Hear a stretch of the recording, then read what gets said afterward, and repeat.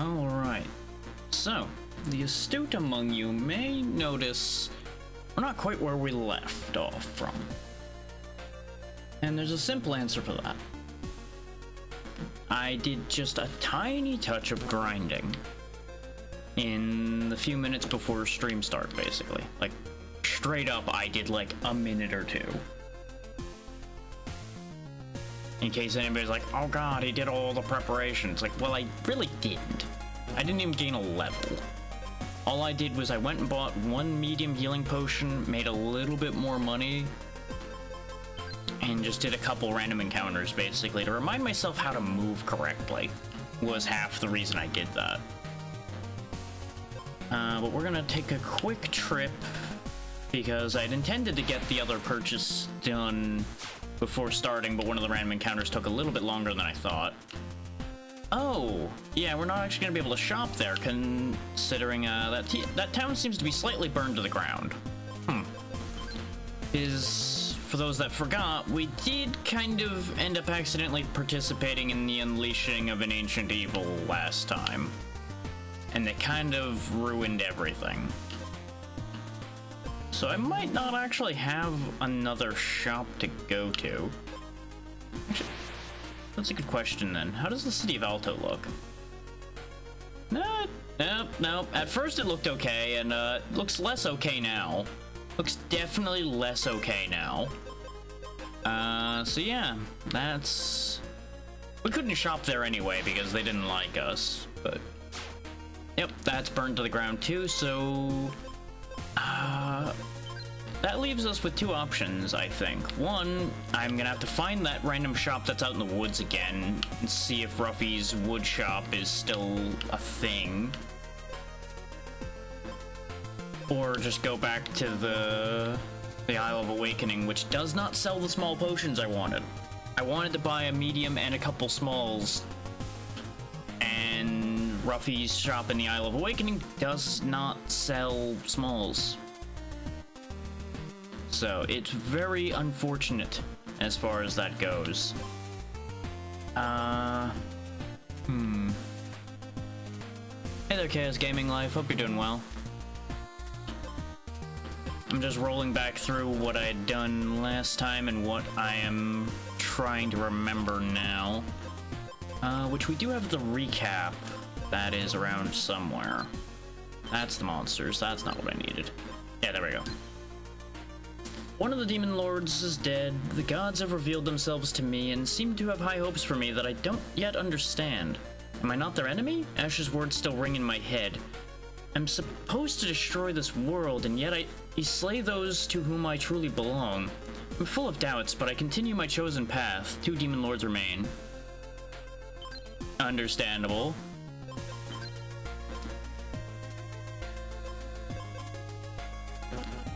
But I'm glad you're doing well. Yeah, that cave won't help us right now. I don't remember where that little shop out in the middle of nowhere is, so I think I'm just gonna accept what we've got and just go for it. Because we got through the fire area on negligible resources last time, but that was also when I remembered how to do things, so, you know. There may be some consequences to my actions, but, well, when have I worried about those? I'm sure ice physics will come into play here. Welcome to Glasonia, Flame. Come join me for a moment. I got snow up in Alador, but this chill is unnatural. I can feel it in my bones. That's not surprising. Vaki's talent for chilling the very soul of even the most seasoned warriors remains as sharp as ever. When Ash restored Valcor to a physical form, Vaki broke free of the elemental seal of ice and used her newfound power from the Dark Lord to overpower the gods of the sky and the seas, Nimbus and Aquarius. This game really does have some very good pixel art. Nimbus and Aquarius as well? Indeed. Blessed by Valcor and empowered by the Chosen One, Vaki overpowered the Harbingers of the Gex, and is now using their power to drain Mineria of heat. In short, Vaki seeks to create a second ice age. If left unhindered, Mineria will soon be covered in a thick layer of ice, and Yggdrasil shall wilt. Mineria shall be destroyed just as Valkor wishes. As long as I draw breath, Vaki won't succeed. Very good. Vaki's palace rests on the furthest shores of Glasonia. Claim her soul and breathe warmth into the hearts of Minerians once again. You know, that won't be too big a problem, right? Yeah, we just need to take out a demon lord, free 2 gods, you know, nothing big. Ooh, what's in this cave? As I promptly get distracted again. What's the sign say? Hot Springs Cave. I'm gonna go out on a limb and assume our fire probably isn't gonna be good enough to burn this, but never heard no till you try. Yep, that's not gonna work, huh? Large block of ice is blocking the entrance. This ice doesn't look or feel natural, though. I don't think even my fire can melt this. Yep. Okay, so I guess we gotta warm things up around here before I can actually do that, then. Doesn't look like there's anything else of note, aside from a random encounter.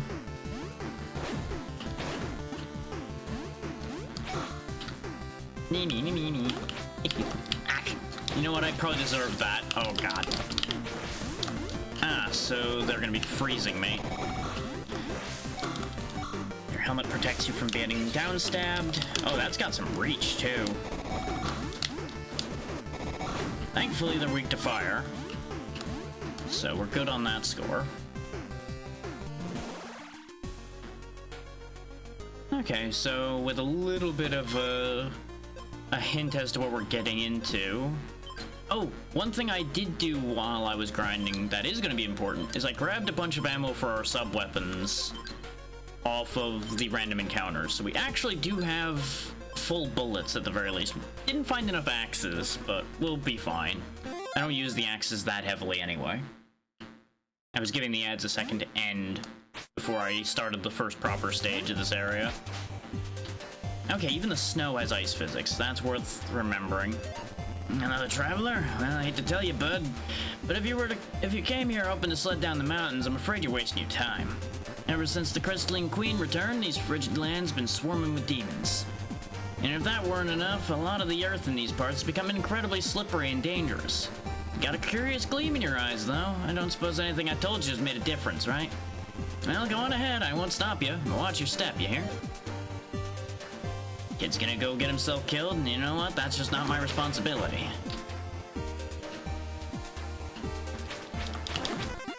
It does feel slightly weird to have snow be icy, but his explanation makes it make sense. It's all magic ice. Okay, this grass is not slippery, so that's important information.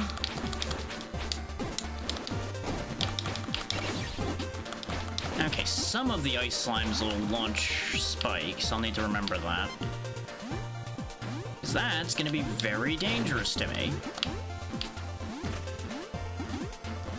Because I'm going to forget that and eat a spike with my forehead. Which is not the recommended method of eating anything. We did gain a level, but I don't think I have enough points. Yeah. We've spent enough points in most categories that we can't actually make use of that information currently.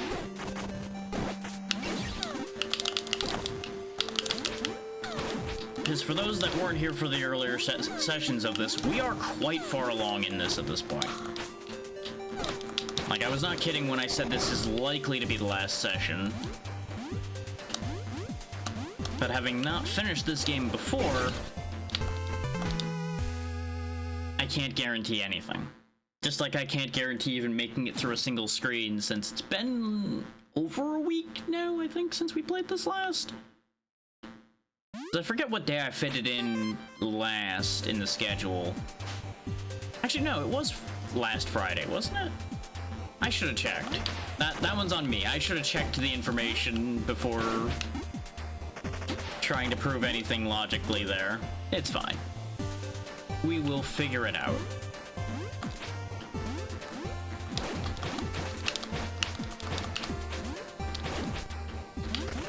Smash that all open.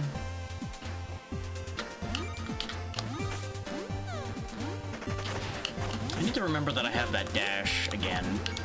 I remember that being a big saving grace for us before, and it's probably going to do so again. Now, I did actually give genuine consideration to doing more grinding than I did. And then I thought about it, and I realized I've managed to nonsense my way through all this so far. What's stopping me from just continuing my nonsense? I'm just mildly worried considering the way the fight against the Fire Demon God went. Demon Lord, whatever you want to call them. I know the game calls them Demon Lords, but they've defeated gods, so they may as well be gods in their own right at that point. More handgun bullets, even though we can't carry them. There we go. Those things loot Pinata real nicely. Wait for that. Jump over you. Thankfully, you can seem to counter the ice physics a little bit. Only a little bit, though, mind you. That fireball was very unnecessary, but you know what? It made me feel better up until I became frozen. That's just how it be sometimes.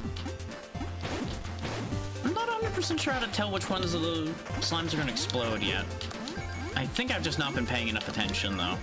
There probably is a sign, and I'm just ignoring it. I'm sure we'll figure it out. But this is what I leveled up our magic for, is just throwing fire at all of our problems. Wow, you survived all of that, huh? I know it's magic ice, but goddamn. Tough stuff. There's our checkpoint. Makes up for all the mistakes I made. I'm probably going to continue to do the thing I've been doing this whole time and not using my Fury until a boss fight, and then probably forgetting that I have Fury at all when the boss fight's happening. Nope, too far.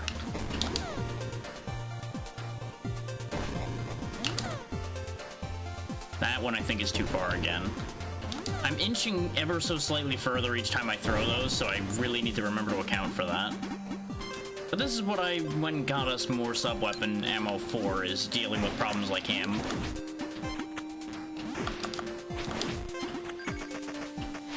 What are these fish doing with all these bullets? The good news is, unlike last time, I do remember that I have the ability to jump an extra time with the wind spell. I did that earlier when I was doing some of the random encounter grinding. So that is still in my brain at the moment. Whether it'll be there when I need it, well, that's another question now, isn't it?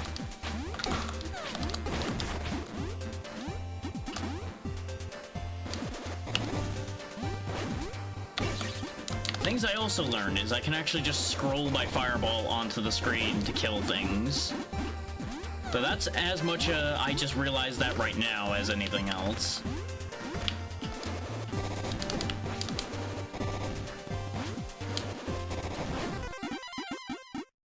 Another level up.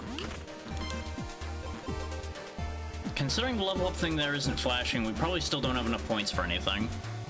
So we will continue to ignore that for the moment. No, actually, I suppose I should explain why I say that. 10 points are needed for attack, 8 for magic, 3 for health, 6 for more fury. So yeah, the best we could do is next level we could raise our HP 1 heart. So that should give some context for those that may have not been here for previous sessions as to why I'm just ignoring the level ups at the moment. I'm not actually not using them, it's just a matter of I need more points. I know I'm the kind of silly person that would end up not spending his levels sometimes, but not this time. This game, I do actually need to use them, at least at this point. Earlier on, we kind of got away with saving points to do silly things like only boosting attack and things like that, but not so much anymore. The gloves have come off, the truth has been revealed, everything is nightmares and pain.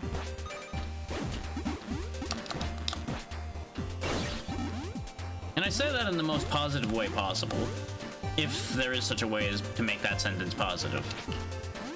Which, that's for everybody else to figure out. I've said it, that's the only part I needed to have to participate in that concept. Wish I could have kept those bullets. I also would like that money, but none of those would be a good idea to worry about right now.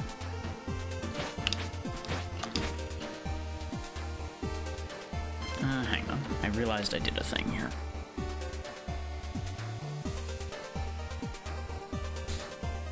Realized the microphone was pointing just like a little bit too low when I moved it back down. I think it sagged as I placed it. So I have made the adjustment. And you won't have heard it because I muted during that, so nobody would hear the creaking of the microphone arm and everything as that all got adjusted. Take out the abominable snowman. All those cryptid hunters out there will be very disappointed.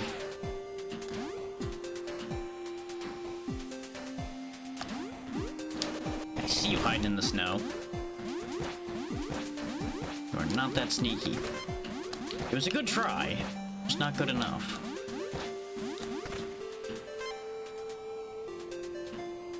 Oh, good, a checkpoint.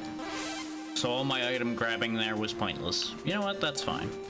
I feel like water is probably bad for us around here. Like, water's normally okay. Here, water's probably bad. Because, you know, freezing temperatures and everything. Yeah. Frozen water seems unhealthy. That Mimic thought he had something there. Oh yeah, these are money spots. There we go. We have made so much money.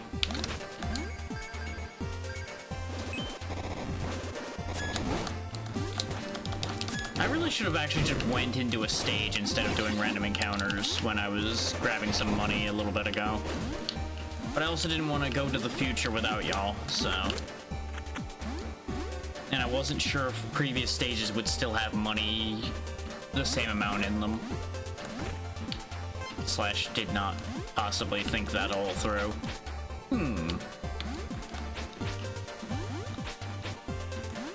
Okay, so sliding... I'm using the wrong button. Nope, sliding still isn't the answer. Okay. Maybe we get there from somewhere else. Just keep in mind that that experience bubble is there. Because that'll be another level for us, and we do want every level we can get. Nope, no cheeky slide into anywhere in the wall there. But after this point, we're not going to be able to get back there, I don't think. And down there's definitely death. I'm just curious enough at the second to give this some more thought. That was the only other thought I had, though, was checking right here. Unless there's like a long, sneaky roundabout underneath here, which seems unlikely. Because it would have been like right here, and it isn't. So, I don't know how to get to that experience bubble, and I am no longer interested enough to keep thinking about it. Because it is just experience, which we can get an infinite supply of.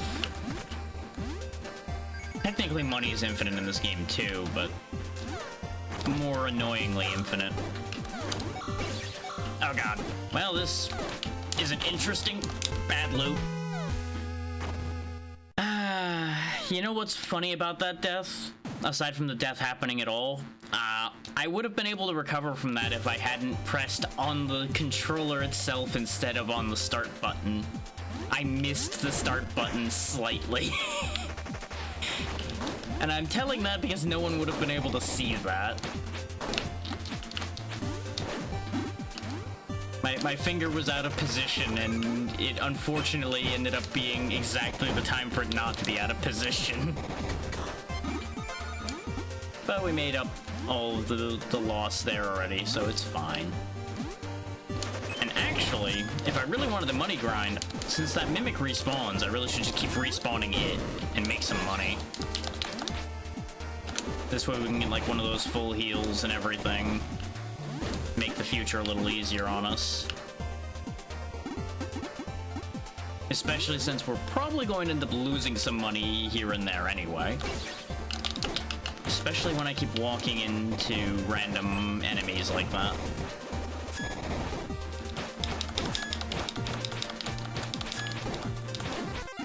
There we go.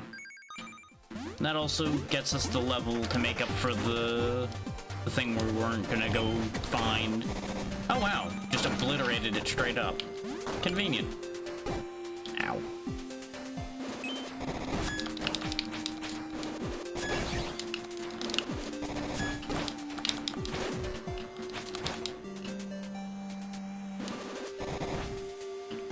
That worked out. That could have been a disaster, but it worked out. Now we can afford a level, but it would only be health. I mean, there's such a significant gulf in point costs here at this point. I feel like I kind of have to... spend the points at this stage of things. I almost said the points at this point. God damn it. Stupid pop-ups. There we go. Yeah, we'll go ahead and get the health. Probably go up to 2 rows of health. It feels wrong extending my health bar further, but you know what? It's fine. Because we do have the half damage thing we picked up in the volcano to kind of make up for the fact that our health could be better. But it's also probably important to have as much health as I can.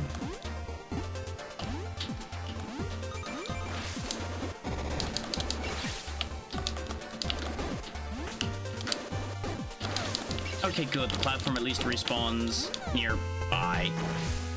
I did not expect him to push me as far back that time. I honestly thought, like, oh yeah, he'll just push me back the little tiny bit he did a second ago. Nah, he just chucked my ass right off the cliff.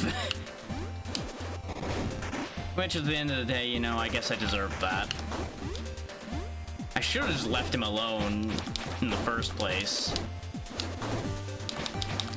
God damn shotguns.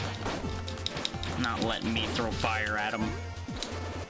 Let me at him, let me at him.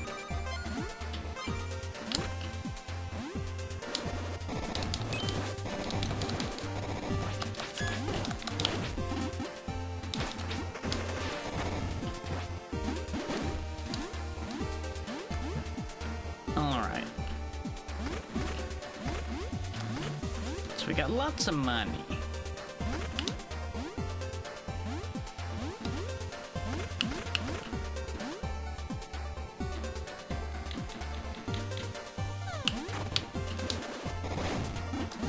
Casually obliterate that. And yeah, let's just try avoiding the axes that are thrown at us, because he doesn't seem to throw them high enough to actually be a significant threat there anyway. However, I am a great threat to my own survivability when I forget that I will bounce when I swing my sword at something in the air.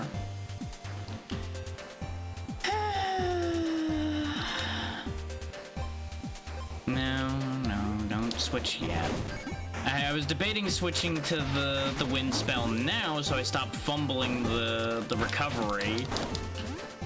And then I thought about it and realized I kind of need the fire spell to get there.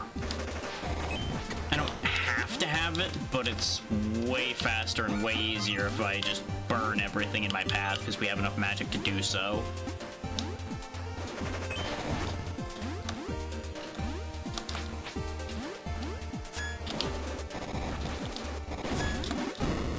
I turned too early, so my fire didn't fully go into him. Die, damn you. Perish. Okay, good. We got all that health back, so it's like nothing happened. Nothing bad happened. I am never punished for my shenanigans.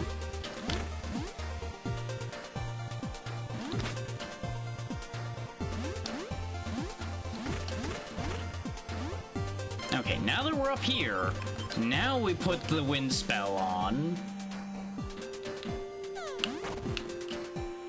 Sure, this guy is an issue, but we can just disregard that and fly away.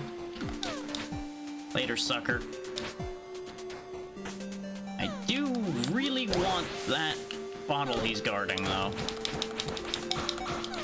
Having forgotten that we already are carrying one, so I can't pick this one up. But it still is a full heal, so... There we go. You can't throw rocks through walls any more than I can avoid my own stupidity there, buddy. This is the other reason why I figured it was gonna be a good idea by this point to equip the wind spell. He stole my platform. That bastard. Joke's on him, though. I don't need it. Oh, that would have been embarrassing if I'd fallen to my death right as I said that, huh? That would have been a real shame.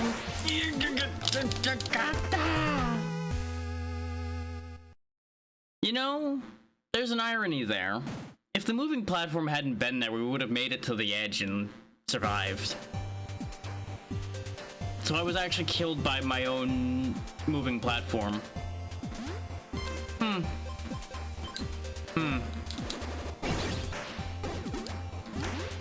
Okay, the water doesn't kill me, it just hurts. Okay.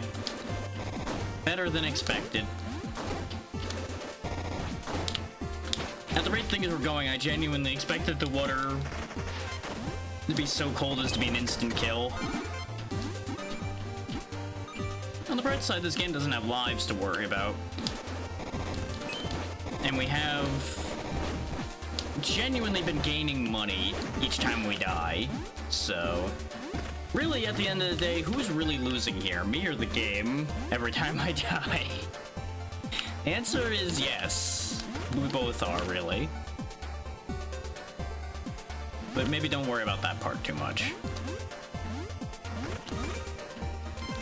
Okay, back to wind.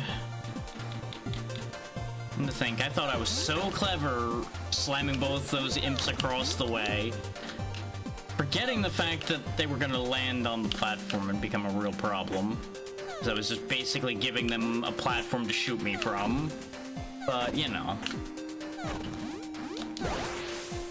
I've never necessarily guaranteed great strategic thinking on this channel. Great ideas on occasion, yes. Great strategic thinking only when I decide to lie about that.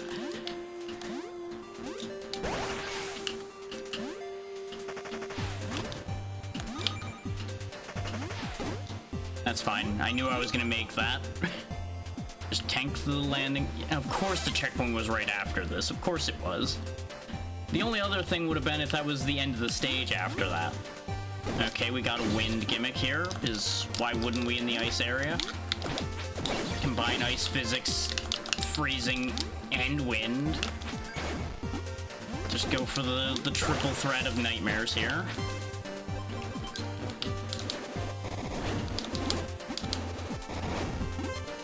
There we go. Nope, I do not wish to be ice. I am not a popsicle.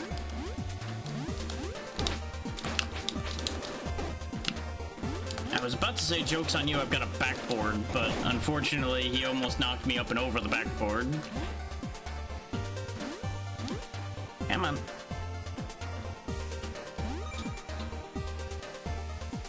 I need to remember, ducking means we don't slide backwards.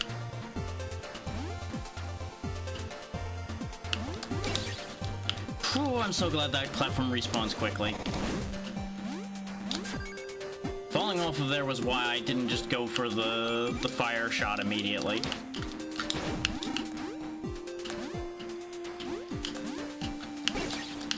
No, no, no, no, no, no, no, no, no, no. God damn it. I should have cleared them, but I made a mistake in my judgment and thought we could fit. And then, as soon as the mistake came about, well, further mistakes were made. Let's just put it that way. Oh, there we go. We got our axes restored now, so there's that. Not that I use them that much, admittedly.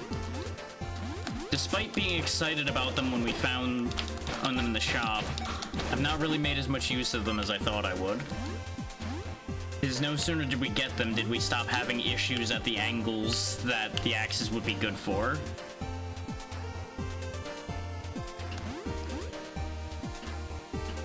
Also, the snow effect may or may not be playing havoc on my eyes slightly. And that's not me saying that as an excuse, because I should be accounting for that. That's just me acknowledging, like, yeah, this is a little much white on the screen for my eyes.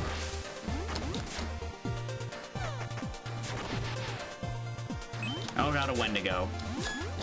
Nope. Nope. Perish in flames. Why is it, like, turning rainbow colors when I hit it? That's a little weird. Oh, I had it stun locked. That's right. Go over there with your friend, the Abominable Snowman. Oh, friendship ended with Snowman, apparently. Well, that could have gone better. Could have gone infinitely worse, though. Imagine if we went here without getting the increased defense at the volcano area. We would be dead so many times over by now if we didn't have the increased defense. Am I gonna be that greedy? I'm gonna be that greedy. It almost... That almost really, really went wrong, and you know what? I shouldn't be surprised that I did something that foolishly reckless. Based on how the fight with this thing went a moment ago...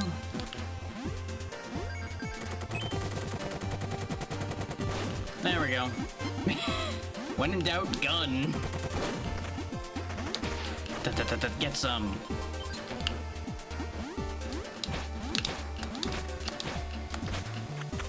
Ah!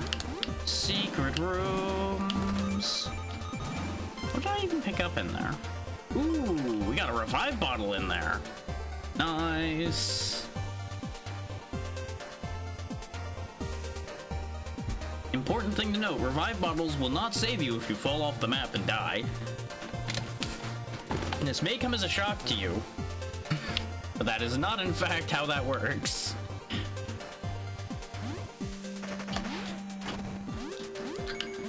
And I don't think anybody needs to ask how I know that. Based on the way today's already been going, I think you can all figure it out on your own just fine. I'll give you a hint. You might have just seen it.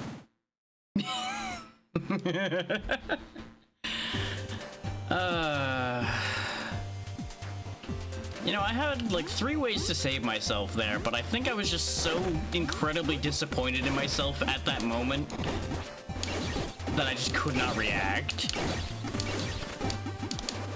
Okay, thanks to the giant pile of slimes exploding there, I figured out how you can tell if they're gonna explode.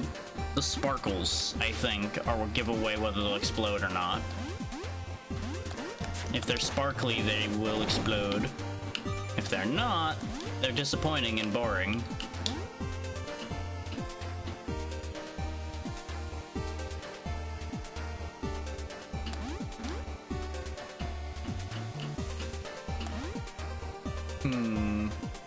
Okay, the timing was almost really bad there. I thought I was gonna get knocked right off the ledge as I came up. Guess who forgot he can crouch and fireball at the same time? I'll give you a hint, the guy who's suddenly doing it now. Because that would have solved all of the questions from before, huh? Oh well.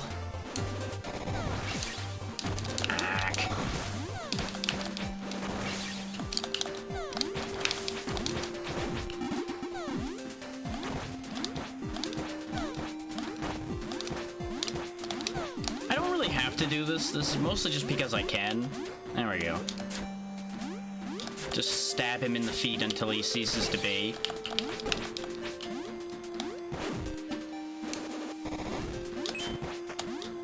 I'm mostly just feeling particularly vengeful at the moment, I think, is the thing.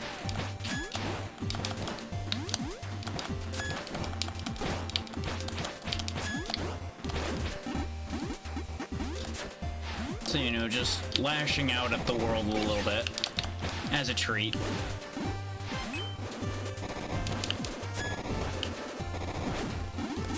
There we go.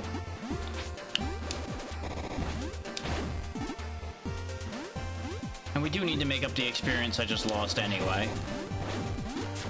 Need might be a strong word. Either way.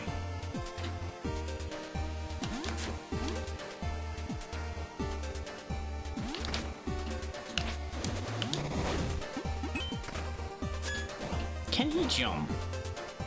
Sure can. Like, we've seen him jump up a small ledge before, but I wasn't sure if he could make a jump like that height. He does have an uppercut, in case people are wondering why I don't just jump stab him to death like I've done so many other enemies. We've seen him, like, reach up slightly before, and we definitely would get hit by that. Because we are tiny little dragon man with tiny little sword. Oh wow, the revive item respawns. Wait. Hang on, that's a question. Why does the revive item respawn, but the full heal item, the blue one I have in my inventory, why did that one not respawn? Huh. Questions.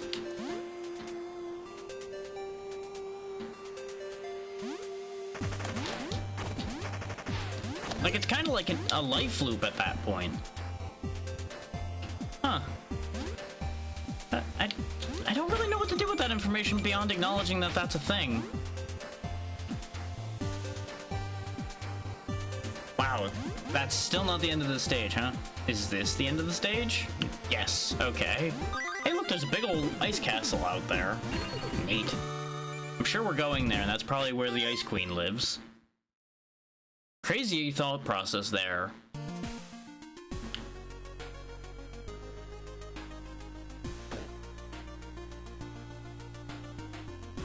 It's a really big forest full of nothing. Something about this doesn't seem right. You'd think there'd be something here, but I think this might just be like a long stretch to make you have to potentially fight random encounters. Like that one. Joke's on them, I actually somewhat want to fight some random encounters still at the moment. Especially ones that have big magic bottles like that laying around. Which I unfortunately apparently still have one, which I thought I didn't. That's why I got excited seeing that. I'm like, ooh, free large magic bottle. And then I gained a level further making irrelevant the large magic bottle. God damn it. No prizes for me. Only prize giant death fish. No, what I'm looking for is somewhere I can fast travel back to, so I don't have to do this walk again when I teleport away. Aha! There we go. Because I want to go spend the money before I lose it. Presumably this place will be a fast travel point.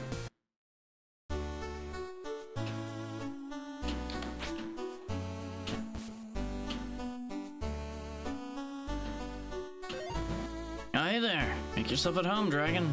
Our home is small, but a warm shelter from the cold. Hey, Pazzy, how's it going?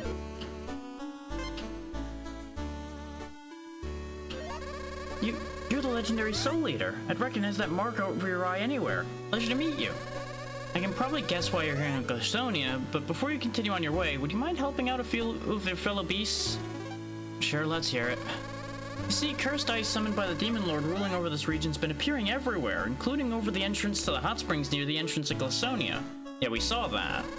Unless you draw from the flame of the abyss somehow, I doubt even you could melt it, my lord. But in my travels, I've heard of a blue flame in Glastonia. Apparently it was used by the first settlers to melt ice from the Ice Ages. The rumor is true, that should do the trick. Hot springs are a source of not only comfort, but are in themselves refreshing and healthy for you. I even heard that the goddess Aquarius erected a shrine of sorts somewhere inside them. Fair enough. I mean, at least it makes work peaceful if nobody's there, just also makes it somewhat boring. Say no more, I'll see to it that the springs are reopened. You will? Oh, thank you. Take this key. I found it in a ruin in the forest a few weeks ago. It has an emblem of flames on it. Blue flame shrine key. Okay. So this is definitely going to be a fast travelable location then if there's a quest attached to this place. Which means away we go. Oh no, it's not fast travelable. Well, that upsets me greatly, but I guess we're just gonna have to walk across the forest again then. Well, it's a matter of they are definitely not capable of making use of that, but they easily could have found it and not known what its use is. But it is always very weirdly convenient.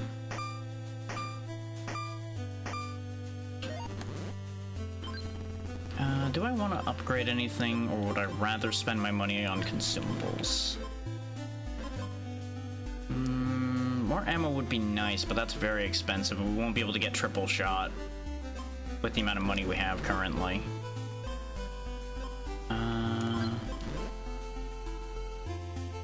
I need this in order to get short fuse, long fuse, so that's not affordable right now either.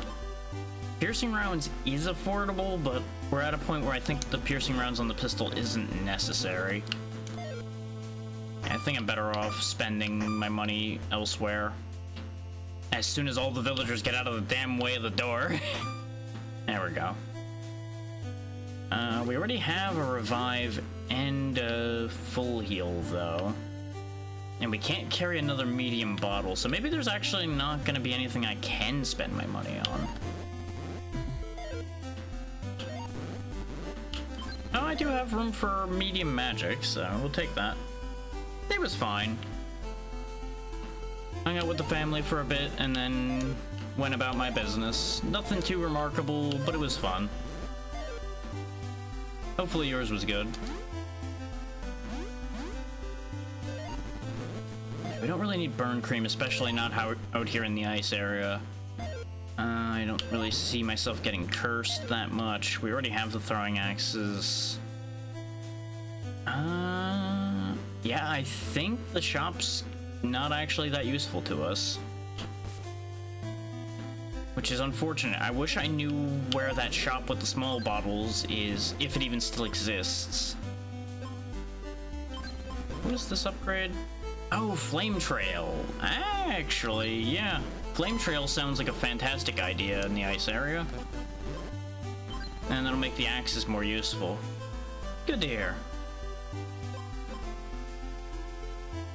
Yeah, let's grab piercing small shurikens and more shurikens. There we go. I'm trying to make sure all of my sub-weapons are somewhat useful. Since we can only carry so much of any of them, the more of them that are more effective, the more we can actually make use of all of our tools instead of being stuck with like, oh great, all I have left is the most disappointing sub-weapon and I can't do a damn thing with it. So now we make the slow march across the forest again, dodging the random encounters, now that we've proven once again that I have nothing I really care about spending money on at the moment. Short of a lot of money. God damn it, Passy. You might want to get that checked out. I'm betting this is the shrine right here. Random pile of stones out in the middle of the woods. That seems like a shrine to me.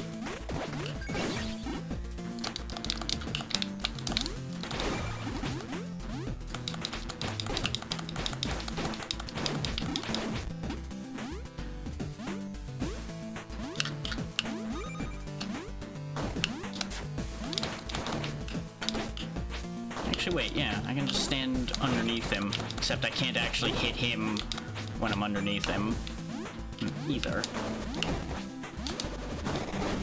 There we go.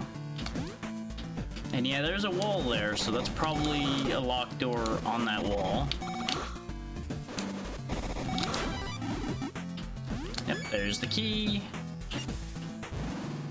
Oh, so this was just for mana, though. This wasn't actually the shrine.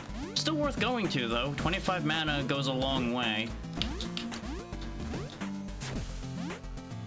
Considering we spend like 4% of it per blast of fire.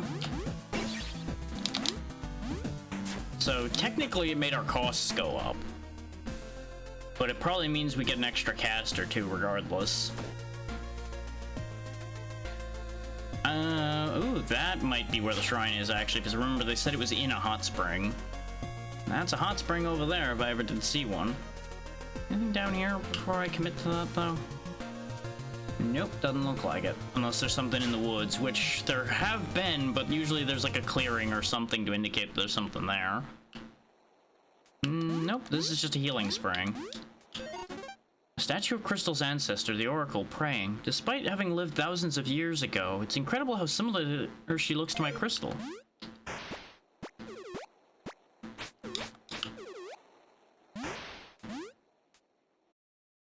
There we go.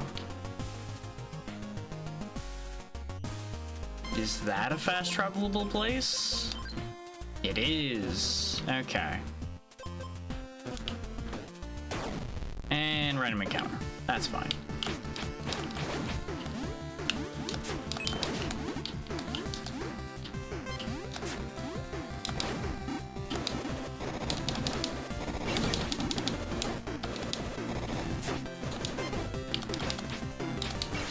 And that's why we don't get close to those.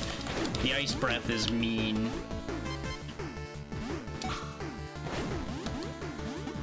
There we go. Dodge the fish. And we're out of here. Fortunately and unfortunately, once you're used to a certain random encounter set, you can usually just get right out of it. Interesting. This is the harder variant, though, which we haven't seen yet. Yeah. Oh boy.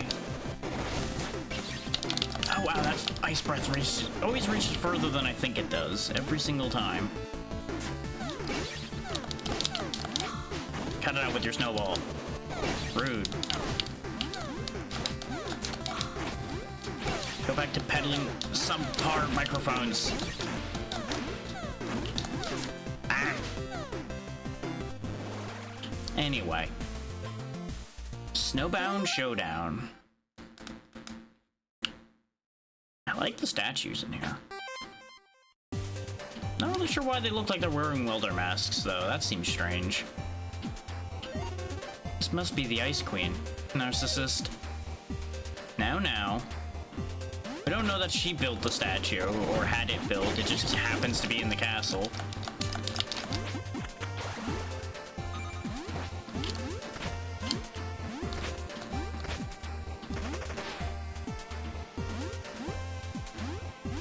I was looking at those blocks for a second because they almost looked like they had shuriken symbols on it, and I was wondering if that was a hint about something, like we could potentially break those with shurikens and that was gonna be a thing later or something. But I don't think so. Because those 4 blocks there would have had no reason to be breakable. Not ruling it out as a means of finding a secret later, just kind of socking that away in mind for the future, basically.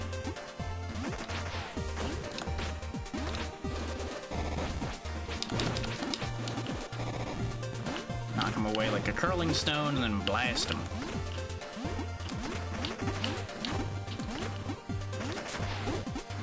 Nope.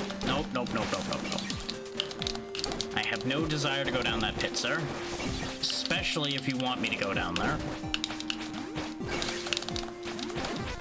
There we go. Another level up that we won't be able to use yet because we don't have enough points from it.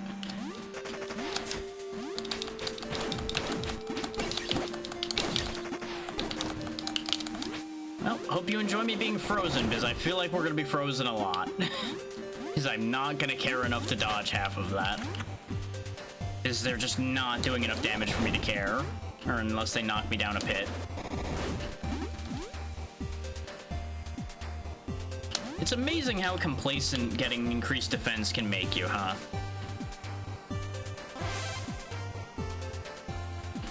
Because we're genuinely back to that weird state we were in before the whole apocalypse happened, where we are just durable enough that I don't really need to worry about much. This stage was also really short.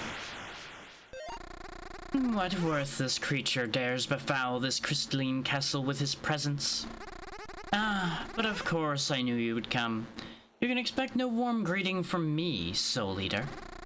The Oracle is dead, and your brother, the Chosen One, has joined our ranks. Your quest is pointless. Now be gone, lest I drive a shard of ice through your already stone-cold heart. I haven't crossed the snowy drifts, ice-covered mountains, and fought through blizzards to leave this place empty-handed.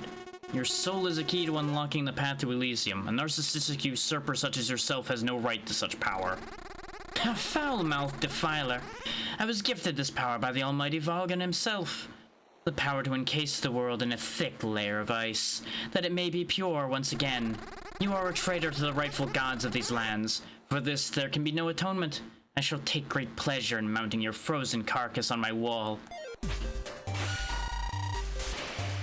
Harbinger of the Ice Age, Vaki. Okay, I can deflect her ice bolts, so that's worth remembering. Probably don't want the ice breath to hit me. Now she's got a melee attack as well. Noted. Okay, see, I can't really deflect them when you do them at point blank range. You got the right idea there.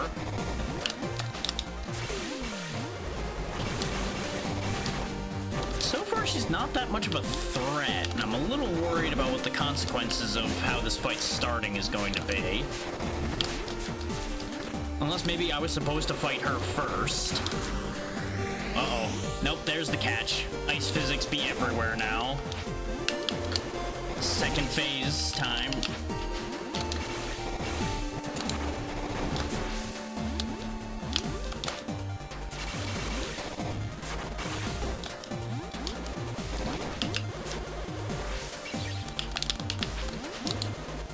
Imagine if we didn't have the upgraded fire spell for this, though. Trying to take her down with just basic fireballs. Those were like gunfire or something. Ooh, she can be stunned. I gotta be careful not to fall off the stage, though, exploiting that. First try. Yeah, she was a much easier fight than the Fire Lord. From ice you came, and like ice you shatter.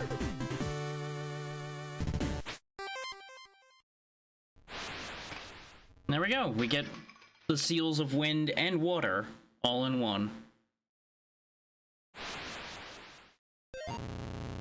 Soul Eater, you stand before Nimbus, god of the weather and father of the Gex, and Aquarius, goddess of the sea and ice and mother of the Gex. When the Chosen One freed Valcor from his bonds, the Demon Lords broke free of their prisons within the ancient seals created by the Savior. Empowered by the King of Creation and Destruction, Vaki became an abomination and used her power to trap us within the very seals that had been her prison for millennia. In spite of your heritage and the might of Vaki, you turned your blade against your kin and slew the false goddess. For this courageous act, you shall be greatly rewarded. Though you were victorious, there remains yet more of the to be done. Deegan must be eliminated before the path to Yggdrasil will open. Gods cannot abide in the presence of demons. Nevertheless, we offer you these flames of blessing. They will grant you power and enhance the might of your magic when you unleash your inner fury upon the demons. With all 4 flames of blessing and the Savior's golden blade, the path to Yggdrasil shall open. Now go, and may the winds of fortune ever be at your back. 2-for-1 special on gods. Ta-da! The goddess of ice and water, Aquarius, and the god of weather, Nimbus, have granted you a blessing, a flame of blessing. While Fury is active, use ice or wind magic to unleash the wrath of Aquarius and Nimbus. We didn't even use Fury in that fight. Anyway, I guess that happened. Oh, there's something here that I didn't spot before. But it looks like I can't do anything with it. Y'all really think you got this after I just took out your god, huh? Just rolled up and obliterated her, and you really think you can take me? Y'all out here thinking you're gonna be the next Vaki. Which honestly, you're just weak enough, you probably could. Anyway. All of that, and we only took 2 hearts of damage. Now the question is, where's this blue flame shrine? I feel like we do actually want whatever it has to offer. Problem is, I don't know where it is. We're really doing this again, huh? Okay. How about we go this way this time? This is, in fact, not a shorter path out of here.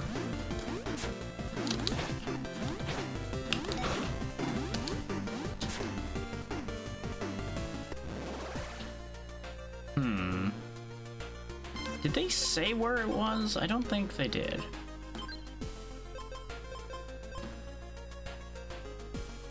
Yeah, we need the Vitality of 8 and all of the...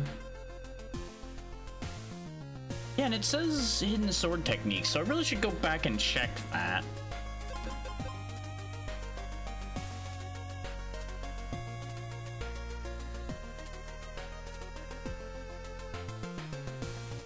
Western Torga. Oh yeah, I think that's where we're going now. I don't think we've been to Western Torga yet.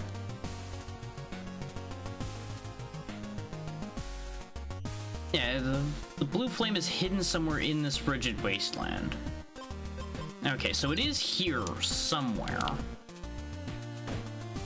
Just a matter of where.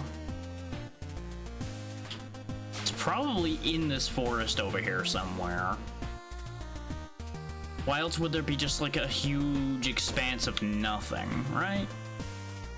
Huge expanse of nothing is to be searched. Can't go up there, so it's not up there.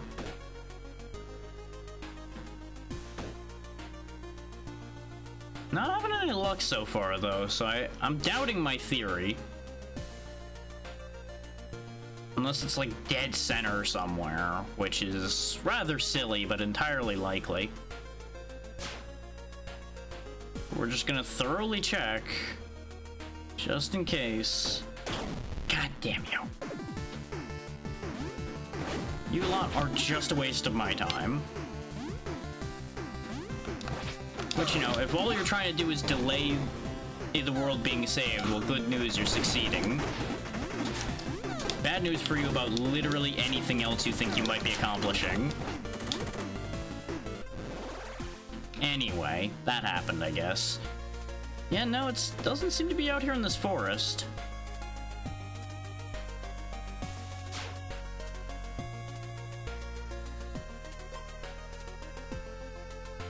Because that's where it's actually marked as Frozen Wasteland. We haven't been up here, though. How did you manage to catch up to me? Explain yourselves. How are you faster than me? Is it because you're motivated? If so, honestly, good for you. But also piss off.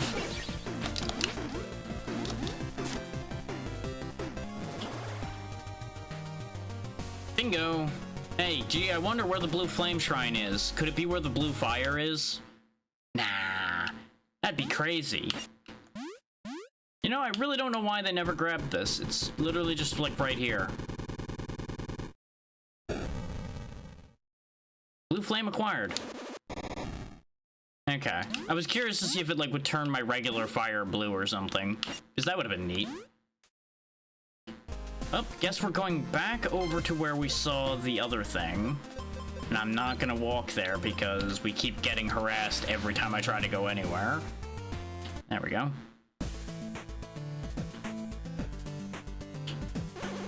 Nothing yet. There we go. I needed to burn that. I made the hot springs work. And apparently there's a shrine somewhere down here under the hot springs. Let's go find out. You know, there's always something to burn.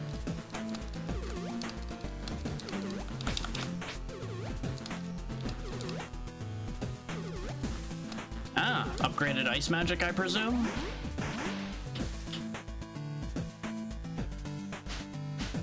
Which is somewhat ironic, really, with how we needed to get here.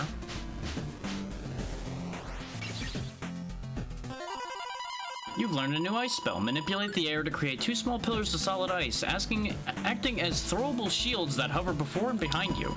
Damage dealt by the ice spell is also increased. And that is level 3, I think? No, that's level 2. We actually never had the other ice spell. Okay. We only had level 1. So that is level 2 of every spell now, I think.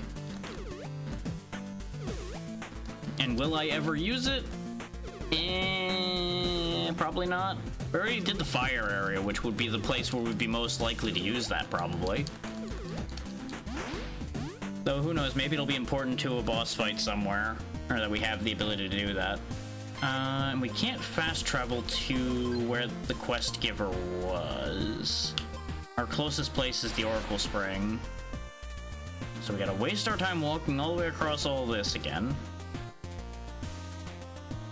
Just to see if they have anything to say about the fact that we've done the thing and our house is probably less frozen.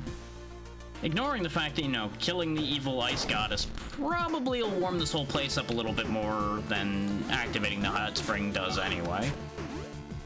But what do I know?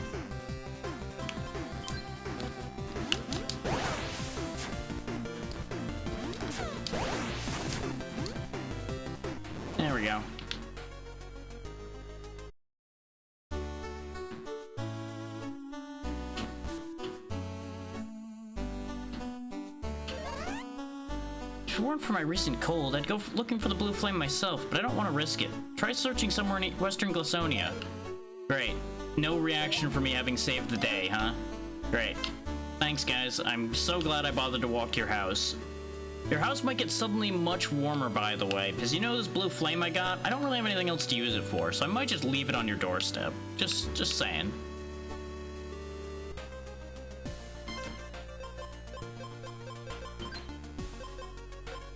Oh wow, we actually have 6 points on hand right now. More Fury duration for the boss fights I actually need it for. Okay, so all that's left is Western Torga and then down in here to finish off Deegan. And then all of that'll be done. I'm not sure if we can actually cross these mountains, but I'm curious enough that we may as well start from the shrine here and see if we can actually go south. If we can't, we'll go around. See if there's like a pass through here. Oh, there's a cave. That'll work. Because that'll spit me out where that hut is, I think, and we can potentially set off another side quest.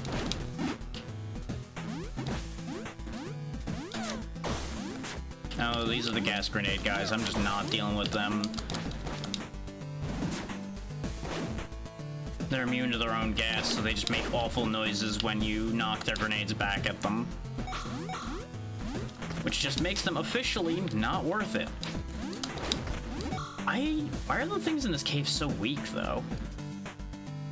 Like, this is like starter area enemies. Huh? Oh. Temporary infinite magic. I mean, drink a bottle, grab a bottle, I guess. Wow, that does not last long at all, either. I guess that's useful information to have, though, just how short a duration that actually has. Here you go, this is for you.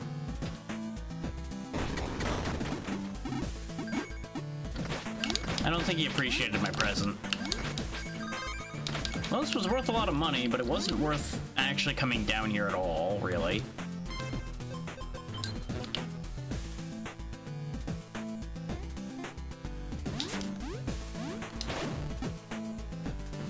Maybe the hut on the other side here will be worth it. Oh, this cave's not done yet. Okay.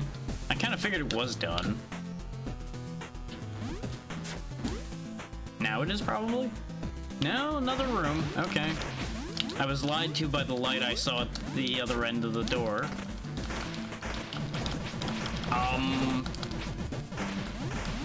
Well, that solves that problem, I guess. I broke the fish, but you know what? That's fine.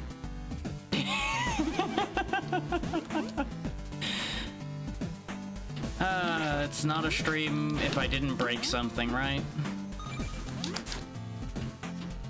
There's money there. That really seems like a death trap.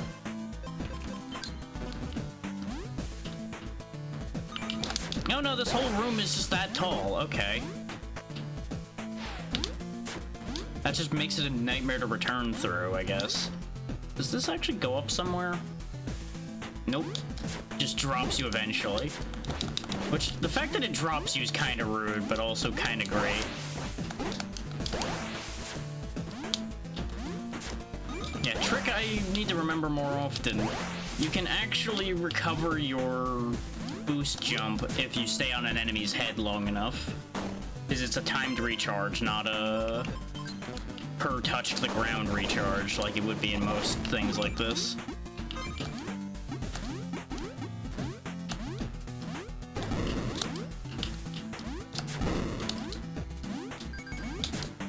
There we go. Once again, passing seemingly insurmountable obstacles just by bashing my head into it enough times. Oh, this did not spit out where the hut was. This just spits out on the other end. Huh.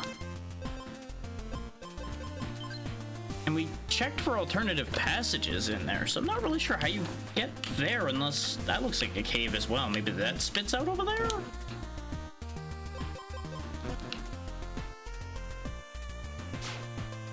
Bet y'all thought we were done with caves.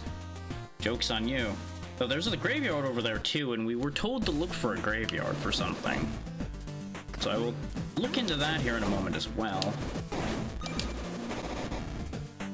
How funny would it be if this is actually the area you were supposed to have gone first out of the 3, and I just didn't go there first because it was the furthest away? The classic, I'm lazy, I'm gonna go to the one nearest me. Oh, the one nearest me is the hardest one? Well, that's a shame for them. I'm gonna kill them anyway. It's like, look at this. These are the mushrooms from the beginning of the game over here. Like, that's literally the second enemy you face in the entire game. The first one being the miniature version of the same mushrooms.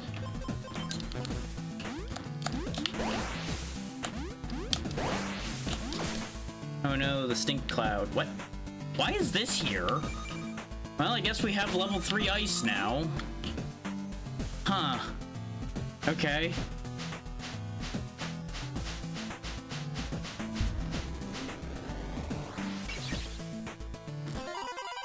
You've learned a new ice spell. Aquarius herself designed to grant this spell to enhance your demonic power, allowing you to summon a blizzard to heavily damage and freeze your enemies. Damage dealt by the ice spell has also been increased.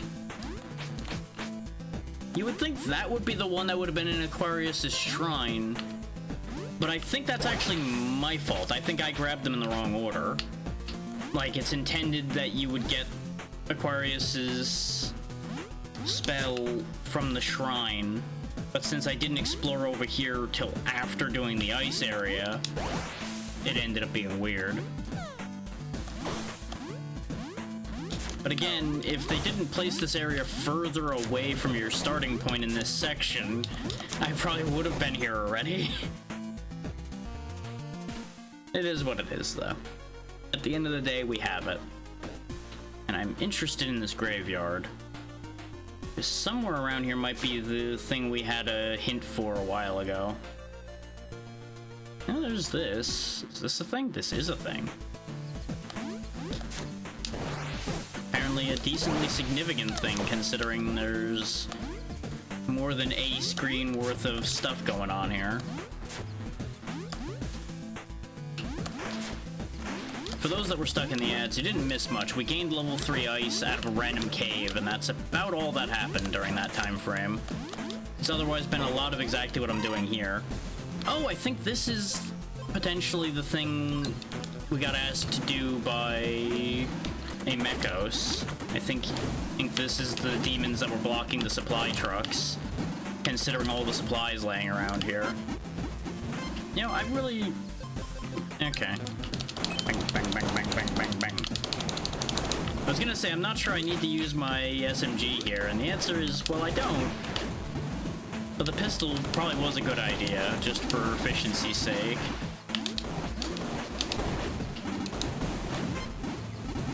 Not necessarily efficiency of expense, but efficiency of time. Ooh, maybe going back to the SMG might not be a bad idea, because those guys are actually kind of dangerous.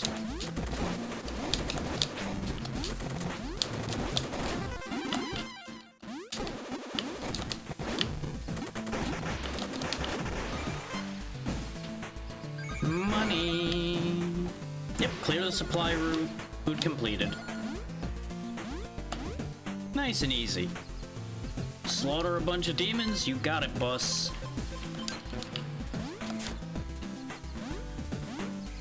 Now, I don't even really have to be paid to do that.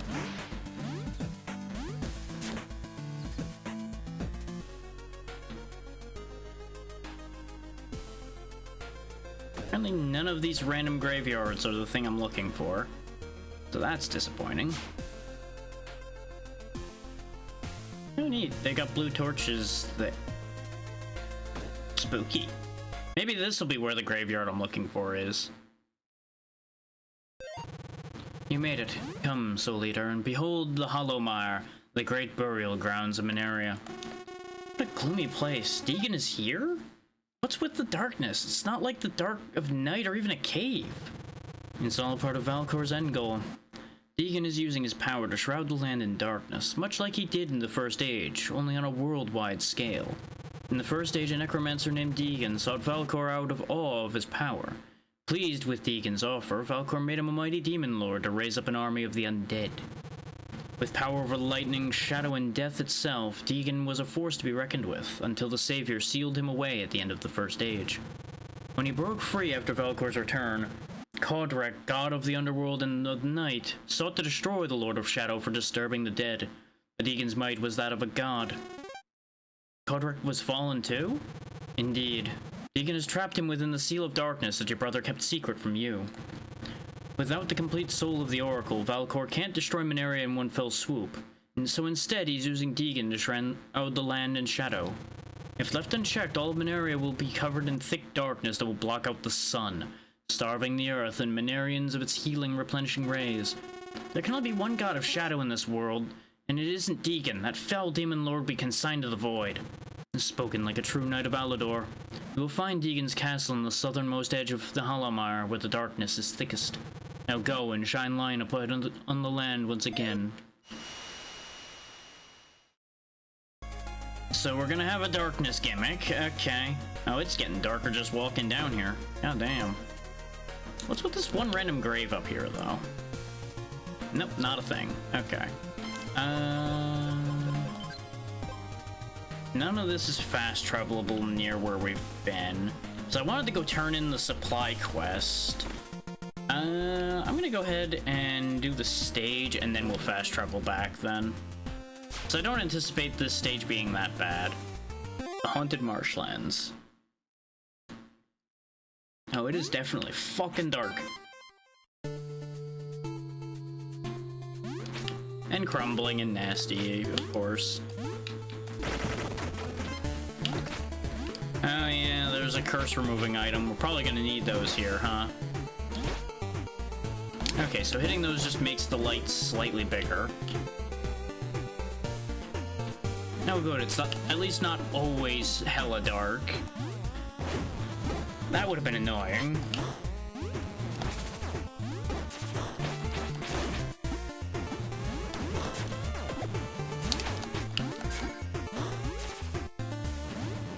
Okay, never mind. I retract my previous statement of being happier. Okay, so there is an area above those guys. You can tell because there was a little bit of glint of money above them.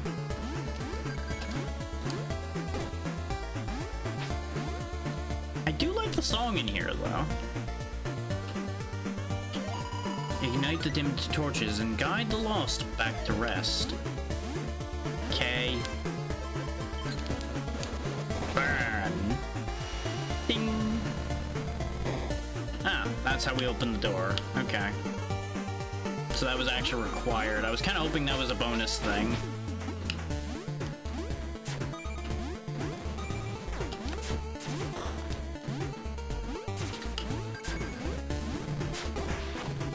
No one should really be surprised that the necromancers are the same ones that teleport away and hide when you get near them. They fear death so much that they seek to go beyond it, so of course they would be cowardly enough to hide from me. Oh neat! I lit the torches and got paid. Suppose this area hasn't had a caretaker in a long time. They're willing to pay anybody to do the job.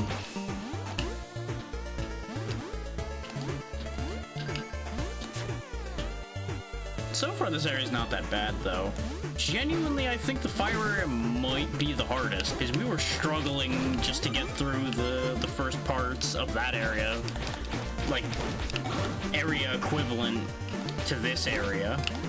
First area.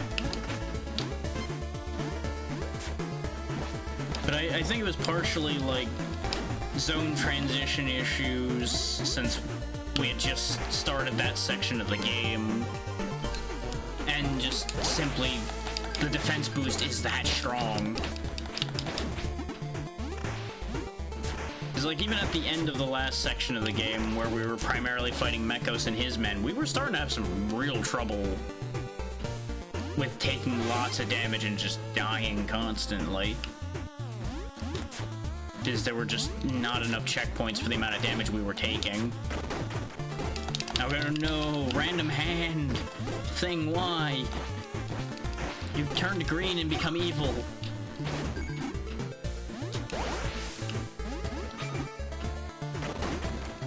God damn it. Go back to delivering mail.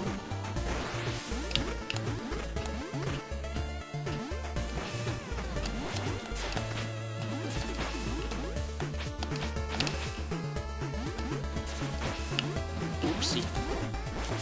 Double oopsie. Don't need to know the lay of the land when I never touched the land. There we go.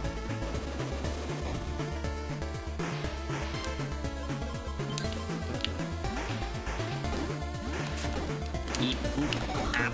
Right, those guys are immune to fire. Zombie!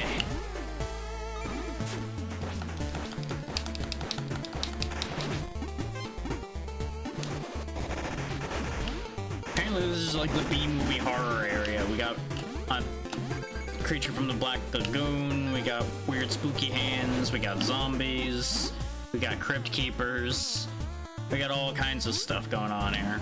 Ooh. Accidental 500 coin gem. I was just walking along, took a look to my side, and didn't even realize I'd walked into a secret until I walked back out of it again.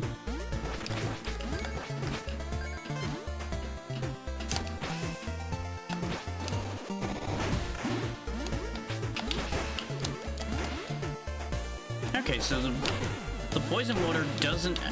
Oh no, the poison water does poison you, it just takes a little bit. Okay, that's a nice touch. They throw a curse at you and then laugh at you. That's actually pretty good. And it seems like curse just reverses your controls, so it's not actually that bad. And the zombies have a freeze scream, so that's understandable. Doesn't seem like it's a fear freeze, it's just a, oh god, he's so fucking loud freeze. Okay, that poison did a lot of work though. Oh god. Okay, so back to standard strategy. Burn the zombies on sight. Obliterate them before they have a chance to do the thing. Except they apparently do that even when they're burning, so that's a thing.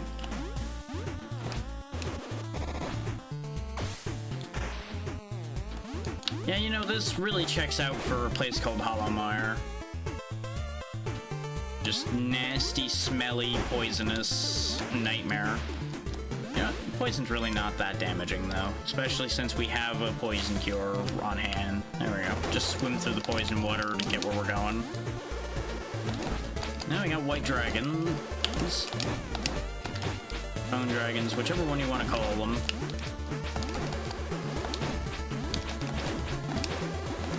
Thankfully, they have the standard Castlevania problem of being a fixed defense and not being able to turn around. Why it's placed in such a way that it would be facing away from where we came in, I'm not sure. I guess they expected you to rush through there faster than that, so he would be shooting you in the back. Not accounting for the fact that there's people like me that pay attention. And, you know, the fact that it was already hanging in front of the doorway, so I couldn't actually pass without running into it. That definitely had an effect on that idea, too. Listen here, you little shitter.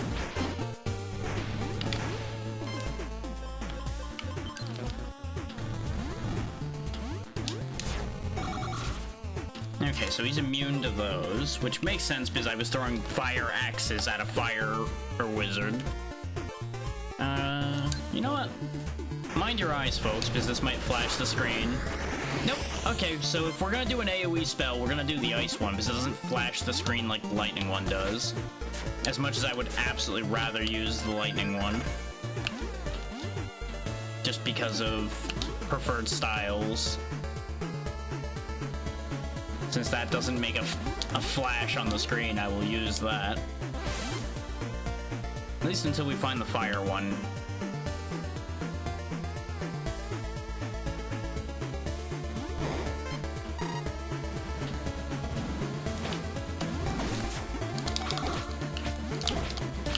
There's the Wraith of Sick Air Guitar. God damn you. Perish.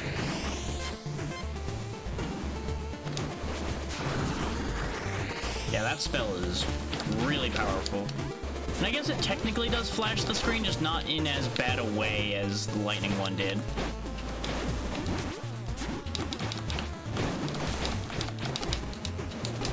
Where am I? There I am. I lost track of myself because the curse was messing with my head.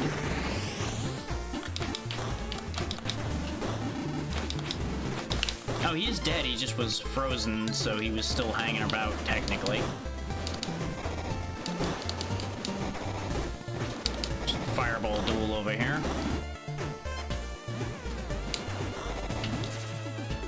Coward. Get fireball, nerd. Easy. Came out of that with full health, even. Ignore the fact that we gained a level and that's how I had full health. Shh, it's not important.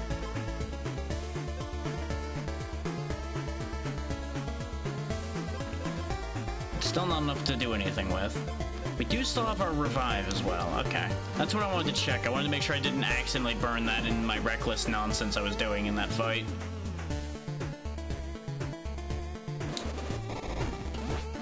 Okay, so he isn't immune to fire. I guess just the axes didn't work on him.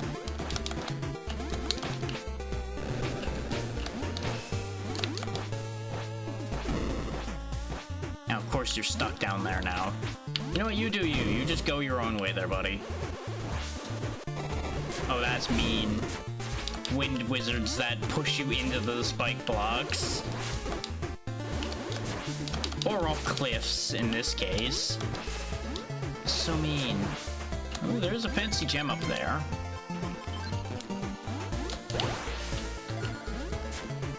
Look at all this money that I don't particularly need at the moment. But I guess I'll buy us some more sub-weapon upgrades. Since we're already carrying a revive and everything, which is what I would have spent the money buying. Huh? Well, that's a lot of eyes. Hey, buddy. Why don't you come out and fight?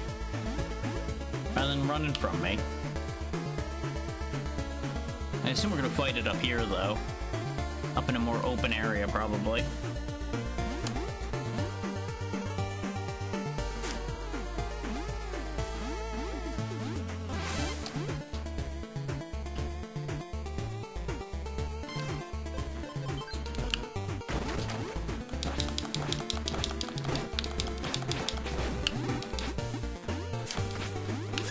Whoa! Spider Reaper. Okay. Neat. Very concerning, but really neat. Machine gun. Solves all problems. Okay. Problem solved. Oh, this door isn't a door, so I fought that thing for nothing. Love that for me.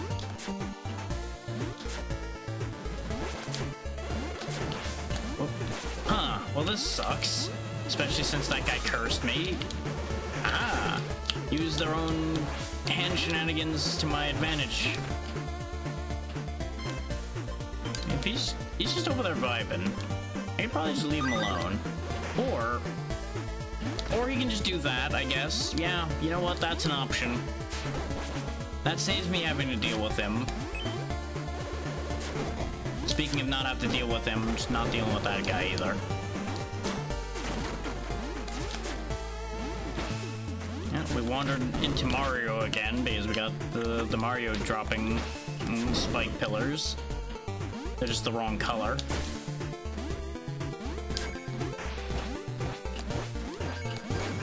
You know, I know this is the area of death, but it's really kind of weird that they keep dropping to their own demises. Jeepers creepers. Would you look at those peepers? No, they do leave, too. It's just stalking me. Good. Good. That's what we wanted, right? There he is again. Hey, no peeking.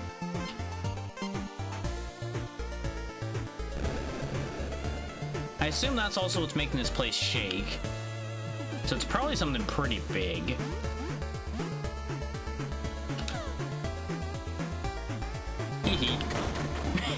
I love love how they always realize right before they explode. Oh, you can surmount terrain pretty well, huh? You know what, that makes sense. Aha! Can't figure this out, though. Look at his legs go. You know, buddy, you'd have a great career in a dance studio, you know? Look at him go. He's a master tap dancer. That's not where I wanted that. Well, I guess that works, though.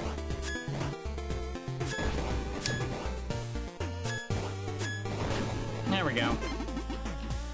Was that fair to him? No. Was that great for me? Absolutely. This is when I need bombs for this boss fight, and I'm just sad. But you know what? I would call that karma.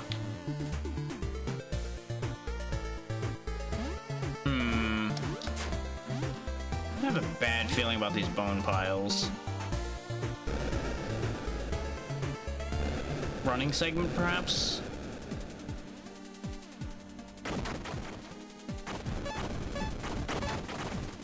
Oh, it's just a bunch of them. Okay.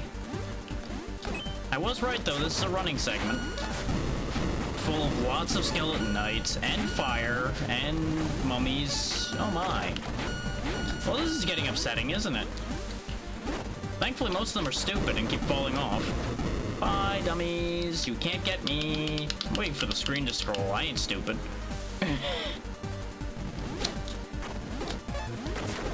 Okay, maybe I'm a little stupid, but, you know. Goddamn, how many of these things do they have around here? You know, aside from every single bone pile being able to get up and do that, I guess. Why do the crushers not work on them? I'm assuming I'm gonna break this bridge on them. Yep. Bye. Well, that was a thing that happened, huh? Level up. I kind of wanted that to be a boss fight instead of just run from them and drop them down a hole. But, well, you know, I guess you can't always get what you want.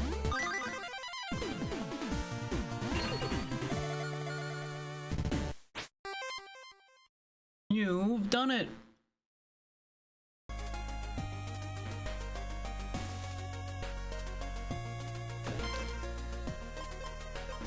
Okay, we can actually spend a level now. We have 6 points. All we can do, though, is buy health. We are 2 points away from either another Fury or another magic increase, but we've been finding so many mana increases between the last session and this one. I don't really feel like we need to increase mana further. 14 seconds of Fury is probably pretty good, but I might actually, like, go all in on saving for another strength increase. How do I get there? Like, I thought maybe these, like, vine bits there would allow me to walk on them, but it doesn't. So there's another way to get there. Somewhere, somehow. Oh boy. Nope. Nope. I'll take the weak one, because it'll probably be faster to get away from.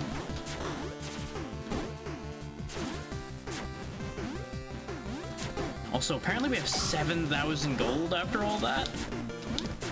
So maybe I should warp away and spend that, huh?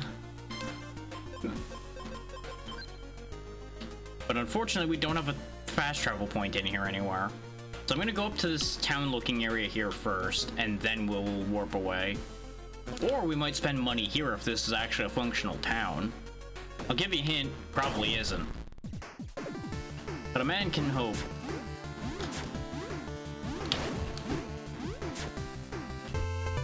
Or I can fall in a hole because I can't see where I'm going. Oh, there went 800 basically. Okay, how about we don't go that way? Maybe that way is just bad luck. Yeah, there's more light this way. I like this way better. Even though it's full of wind mages that are trying to push me off a ledge and a giant demon that wishes my death. What do we got going on here? Spooky. Does this count as a fast travel location before I even commit to going in here? It does. Eastern Hollowmire Burial Ground. Good for it. Give me a moment to go throw away all my money, and then I'll be back.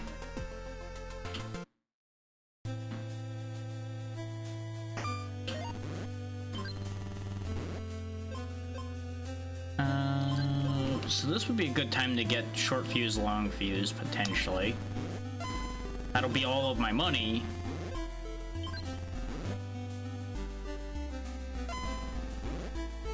There we go. So now our bombs are way better, and I can actually have contact explosives.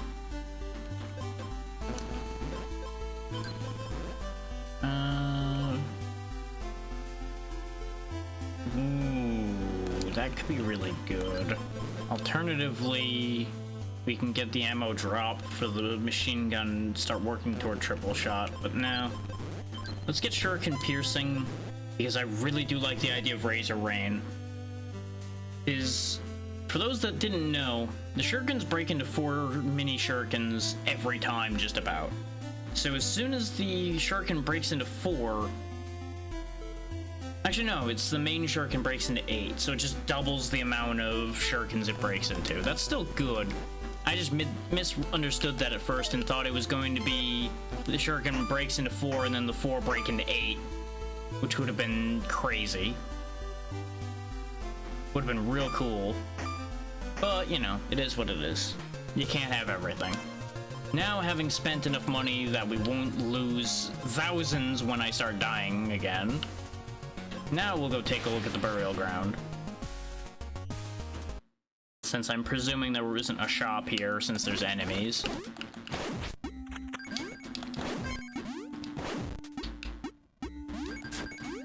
We are making, honestly, faster headway than I thought. Considering we're only an hour and a half in and we've already dealt with the... Oh, you know what I forgot to do? I forgot to turn in the quest, which was half the reason I wanted to go back to town. I just was so focused on getting rid of the money so I didn't lose it.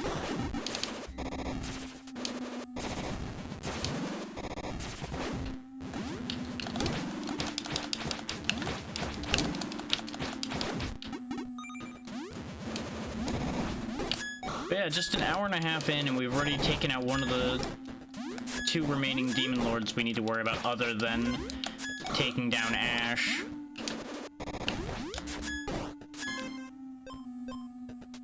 Let's see if this works at all. Yeah, that works decent enough.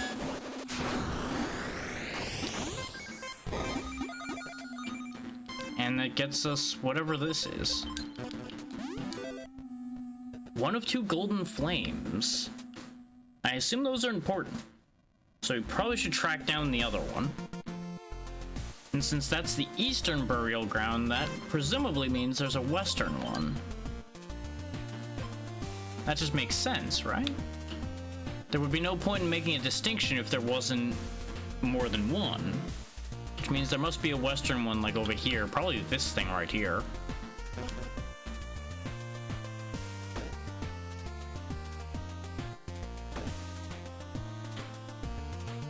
God damn it. I gotta say, the random encounters are getting more insistent around here. Like, they're not sending multiple strong ones as often, they're just sending like 7 little ones to pincer you in instead.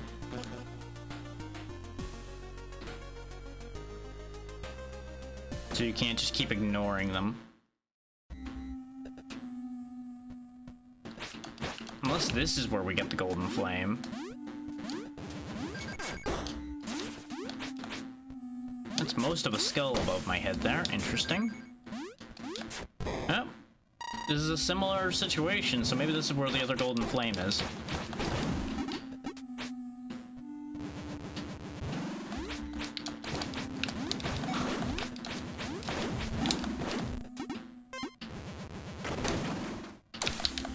He is so lucky I got grabbed there. He would have been obliterated immediately. You know, those that fly side to side actually really remind me of the evil spirits from Shining Force. The weird, like, flat ghost things that would fly around and occasionally possess people. He's just waiting for me to move.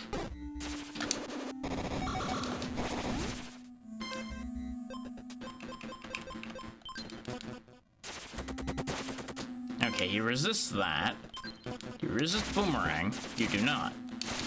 Nope, I'm just gonna keep doing this until you lose then, because I can do this infinitely. I'm not even looking, in case anybody was wondering. I just looked away at that point, like, it doesn't matter. He can't win this fight, because he doesn't get to attack. There we go. And yeah, there's the other golden flame. What these are for? But I have them now, I guess. I think I might have preempted a quest by getting those. Yeah, there we go. Bring word to Mechos. Yeah, we don't quite have all of the thingies, the Flames of Blessing. But since we did the Mechos quest, let's go at least turn that in before I forget again and see what that weapon is. I had meant to do that before I spent the money, though, so that we could have upgraded it immediately. Which we have some money. Depends on how expensive it is to upgrade. We can teleport over to where they hang out a little more readily.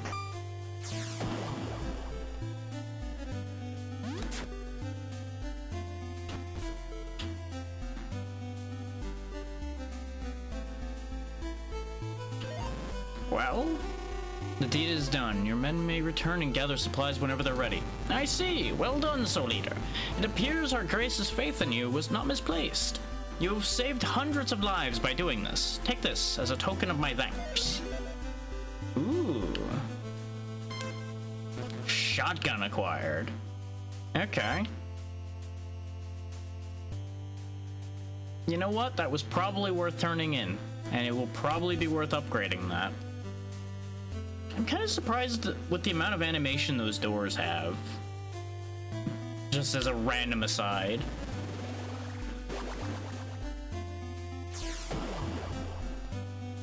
Hello, I found a new thing. Upgrade it, please.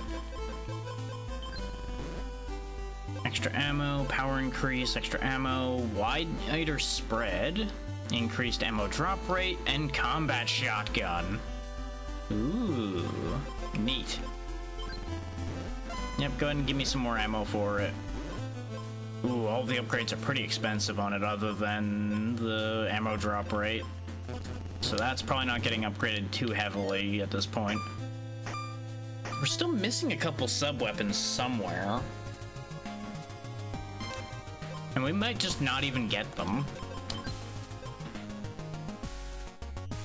Because as usual, I'm not aiming for 100%, I'm just aiming to get everything I happen to get.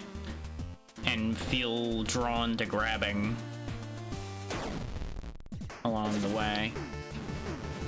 Like, it's a matter of if I see it and I can figure out how to get it in a timely manner, it's mine.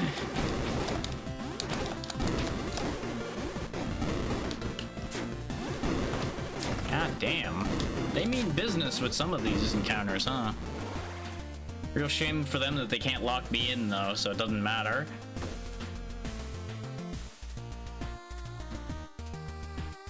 Yeah, I don't think we went in this cave yet, so let's go in this cave. Boop, boop.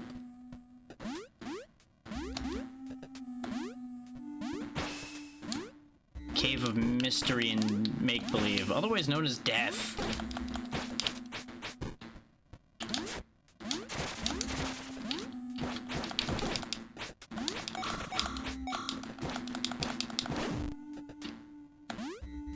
To think, undead mage who is supposed to be this incredible unstoppable force, defeated by a dragon just bouncing on his head with a sword.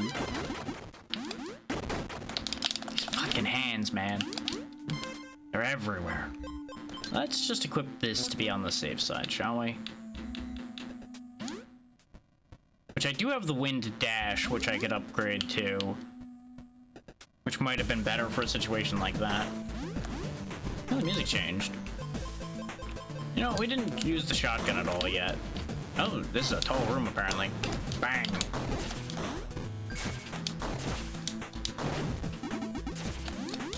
Shotgun is decently effective, as it turns out.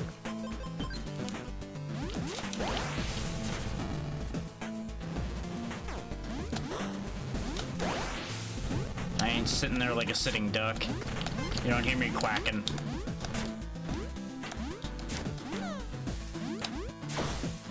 I will in a moment, Lixie, as soon as I'm not in immediate death range. You too, Lixie. Hope you're doing well. There you go.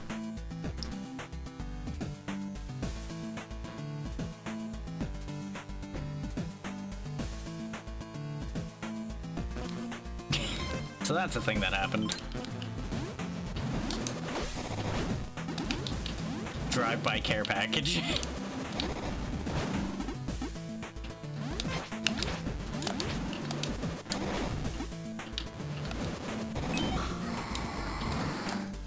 God dang zombies.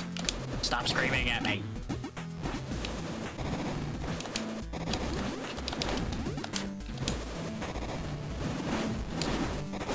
That worked out pretty well.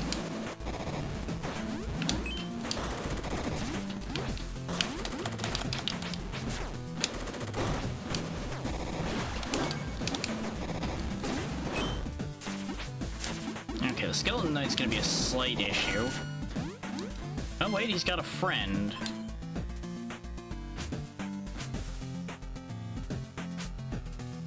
There we go, impact bombs. Okay, but I can't drop them in the air. There we go, that's one. That's two. That's why I wanted impact bombs, for dealing with skeletons. Get a load of that thing. What is this? Fury gained from soul gems increased by 1.5 times. Neat. So we get much more fury. Excellent.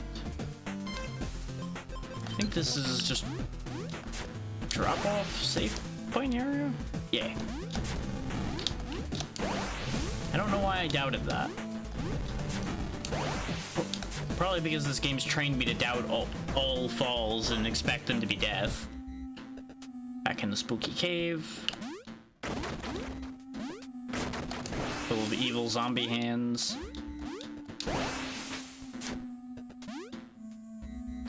Thankfully, now that we've been in here once, I can just zoom through because I know exactly where to go. Alright, so I think that takes care of just about everything we can do here, other than somehow getting onto that little island. And there's a healing shrine here.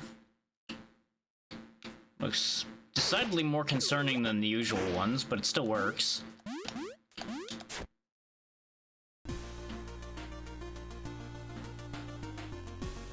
Spooky Castle.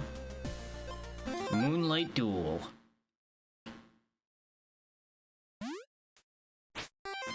Let's hope that Deegan puts up a better fight than Vaki did, yeah?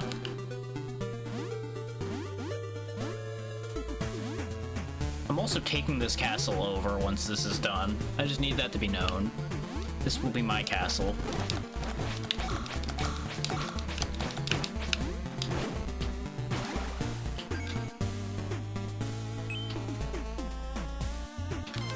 Of course a castle has knights, why wouldn't it?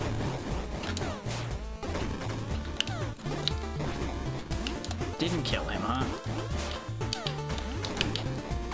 You know, maybe them being contact bombs isn't actually the benefit I thought it was. Is they are still very set trajectory. I also forgot, admittedly, that the Red Knights are actually kind of a joke. Is they throw their mace out and then you just can kind of just stomp them to death. But what do I know, right? The true path lies ahead, whilst danger lies below. If a path forward is what you desire, humor me now a little while. Answer correctly, safe passage shall you take forward. Answer wrongly, the shadows be your reward. The Shadow Lord cherished in life many a fine gallery. Upon this castle's walls are copies of macabre artistry. When power went to his head, of myself and my work shall art fill this place, great Deegan said. But rays of sun, aside from undoing his works of sorcery, scrubbed clean a collection of self-portraits Deegan had ordered in his vanity. For this reason the Shadow Lord holds light and great ire. For you and for me there is the question, the answer to which I desire. Within this room alone, how many self-portraits did great Deegan at one point own? Oh, you expected me to pay attention and count? Well, there was clearly at least one in here. Because it would be the blank portraits. Anything that still has a picture in it was not a self-portrait of Deacon. So if there's one here, the way this place was tiled, there would be a decent gap between them usually, probably. So I'm gonna say there would have been enough room for 5 of them in here. Wow, I actually got it.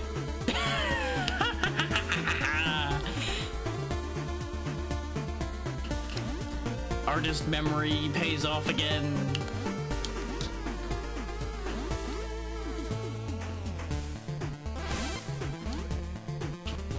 Because I genuinely did not pay any attention on my way through there. I had no idea how many portraits there were, whether they were his or not. I just went with what made sense, given the spacing. I have no ammo for that anymore. How do you feel about shotguns? Okay, the shotgun works on the skeletons. Okay. So that gives us an alternative solution to the skeletons. Probably works on the knights too, then.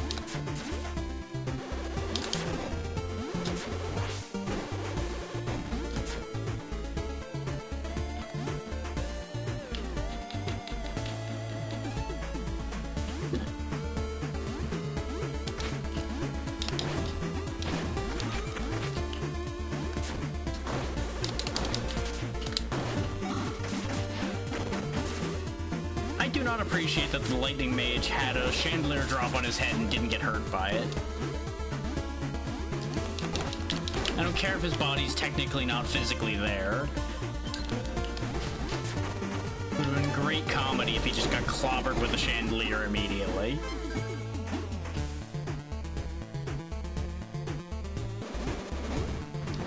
Boing, boing, boing, boing. Haha.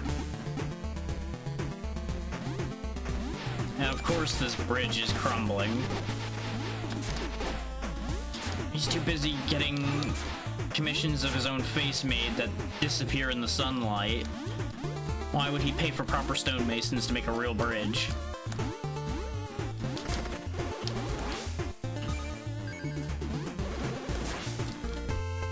I disagree with that, because I dashed as the wind wall came at me, but apparently you're immune to attacks, but you can't go through those wind blasts. Which makes that an edge case that I had no means of being prepared for. Is why wouldn't you assume that you could pass through that when you can pass through most everything else in the game when you dash at it? You know, clearly I can figure out how many portraits there are in a hallway, but I can't figure out how to dodge a wind blast.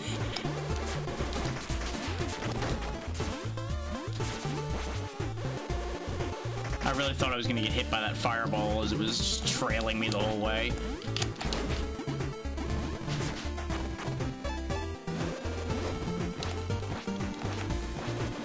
Bang, bang, bang, bang, bang, bang. I suppose that's what I get for making fun of his architecture, though, huh? Or I guess what will be my architecture, because I still stand by the fact that I'm stealing this castle when we're done defeating him. This is where we'll retire to after we take care of the whole Demon Lord problem.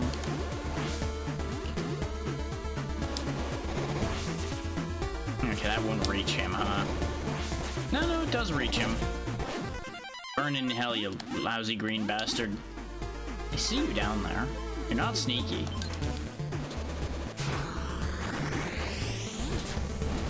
Was that overkill for the purpose? Yes. Do I care right now? Not really. I have the magic to burn, so goddammit, I'm gonna burn. Even if it's freezer burn. Okay, yeah, the gargoyles can't be defeated. That's not a surprise.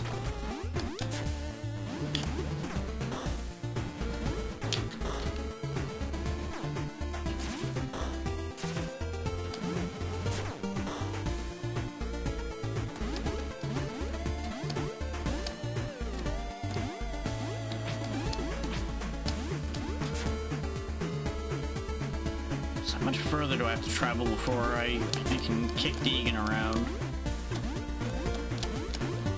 Come on out, Deegan, you nerd. I'm here to show you what for.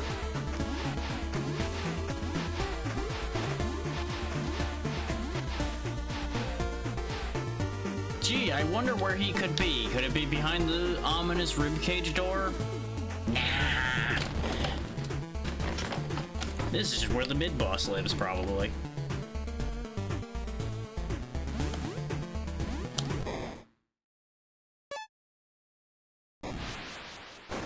That's a look, I guess. Oh, you style yourself a vampire, huh? I've been expecting you, Soul Leader.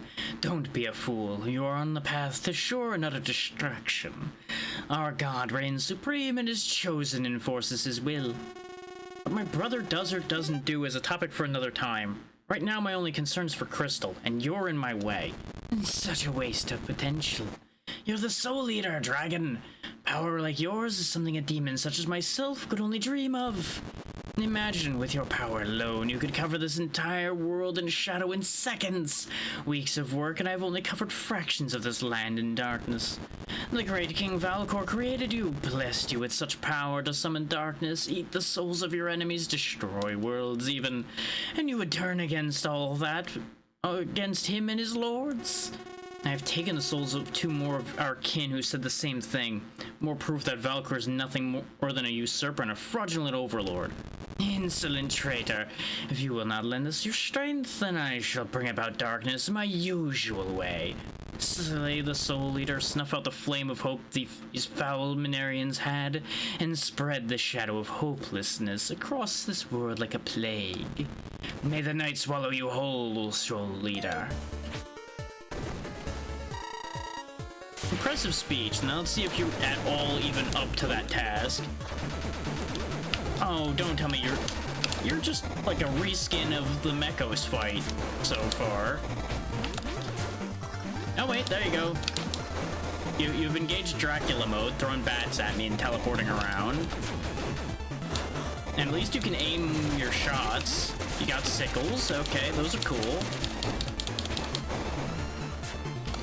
You really are losing a lot of health so far, though, Deegan, and you haven't done nearly enough damage to me. Okay, blinding me is not unfair. I think he's mad. I just get that distinct impression he might be upset with me. Okay, you've made the screen disappear. Good for you.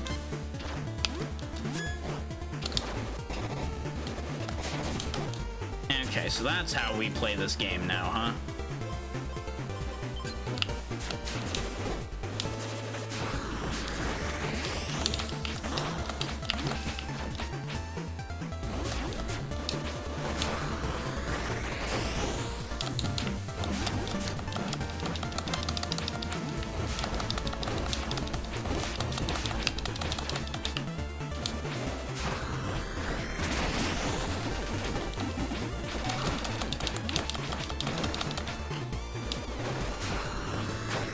And he's dead. Again. And the moon has fallen. Ta-da! Behold the light of the sun, motherfucker. Wow. You know, that had more dramatic effect on him than I thought. Real shame for him. But now he's back to his natural state. Bones on the ground.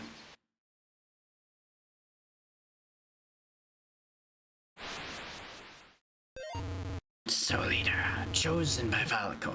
I am Kodrak, the king of the night and keeper of the dead, and father of the Lyrak race. The mighty demon you slayed, Deegan, was once a mortal man, obsessed with immortality. He exchanged his life for an eternal one, in return for his services to a mighty necromancer. At the end of the First Age, he was sealed within the Seal of Darkness and hidden away. However, seduced by Valcor's lies, the Chosen One secretly found and took his seal to increase his own power.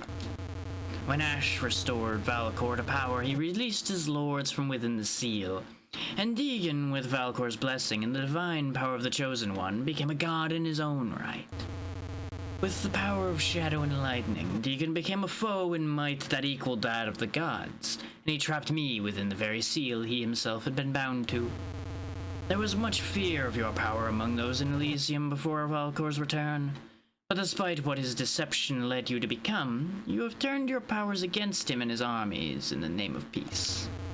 You must now return to the Shrine of Awakening, where the Oracle rests. Our messenger is expecting you. Though you've proven your loyalties, the Purified cannot abide with demons. Nevertheless, we shall open the path to Elysium for you at Yggdrasil Temple when the time comes. I offer you this blessing. May it serve you well in the fight ahead, Soul Eater. Okay, that's all the blessings.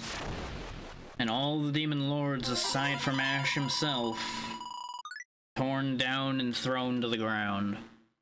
The god of the dead, Kodrak, has granted you a flame of blessing. While Fury is active, use lightning magic to summon devastating electricity. The shadow spell has also grown stronger. You can now cast Shadow level 3. Shadow and lightning being combined is an interesting choice. But I guess, you know, spooky lightning in the darkness. Hey, we get to raise our strength. Nice. We now have 32 sword power. But yeah, our goal is to return to the Isle of Awakening, and it really doesn't seem like we've got too much else going on at the moment, so back we go. We gotta go talk to the messenger. Oh, that doesn't seem great.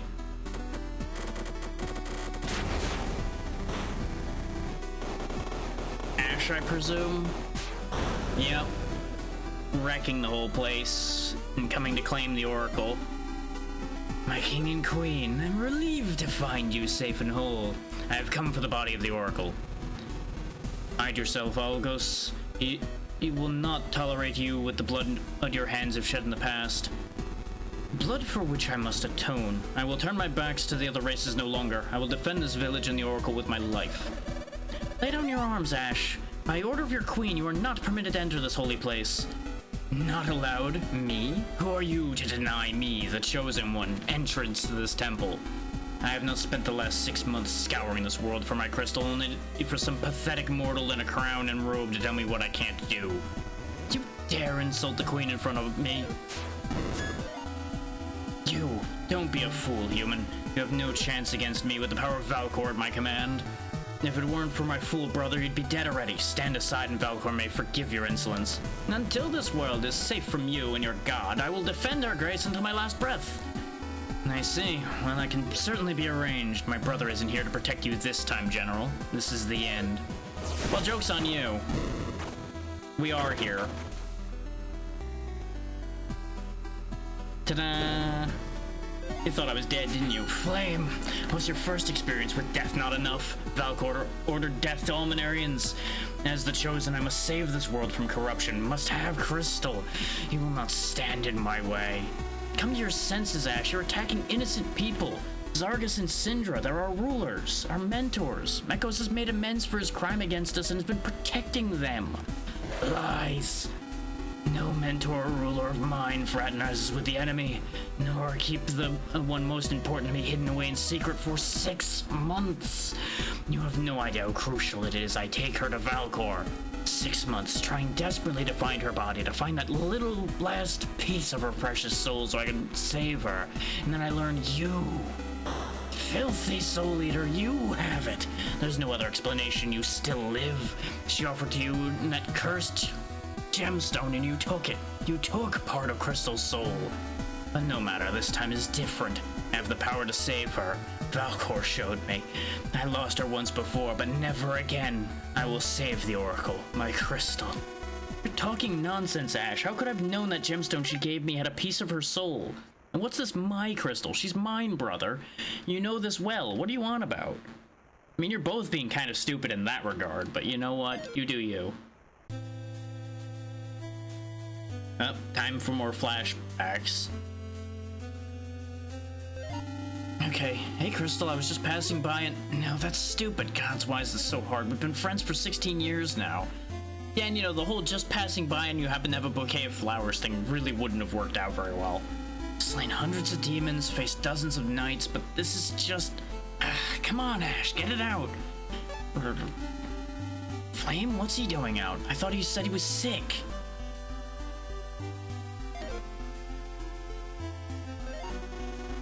And we're back, with plenty of time to spare. I know it was a bit of a whirlwind tour, but it was the best I could do with how long Ash insisted on staying back with me. It was great, don't worry, Flame. I'd have expected nothing less of him when he thought his younger brother was too ill to take on a few jobs. You've always been up to them in the past, even when you were sick. And Night of Adventure's great and all, but when I got wind you had tonight and tomorrow off, I couldn't resist. You're worth me losing a few nights at Peg, Chrissy. I've asked you not to call me that. And lose the chance to get you flustered? I don't think so. Uh-huh. Well, I'll let it slide this time for treating me to such a fun night. Speaking of, can we visit Cloudbed Temple again soon? I missed getting to see the islands and the ruins with you. Absolutely, I'd love nothing more. Oh, and I'd read some old books that said there's a hidden room with a sacred relic in there somewhere. We should see if we can find it. Right. Hey, Flame, you think it's time we let Ash know we're a thing now? Not yet, Chrissy. He still won't let me rest over how much time we spend together. Besides, it'll be strange if I told him tonight when he gets back when I'm supposed to be home sick. Oh, fine. But before you head back, let me at least give you a little something as thanks for such a lovely night. Look at him go. I'll see you tomorrow, Flame. Pleasant dreams. Yep, he's gone. But yeah, I can see how this would end up being a problem. Yeah, you too, Chrissy. Brain's gone. Oh, and he's going. Where's that flip? Why can't we do that normally? Yeah, he's having a moment now. You knew? My own brother, my own scales and blood, yet another obstacle, another force taking everything I held dear away from me. Mom and Dad, the house, my honor as a knight, and now Crystal. I tried so hard to look past it, tried to move on. After all, no matter how angry I was, you were still my brother. I still had you, until... You traitor! I tried to win you back, but instead you sought to steal Crystal from me once more. Oh, but you're the Soul Eater! And really, no wonder you had such an interest in her. Why didn't I see it sooner? You know, you did kind of kill him, though. You kind of fucked up the whole keeping the brother thing going by sacrificing him to a demon god. Accidentally or otherwise. You implying my relationship with Crystal was nothing more than a means to take her soul? There is no other reason. You stand here alive and whole because of the soul of the Oracle. I must have it back, Flame, for Valcor, for this world, for my peace of mind. It was what I was created for. I've not been wronged once since Valcor's revelation. I've never been more powerful, more sure of myself. I can save Crystal, I can purify this world, and if I must do it without you, then I will. I swear as Valcor's chosen one, I shall cut you down where you stand, and I will fulfill my destiny. Yggdrasil will be destroyed, this world will be made new, and Crystal will be mine. You will not touch my Crystal. Hear me, chosen. Crystals shall remain free of Valcor's clutches, safe from your foul, perverted claws. By Fel's might, Valcor will be destroyed. Enough. If you're gonna cling to your cursed heritage and that false god, then very well, let me show you where you belong. Come at me, brother. We cross blades one last time. Ooh, he's gone full fury. Okay. And the chosen of Valcor, Ash. Got some impressive fire there. Not so impressive on the accuracy front, brother. You can do a much better job there. I suppose I should respect him and actually fight properly. But why would I do a fool thing like that when he's had no respect for anything or anyone so far? And he's been blind to everything we've told him.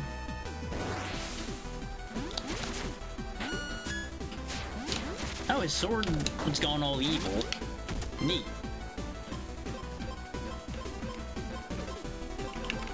Yeah, let's beat him with the technology of the humans he spat on so many times.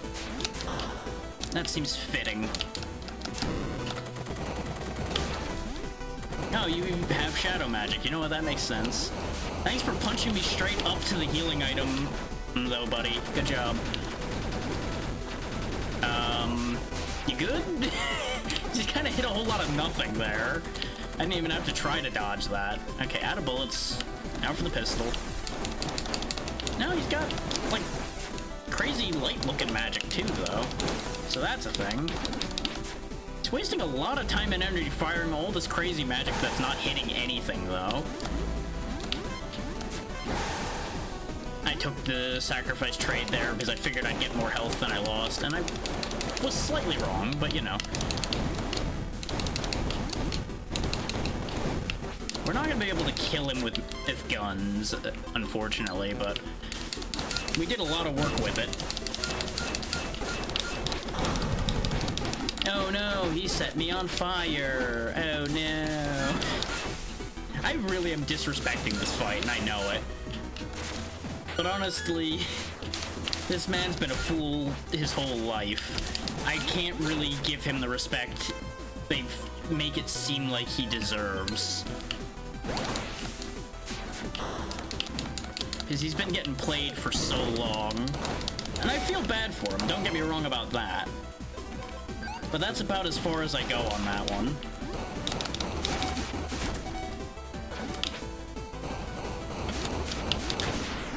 There we go. Now, do you have a second phase? I haven't even used my Fury yet. And he's limping. Yep. Nope, you blew it all right off the bat, huh? No wonder Crystal didn't like you that much. What? Where? Flame, it's you! No, Ash, let it go. You've known for years she would choose him. Let her go. He's not your enemy, he's your brother. No, he's more than that. Remember the promise you made. Protect and raise him. Make your brother the luckiest, happiest dragon in the skies. Yes, if there's to be any more loss in our family, it will be on me, not on him. Flame will not bear any of the pain I've carried since Mom and Dad passed. It's time I stopped being selfish. Hear me, gods. I've held old Flame and his triumphs over me in ire for too long. I vow henceforth to be proud, and despite my flaws, to be the best father you could wish for. Now then. Chrissy, sorry again I couldn't stay tonight. I know this is a small gift, but I hope they'll brighten your day. Oh, by the way, Ash told me he's taken in a job that'll keep him away for the weekend. Looks like we may get to spend more time at the temple after all. But we can talk about our plans for adventure tomorrow. I'm pushing it to beat Ash back home. Love you, Chrissy. Flame. Wingmanning it, huh? It's good, but it's missing something. Something stupid. Ah, of course. There you go. That's sufficiently stupid. Perfect.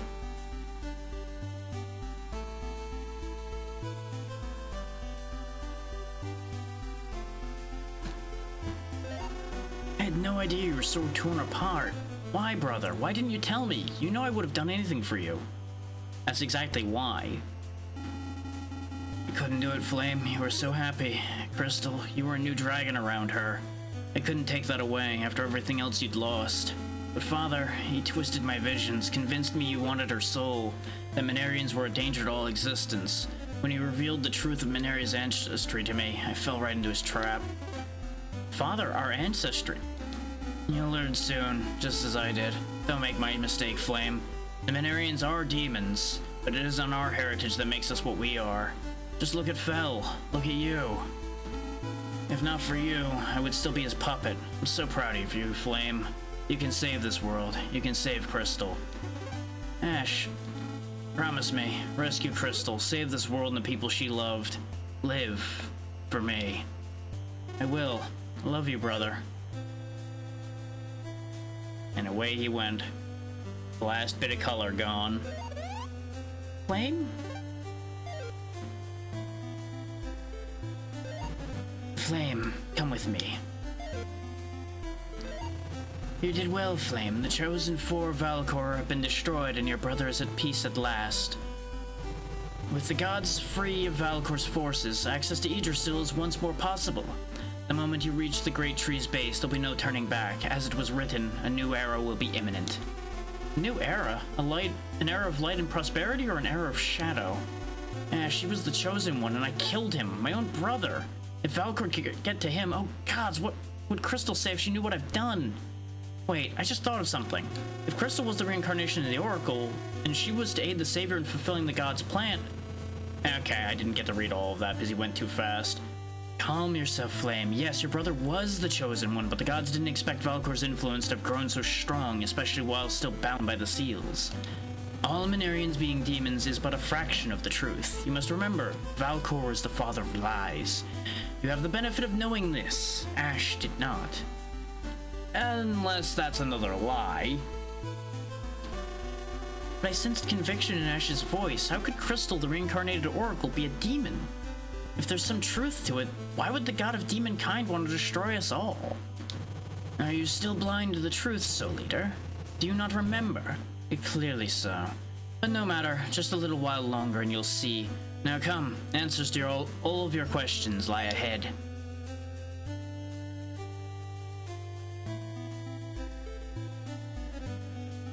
Secret room? Yep, secret room. Neat secret room, though. What is this place? I feel like I know it, but at the same time, hey, what are these lights? Fireflies? No, they're probably more complicated than that. This place is known as Hope's Awakening. In the twilight hours of the First Age, when the Oracle's strength had been exhausted, she sought refuge in this sanctuary to escape the carnage of the battle between the Savior and Valcor.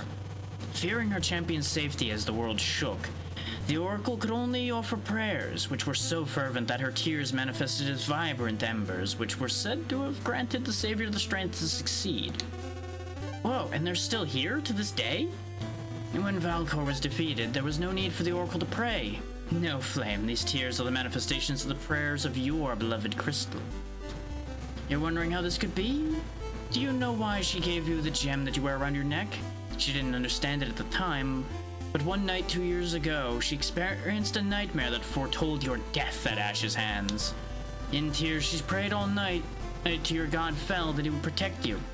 By daybreak, her power as the Oracle began to manifest, and then she knew how to ensure your protection. She would give you a fraction of her soul.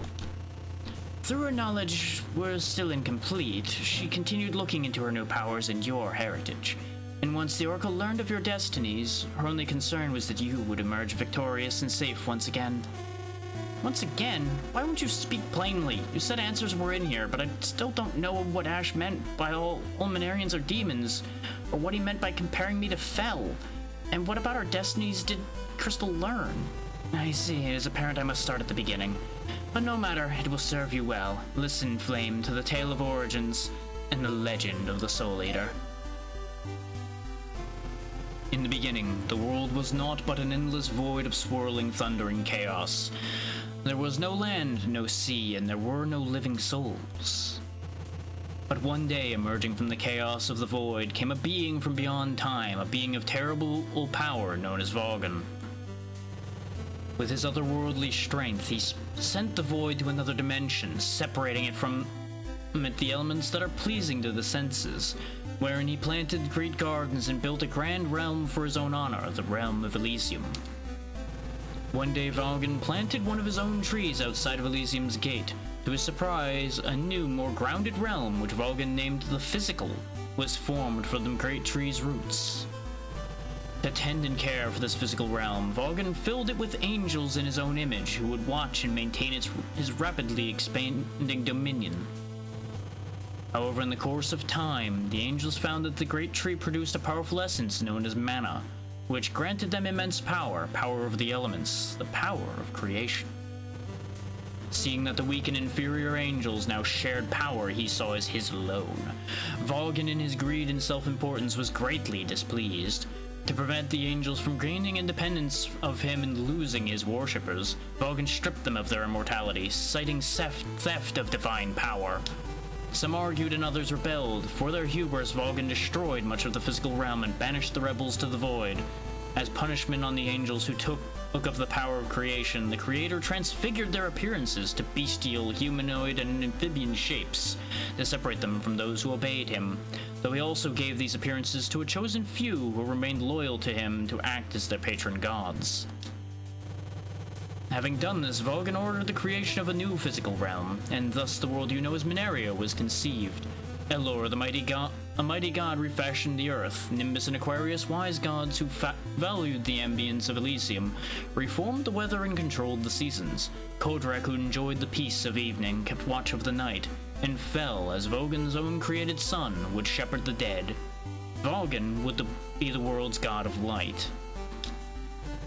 their work complete, the gods named the new physical realm Mineria, and soon the lesser gods formed close bonds with their mortal counterparts, save Fel, whom the Minerians feared for his dark power and his association with both Valgan and death. But in time, Valgan grew envious of the other gods, whom the Minerians worshipped more zealously. Valgan regretted the creation of Mineria and began plotting to destroy the physical realm and Elysium to begin anew. As his malice festered, it seeped into Mineria like a plague, and many who remained devoted to Valgan became unspeakable monsters that sacrificed and committed horrible abominations in his name. Finally, in his arrogance, his hatred, and his feeling of superiority, Valgan tore open the barrier separating Mineria from the Void, and unleashed upon the world his loyal followers, now reduced to monstrous shapes by their wicked deeds. They became known as demons, unholy beings with stolen holy powers, which Valgan had once used to describe the Minerians. For a time, it appeared the Minerians, aided by their gods, would succeed, but it would not last. Now hang on, though. There's something that doesn't add up here. He imprisoned the people in the Void that he had said stole his powers of creation. So how did his own loyal followers get in there, or did the people that got thrown into the Void somehow remain loyal to him the whole time they were in the Void? That doesn't make sense. Something about the way that's laid out doesn't quite line up. Like, I feel like we missed a step somewhere. In a storm of profane light and deepest shadow, Valgan descended upon Mineria and began a mass cleansing of the world. Shocked at their master's actions, the gods defied his orders for them to kill the Minerians and destroy the world. And though they fought bravely, Valgan swiftly overpowered them. Infuriated at their betrayal, Valgan tore their souls from their bodies and consumed their essence, reclaiming their power for his own. Having committed such an abhorrent and unnatural crime that defied his own laws, Valgan was transformed into a monster, whom the Minerians called Valkor, or Soul Eater. However, one god escaped Valkor's wrath.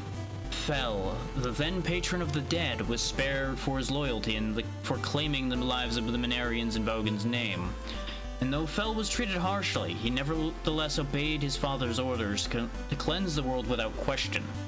But then one day, as he scoured the land, Fel witnessed a wingless dragoness being assailed by Valkor's forces. As the dragons were Valkor's natural allies, Fel intervened and rescued her. Questioning with the wingless dragoness, Fel learned she was close friends with the other gods, and after years of abuse had become disenchanted from Valkor. She confessed to Fel how she was fighting for the Minerians, who she said had wanted nothing more than to live peaceful lives and were currently cowering in terror of their creator. Guided by the dragoness, Fel was shown that the Minerians' lives in another light, and awoke from Valkor's lie that the Minerians were by nature wicked creatures. In a twist of fate, Valkor's son felt a surge of compassion for the Minerians. Within a single night, the Soul Eater's heir turned against his father and began fighting for the very people he had once sworn to destroy.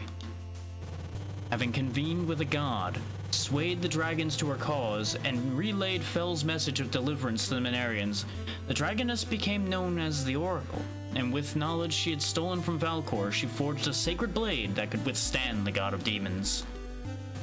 Doesn't look that good, but sure. As Valkor treaded the doorstep of victory, Fel, who had come into full control of his powers as a Soul Eater himself, entered Elysium and faced his father in a battle he had little chance of winning. But though the three realms were nearly destroyed, though Fel lost an eye, the young Soul Eater was victorious and Valkor was defeated. The gods' souls were restored and the oppression the Minerians faced since the dawn of time was at last put at bay. However, before the god of demons could be utterly destroyed, Valkor cursed the dragons. Any who were of Fel's descendants would bear his mark, the scar from where Valkor's strike had robbed the new god of light of his eye. When Valkor's body and spirit were sealed away, a great genocide against the dragons commenced, to save their kind and ensure the Savior's bloodline would continue. The five gods in the Oracle separated croppings of land from Mineria and sent them skyward, where the dragons could live and flourish, largely safe from Valkor's curse.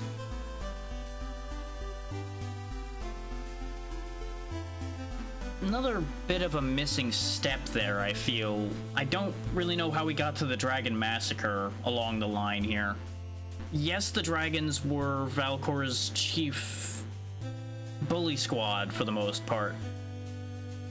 But it also was the only reason Mineria wasn't destroyed. But I guess the general public doesn't really figure that part out, so I guess that's where the genocide comes in.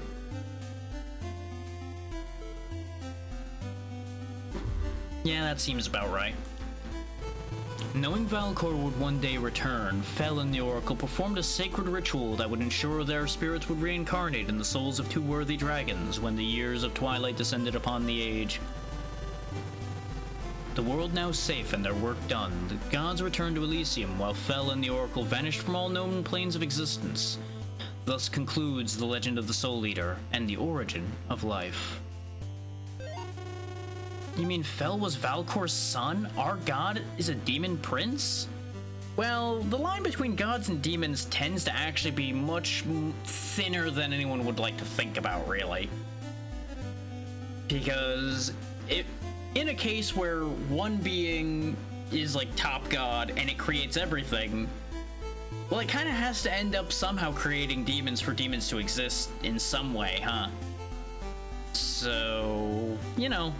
And in this case, really, god and demon kind of becomes politics line, almost, and that's... Ooh, don't think about that one too hard. Fel is no mere prince. Fel is the true king of demons, the god of light, and the savior of legend. Makes those lines complicated when the king of demons is also the god of light at the same time, huh? It's a bit of a weird one to wrap your head around. And the curse Valkor placed on his descendants? And the explanation for the mark over your eye, in the exact shape of the scar Fel acquired after losing his eye to Valkor. Every dragon who carries the blood of Fel will bear his mark through the end of time.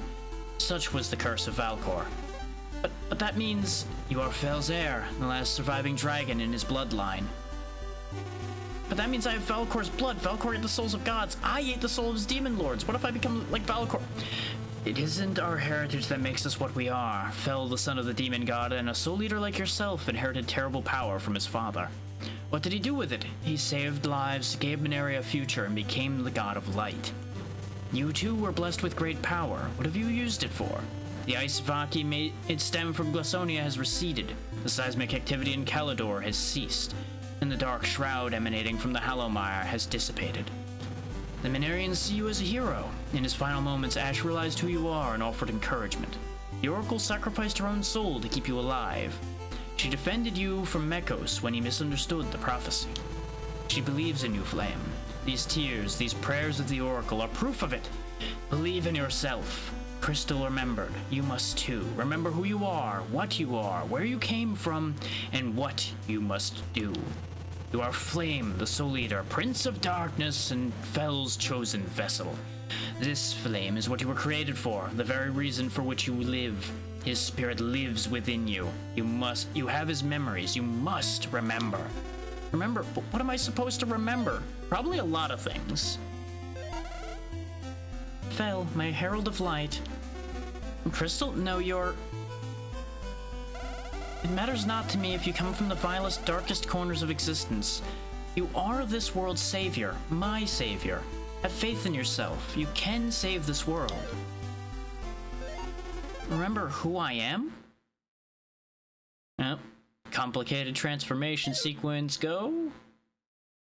I am Flame, descendant of the demon god Valkor and chosen vessel of the savior Fel. For this world and my beloved Oracle, I will finish what my father started.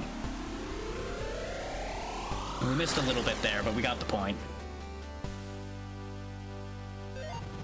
Hey there, ABC.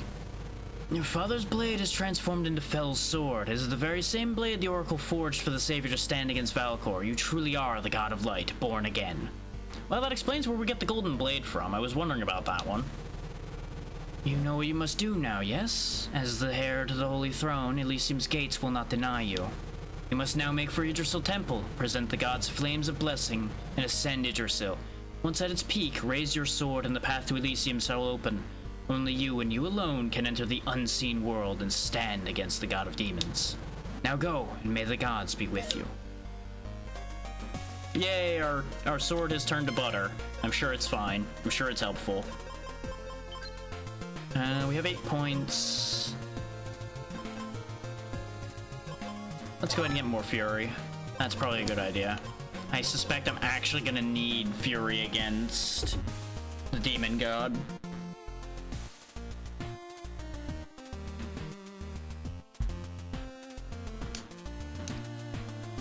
Okay.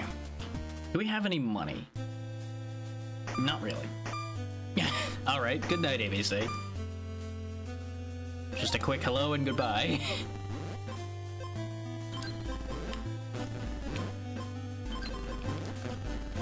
Yeah, we can't afford much of anything, it looks like. Yep, we are too broke. That's fine. We didn't end up using up any of our resources significantly, so I guess that gold's just gonna stay there. Technically, we could go chase down more of the optional stuff, and at the very least, I am gonna go to the shrine where the Charge Slash is and see if we can get it. Because I feel like if we're not gonna get it now, we're not gonna get it at all. Because we are definitely, like, heading to the end of the game now. Oh, presumably, unless there's another twist.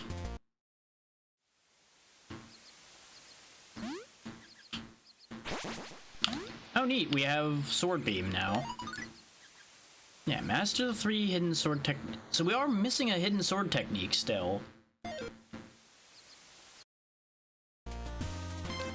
So what am I misunderstanding then? So all this tells me... Master the hidden sword techniques, return with vitality of 8, standeth upon this pedestal and hoist thy blade skyward. And obviously, you know, we only had 2 sword mastery quests come up, so there must be another quest somewhere that gives us a 3rd technique. Which makes sense, because there's 4 spaces here. Presumably, there's the 3rd technique, which we don't know where it is, and then Charge Slash. We also have the Golden Flames that we don't know what to do with.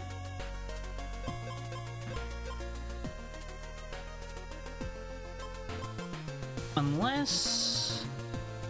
Wait... Actually, I think I have an idea for that. This might be too much of a jump, but I think I have an idea. Because if it's to ease the dead, we might be able to do something here. Oh wait, no. We need the... This is the wrong building. But there is a grave somewhere that we saw a statue in front of. Was it actually here, or was it somewhere else? I thought it was up here. Oh wait, no, it's... I'm too far up for it, I think. Am I? Oh, I'm not. That is where I remember seeing it. But I think it's not actually here. I think it's somewhere near here that I'm thinking of. I could also be barking up completely the wrong tree here, because it has been a while since we went to it. Y'all really don't want any part of what I am now, guys. I have sword beams now. You got nothing on me.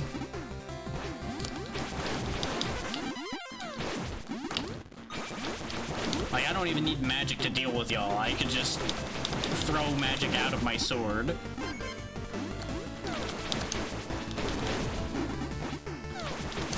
Y'all ain't got nothing.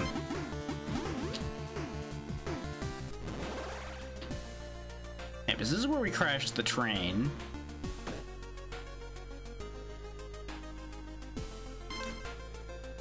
Yeah, and that told us that the key was gonna be in a graveyard.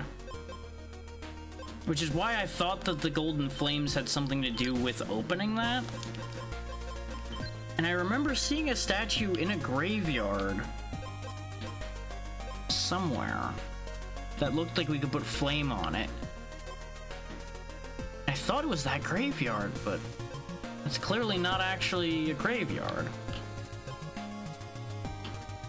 Even though it's a tomb. Lightning Shrine we already did.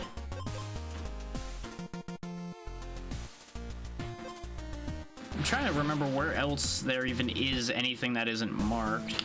I don't want to go back to Elikor Fortress. We did that already, though there was a thing, I think, to bomb in there that we didn't do because we didn't have bombs left when we got to that point. Now there's a formation of rocks over there that looks odd enough to possibly be a thing.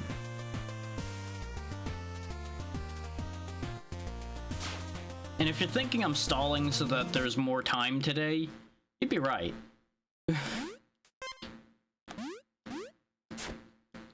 Because unless it takes us like an hour and a half to finish the final bit here, which it might, there might actually be more to it than I think. We really don't have much game left.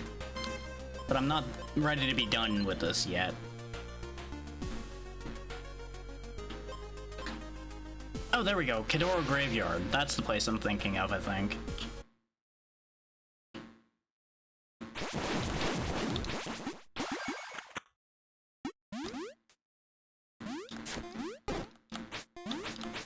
Okay, so it is Zelda rules where you have to have full health to have sword beams.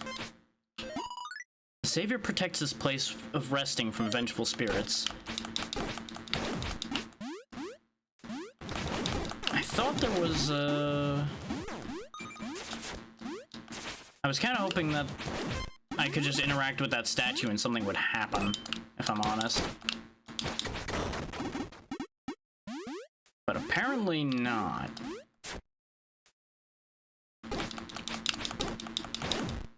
Oh wait, now something's happening. Why didn't this work before? Because we definitely did that exact sequence of events before. Or maybe I didn't kill the ghost and it got through and I never realized it? Either way, we're here, and that's the important part.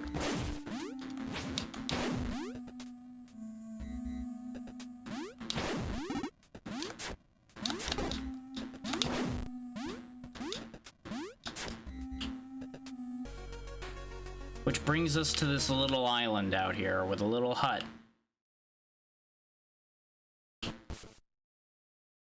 Missing sword technique? By the five on high, I never thought I'd live to see the dragon's return to Mineria. It must be Flame. Not just anyone could free these sacred burial grounds from the engines of the Dark One. Eh? Yes, I've been waiting for you, young dragon. I offer you my aid on your quest to rescue Her Grace. There's an old ruin somewhere in Cedar Province. Inside is a shield once used by the champion of your race, Fel. This shield is enchanted. Though it may shatter, it eventually restores itself to peak condition. Take this key, it shall open the way for you. But be careful, it has been many years since Minarians set foot inside. Okay, so this is where the key comes from for that one place.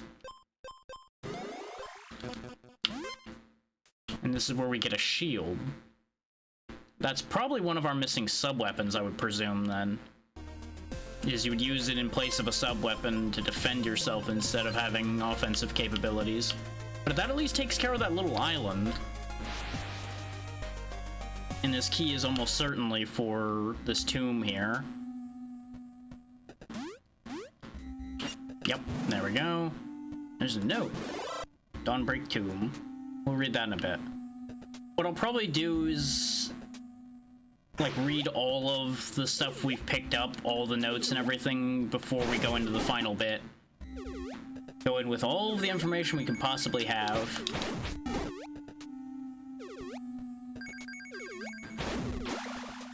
Unless y'all would rather I do it after, which we may or may not be able to do. It depends on whether it lets us open the menu or anything after the boss fight. But it probably would be better to do after. Just so I don't destroy my throat before reading Valkor's lines or anything. Because I don't know how much dialogue there's going to be, but I feel like there's probably going to be another good amount of dialogue.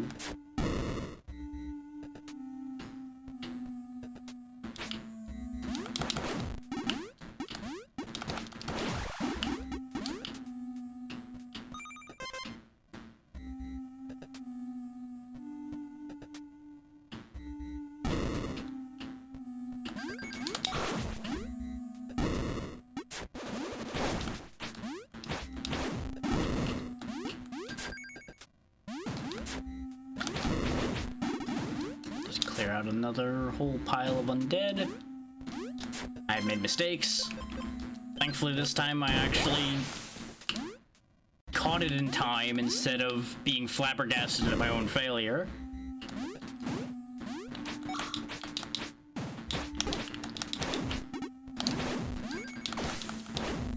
Our sword is way more powerful now that it's turned yellow. Funny how that works, huh? I thought I could slide under that. Turns out I can't. We've definitely taken a lot of damage going through here.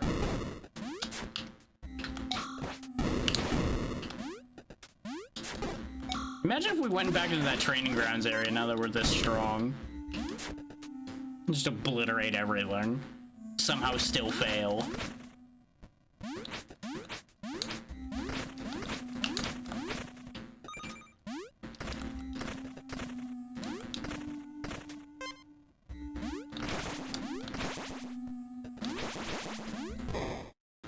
Oh. Another Minotaur, this time with 2 swords. Keeper of the Catacombs, Minotaur. Yep, same gimmick as before, you can block attacks. Thankfully, you can't block vertical attacks, apparently, so, you lose. That was a thing, I guess. Probably for the best that we came into this late, because that fight might have actually been rough when we were weaker. Instead, we just kind of styled on him and he died. Gib shield. And all kinds of other goodies, apparently. God damn. Fell's shield acquired. Yep, there it is. Oh yeah, we also have the light tome now. We still have shadow as well, so I guess maybe there isn't a cost to using the shadow. That's not what I expected the shield to do. I kind of thought he was gonna hold it, not just have it spin wildly around him. So that's the thing. And we do have, like, full level 3 light. So that's neat. I have no reason to use a healing potion to pick up that potion, unfortunately. This apparently isn't the end of this place? Or do I just, like, dig out? Yeah, I dig out and leave now. And get rewarded with all of the resources I probably would have spent.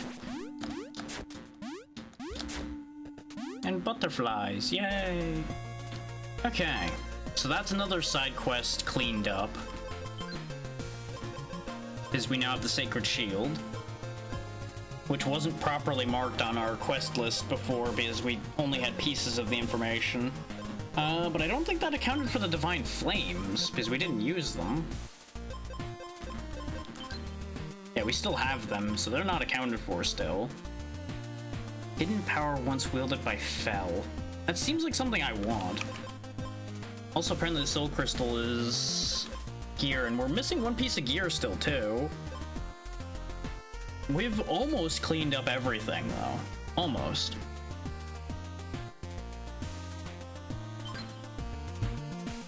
Like, we've got a slot for one more sub-weapon. Which I presume isn't going to be another type of magic, because I feel like we've got basically most things covered. We never got, like, earth magic, even though there was a god of earth. But there wasn't a seal of earth, so that makes sense that we wouldn't have that magic. Not that there was a light seal either, but, you know, finding out about divine heritage kind of gives you a cheat code as far as magic goes.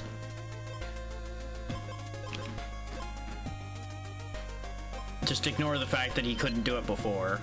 He just didn't know. Trying to think of where we haven't been. Like, we scoured most of these areas decently today. I don't really think there's gonna be much of anything left in here.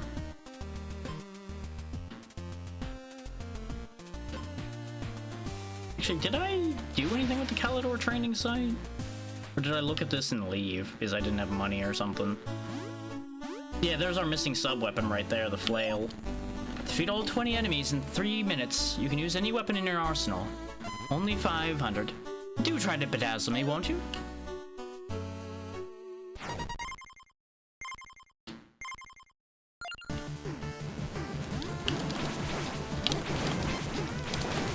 Yeah, since we don't actually take damage, we can actually use our magic shots constantly. And apparently touching that fire didn't count, or I did get a heart back and didn't realize it. One of the two.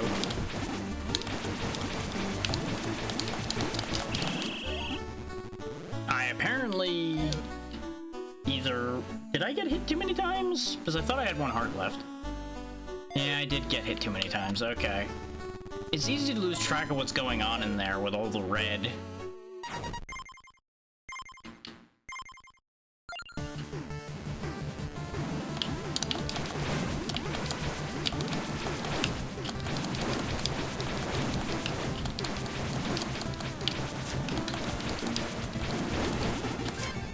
See, I just start getting hit by the fire slimes and things.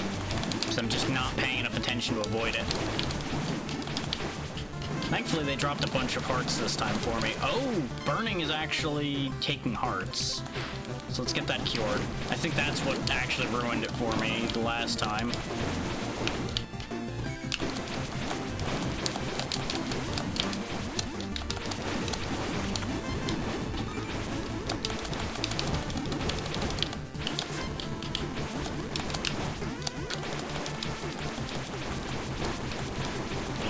Nice, got them all.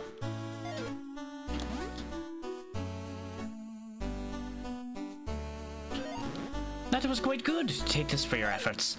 There we go. Flail acquired. Welcome back, ABC. I thought you were going to bed. Ah, understandable. Spike ball on a chain, it has decent damage output and can be used infinitely, but its weight makes it impractical in tense encounters. Well, let's see how that works. Okay, so it does have reach, but you definitely have to recover it after. Okay, I can pull it back automatically, though, before it hits the ground. Okay. So that could actually be really, really handy. We spent a bunch of money, but we do have money left. Let's see if we can upgrade that at all, because that might actually be huge.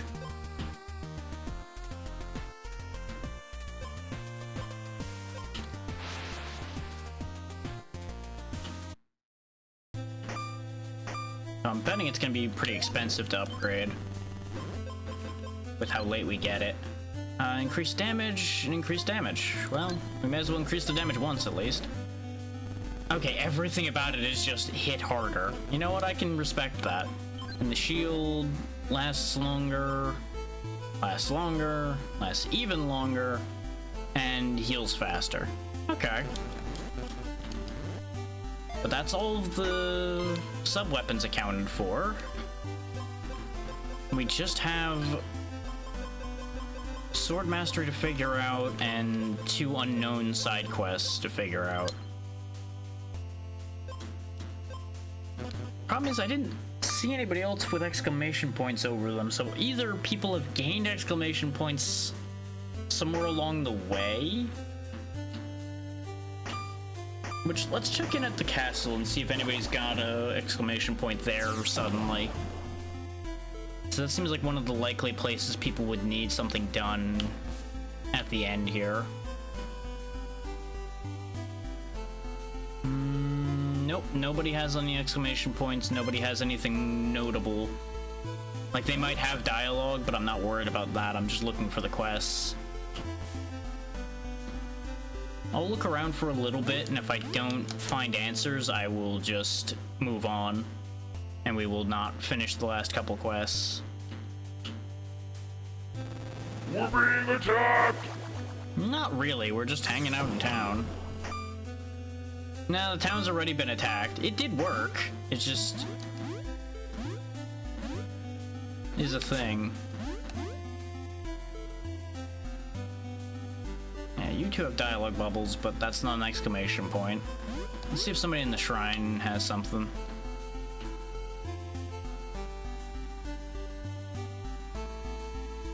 Yeah, I don't think there's any enemies alive that know where this place is anymore. We kind of slaughtered them all. Oh, other than the Dark God himself. And he's currently over in Elysium, where we need to go kick his ass. None of you have exclamation points.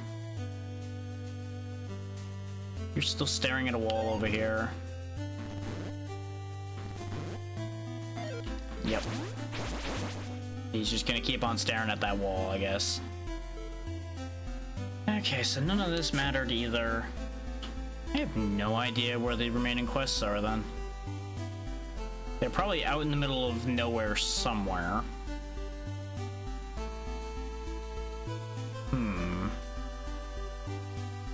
I guess I could check the inn again, just to be on the safe side. Yeah, because we're missing people up there, but we've already talked to the only guy that was up there. That's not the actual inn. The actual inn's the one that was over this way. Nope, none of you have exclamation points, therefore none of you matter to me. Alright, this town is dead to me.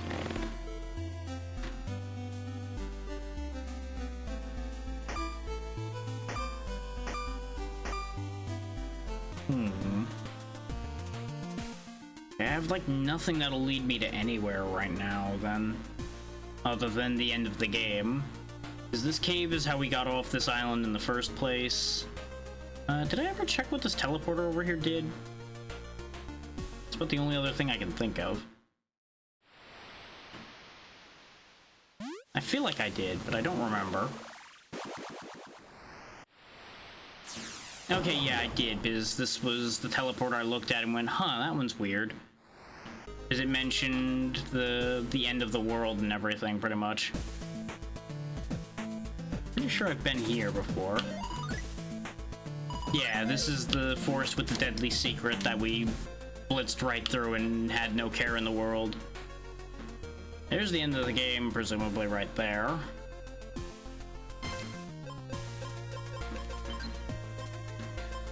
We already were at the Soul Well. That's a cave we opened up forever ago to free the blacksmith's wife. You know what, just for shits and giggles.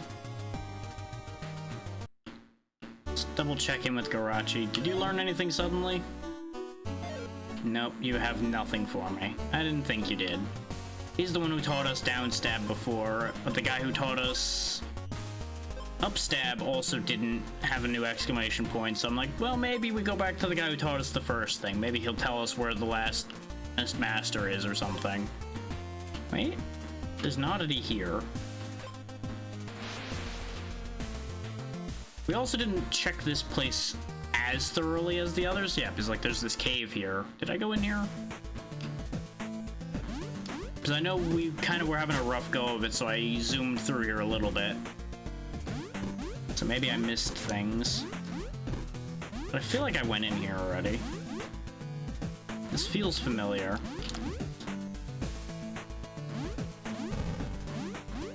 Problem is, there could be any number of places where I'm like, I can't do anything here, and then I left. And that's all long since been forgotten since then. Oh yeah, this is where we fought the one snake. Or did I not win this fight? Or do I just have to fight it again because I walked in here? Either way, we're just gonna make a punk of this thing, apparently, and that's just gonna be how that goes.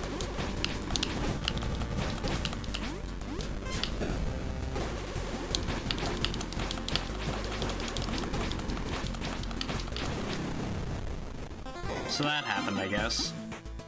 That was worth a level, so not a total waste. Okay, yeah, because there was something here, I'm pretty sure, and we grabbed it. I think that was actually where the increased defense was. Because I remember now, yeah, because I went through a whole rigmarole getting through all of this at the time. And I'm like, this is gonna be something worthless. And then I turned around and was like, you know what? No, that was actually worth it. I distinctly remember now. Ah!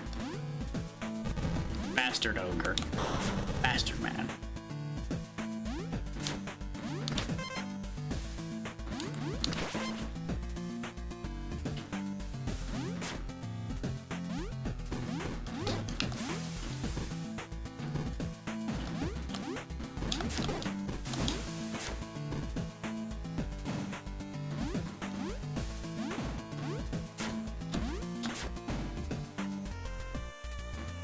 Okay, so that was irrelevant. Let's go check that aberration I saw all the way over here, though.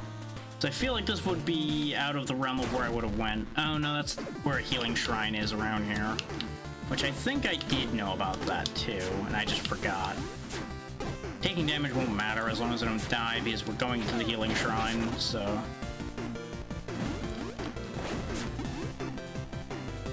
Because we are missing a spell upgrade somewhere too. So we're missing level 3 fire, we're missing level 3 wind.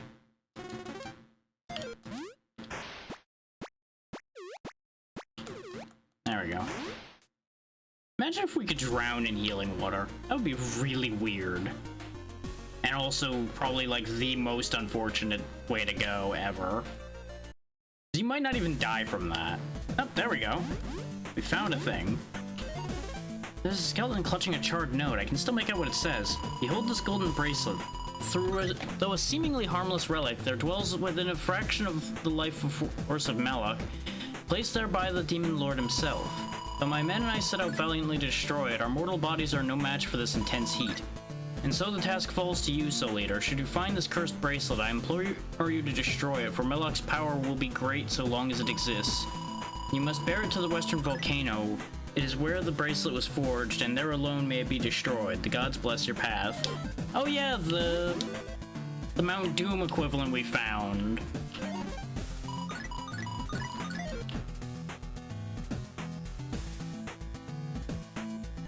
So I guess we probably should have chucked this before fighting Melok, and that's why that fight was actually kind of hard. Except it really wasn't even that hard then. So if his power was going to be even weaker if we had done that, that would have been incredibly depressing as far as a fight goes. But hey, let's go chuck the ring into Mount Doom. Because I remember climbing up this mountain and being very disappointed that there was nothing I could do up here.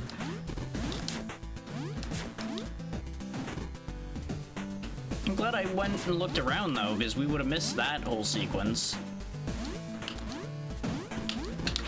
And what a shame it would have been to miss the random Lord of the Rings moment, right? Alright, ABC.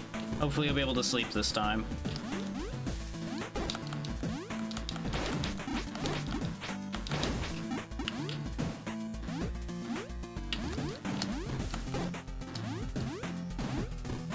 Slowly burning to death.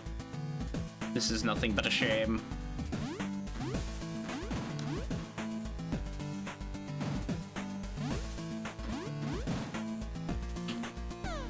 Yeet. Oh, that's where level 3 fire is. Convenient. I knew the fire spell had to be in the volcano area somewhere. It's the only place that would have made sense. You learn a new fire spell. Draw from the demonic power within you and strike the ground to cause a devastating fire explosion. Damage dealt by the fire spell is also increased. I might just stick with level 2 based on that description, but at the very least that's still another side quest checked off. So we're just missing one now, which is presumably the missing sword mastery quest. So all things considered, we did pretty good on clearing here. We're just missing one random thing out in the middle of probably bumblefuck nowhere somewhere.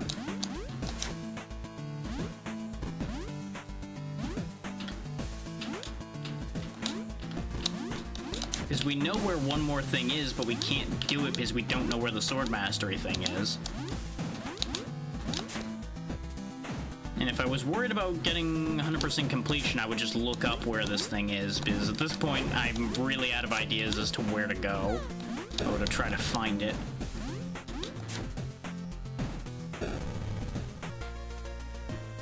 I'm also just not that strongly motivated to go find the one random thing. This is when it turns out that this would trivialize the final fight or something if I had that as well. But, you know. We've not really been struggling with much today. I feel like it would only be fair if I struggled in the final fight. And there may very well be like a final area to Yggdrasil and everything.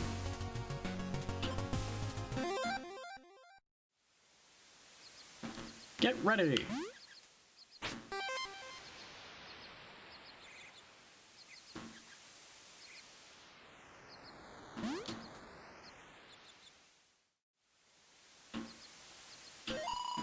Path to Elysium shall open again only to the one upon whom the four lords have bestowed their flames of blessing and who possesses the sacred blade of Fel. Ta-da! Light the torches.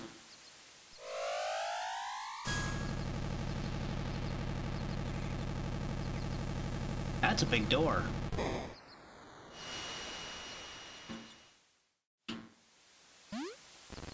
Magic portal. Whoop. Probably should close that door behind me. Oh well. I'm sure nothing bad will happen. Well, there's no enemies so far. Some platforming to do. But that's nothing. There we go, we found enemies. Well, sort of. They're just regular slimes, but you know, they're something.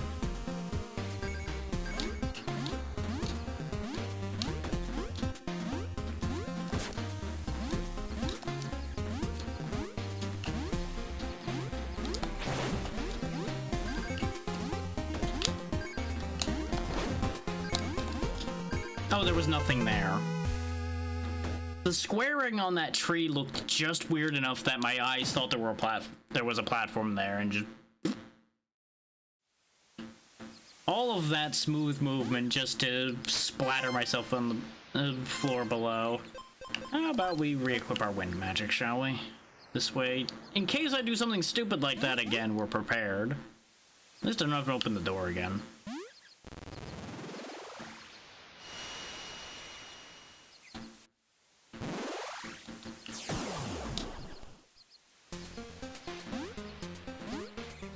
If we still somehow get everything done super early, I may, like, do an extra thing for a bit.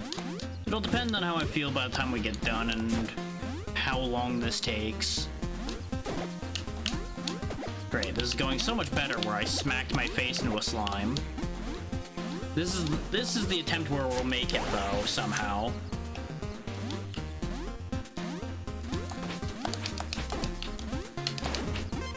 Now that I'm getting hit by every random attack.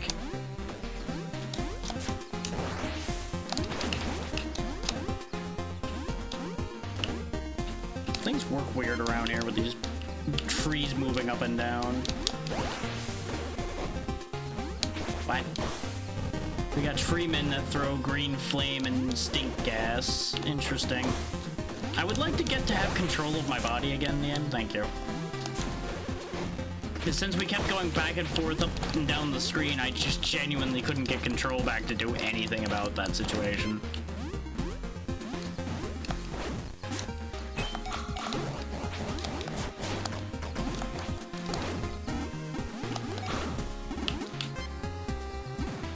This poison sure does last a while, huh?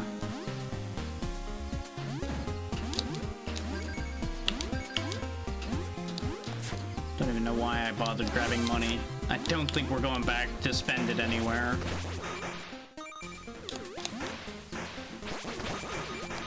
Unless things go really horribly wrong with the Valcor fight. Which I'm assuming there's going to be a fight. Like, it would be kind of weird if there wasn't. And after all this time.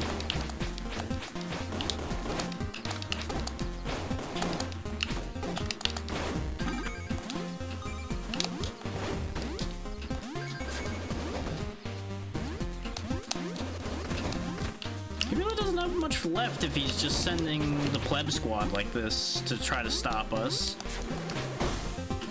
And that guy just fell off the map for some reason. That's a thing. Not sure what happened to him.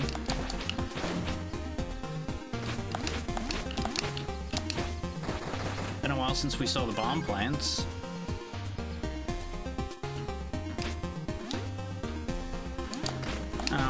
there we go. I was about to say, don't tell me the giant knothole in the tree doesn't go anywhere. That'd be incredibly disappointing. Yggdrasil's note. There we go. Big mushroom that summons little mushroom. Rude. I'll show you. Okay, you know what? Level 3 might actually be somewhat worth it. Doesn't take that much longer to charge than level 2 does.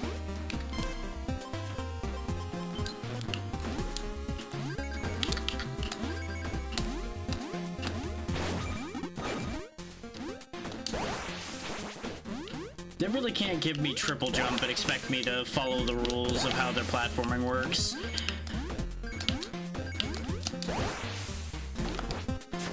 It's like, no, you're supposed to follow our path. It's like, well, I could, or I could go this much less awful way, just straight up. Got news for you about which way I'm gonna go at that point.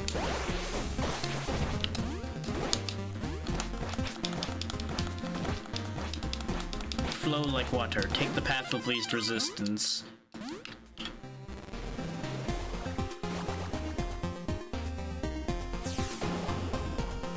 Yep, there's signposts saying Vaughan, so those are a thing, I guess. Does this not hold hide secrets as well? It does not. Also, my phone didn't do what I told it to. I saw a bunch of notifications that piled up and I wanted to check. Okay, it isn't anything to immediately worry about. Let me just get rid of those so I don't. But. Uh-huh. Okay. Might be slightly more worrying, but not in a way I need to do anything about.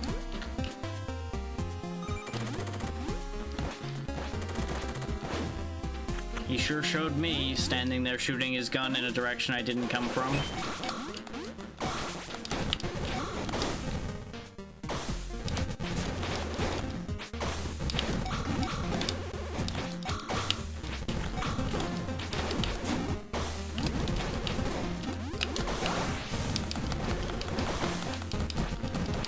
There's so much poison and fire and pain and misery all over this damn place right now.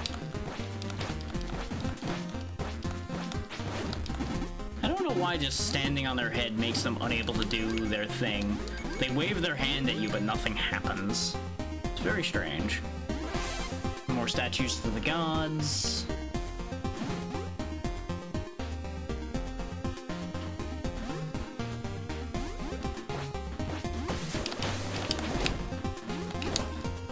It's interesting how all of the pedestals for Vaughan are missing their statues. But I guess that's because he got kicked out, so, you know, they would have torn the statues down. I'm kind of surprised he didn't return the favor of tearing the other statues down after taking over. But I guess he hasn't been in here long enough to have the time to worry about such things yet. Nope, that time he threw one. You know what? Heck with this. You guys are not worth my time. You're in a nuisance pair, and I just can't be bothered to deal with you.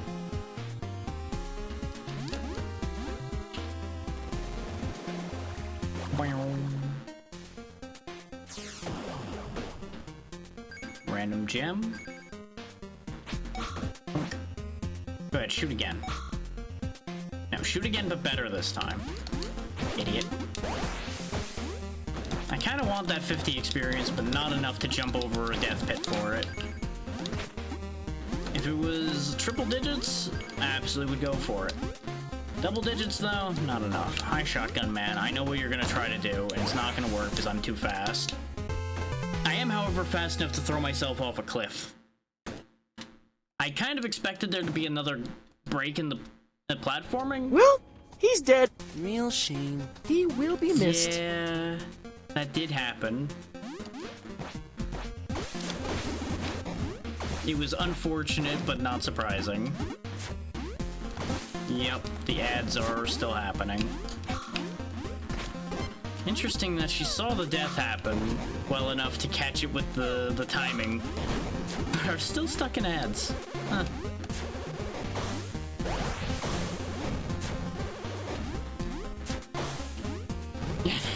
I'm gonna take that to mean the ads ended. Welcome back from ads, Lixie. And yes, I did in fact die. Things happened. I got greedy. You did actually time it pretty well. I was even talking about that before people came back from ads, that you managed to time it even though you couldn't hear anything. And you had to deal with Tiny Viewer.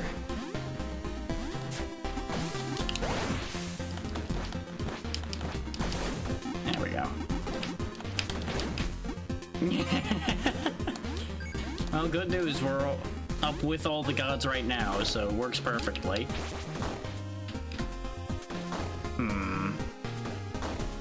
Suppose I should actually do this properly, huh?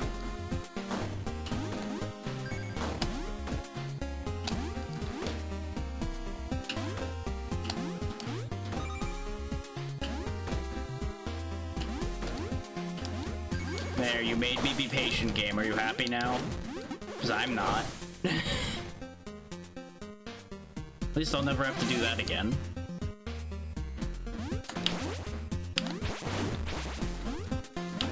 I missed one what? Because I missed a lot of things.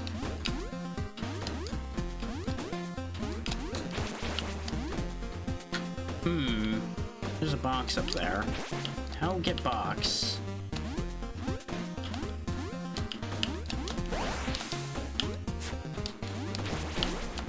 Nope, not any of that. Okay. Oh, the coin. Yeah, that's fine. We're at the end of the game. I'm not gonna worry about going back for money at this point. Ah, probably in the hole there. Yep, there we go.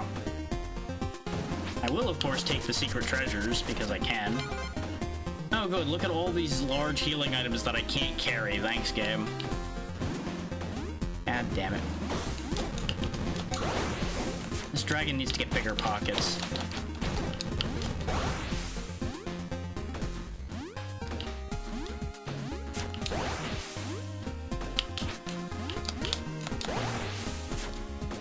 God damn it.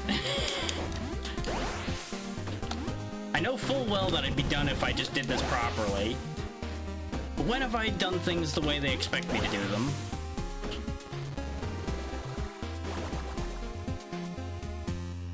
Yep, there's Odric, the Lord of the Dead and the darkness and all of that. Wait, there was a thing behind there. I happened to see the little gem fall off the thing I broke.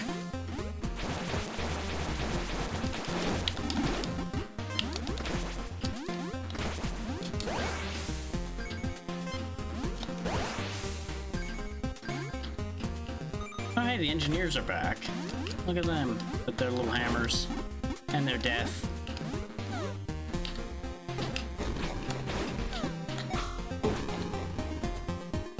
Here, catch, this is yours.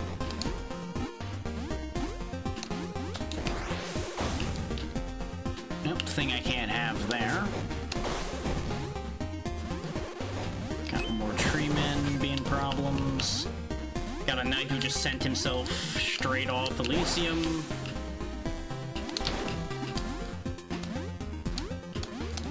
Yep, that was gonna crush me, I thought so.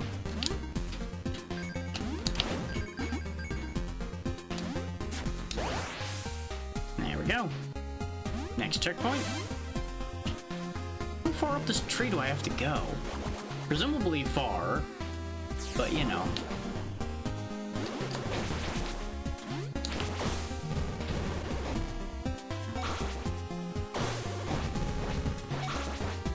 There we go, a nice rousing game of death tennis. You would think they'd be immune to their own stuff. But what do I know?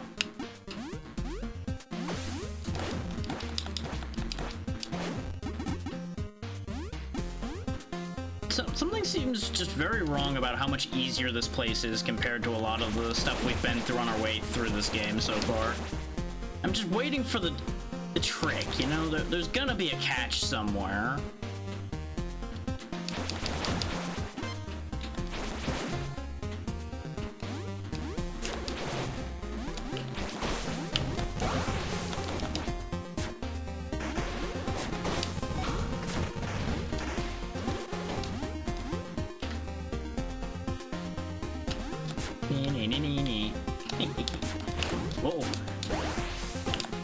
almost had me on that one game.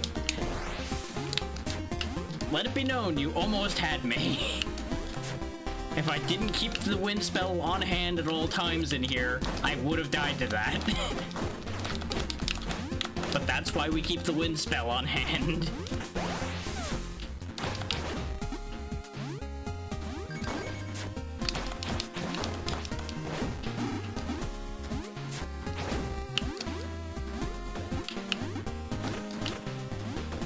Now doing this bit again. Experience. Give.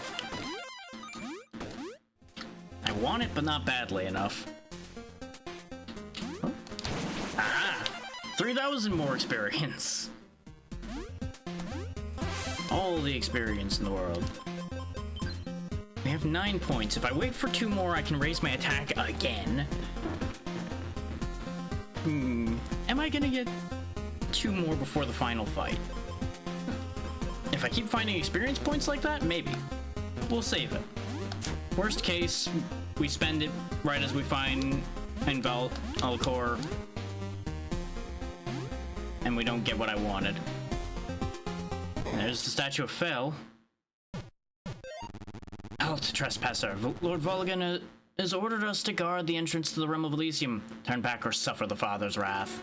Step aside, beast. I have a demon god to slay and a soul to reclaim.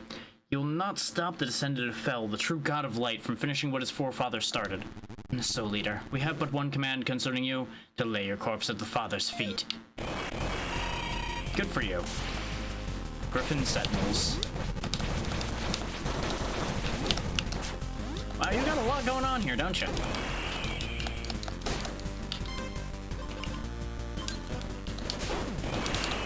Of course, your sting has poison, and you resist fire. Okay. If you resist fire, how do you feel about ice? Nope, I accidentally cycled the spell level. Yep, that does proper damage, so we can just kind of do this for a little bit.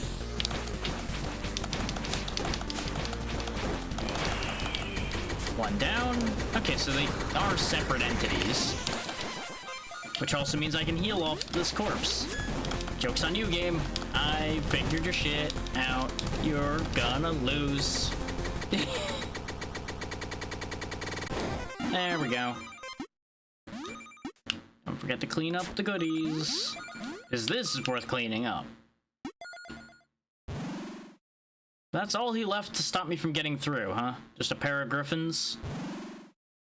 They definitely hurt.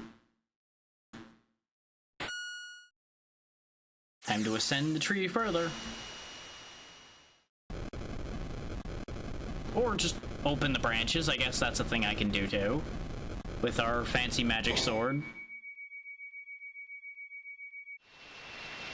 Gate to Elysium, I presume. Since we've climbed Yggdrasil.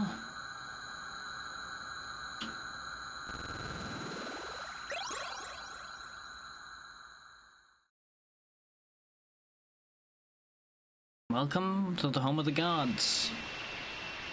Currently the home of one god. The one we need to kill.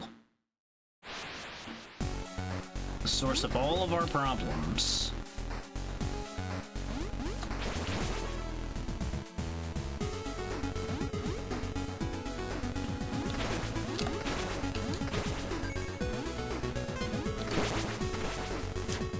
Well, we got actual angels here now. Wrong spell. I meant to jump up there with it and then forgot I had the ice spell equipped still.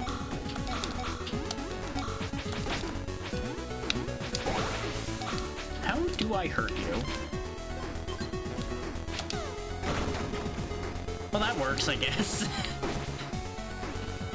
Now, they hit really hard, too. You know what? I think I'm just over-dealing with you at this point.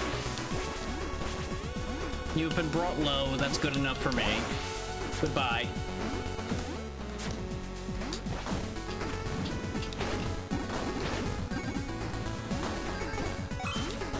And now we're getting into the serious defenses.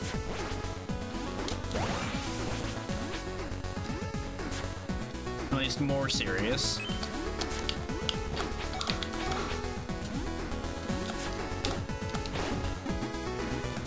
Clown on that guy so hard he just jumped off of his own volition.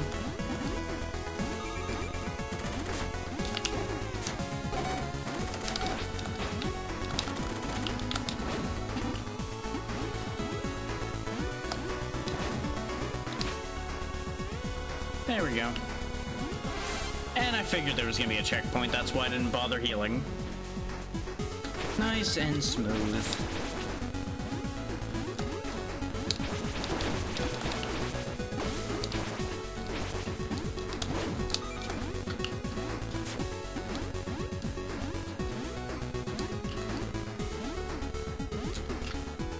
There we go.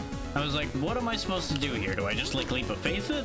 But I figured there was gonna be a moving platform, as there usually is in those situations. Some more statues of the gods. Oh. Where's the goodie? Where does the goodie live? Yeah, I can't actually stand there, so that platform idea doesn't work. Can't pass through here, so that's not real. Doesn't look like there's anywhere that drops down, but there is this. Ooh, green chest, which means there's something to use here. Or there's a revive and a free magic thing that I can't fit in my pocket because I already have those. God damn it, game. That's a great thing to have here, don't get me wrong. And here's enough money that if I wanted to turn around and finish upgrading more of my stuff, I could.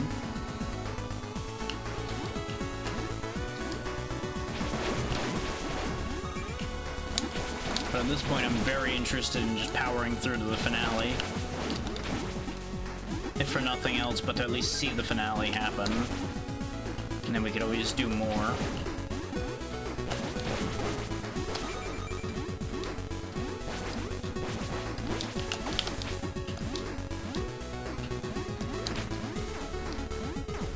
I got a lot of the weird eyeball wheel. Oh, it can fly. I apologize for calling you weird. Now that you are suddenly a threat, I will apologize.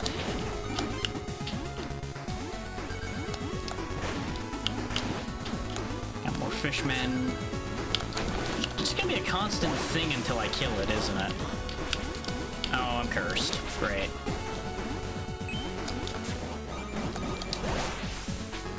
Having been cursed, I'm suddenly less interested in dealing with any of that. Oh, good. Checkpoints don't remove curse, huh? I could just wait this out. It's almost over. We'll just wait it out. Just for those that missed it when we were in the dark area, curse reverses controls, so... I'd rather not have a nasty surprise from that, as it turns out.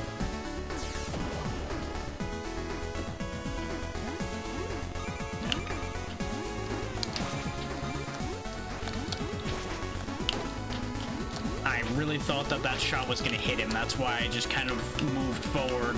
Didn't even think about him shooting me. I should have really paid attention to what I was doing. Oh god. Hi. Triple shot angels, huh? Good for them. How? I thought that platform was solid when I landed on it. I guess I was like a single frame before it became solid? I might have, like, had my foot through it before it became solid or something. Unfortunate. Oh yeah, I missed this block over here. So, you know, I didn't die for nothing, at least. And at least I've reclaimed my honor against that imp.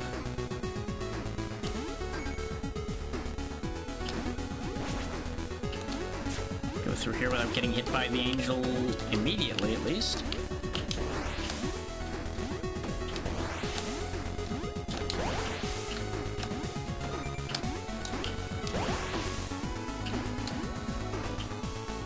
Wait.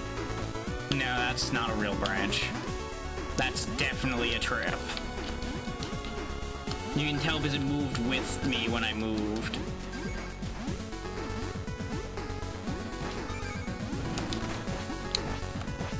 Don't get me wrong, I am a being of curiosity, but I'm not that curious, nor am I that stupid. usually.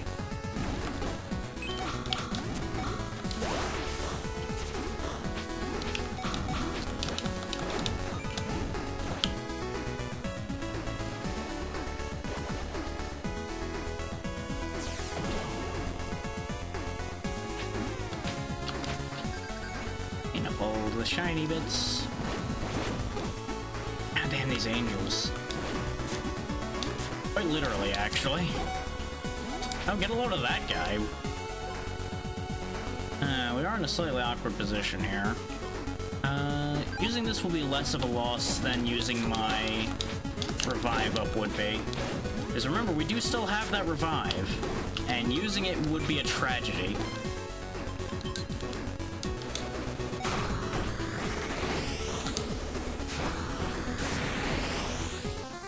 There we go. Nice, and we leveled up to get rid of the remaining issues we had there. Speaking of remaining issues, get rid of the burn.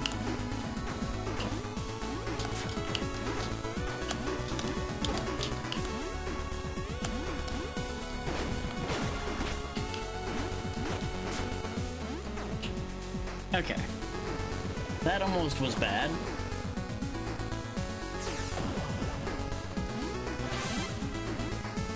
They actually made me use my resources, which that was weird. Aha! The Elysium Note, and we unfortunately already have one of those potions, so we can't use it at all. It's like, I could drink the one I'm carrying and grab that one, but I'm not even missing any health.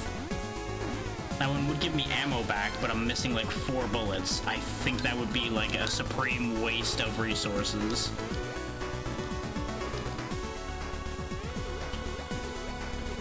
I see you down there. You're not clever. It almost got me by virtue of the fact that I was going to fall off the edge of the area trying to kill it. That's why I was being so careful. Because that would have been supremely embarrassing if it was like, you're not clever, gets killed. You know? God damn it. Let go of me. Fuck it. Let me through. Don't care anymore.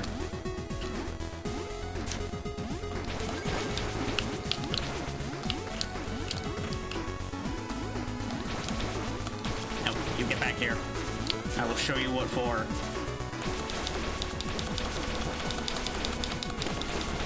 Yeah, that's right. You're not as much of a problem anymore now that I can just throw infinite shots at you.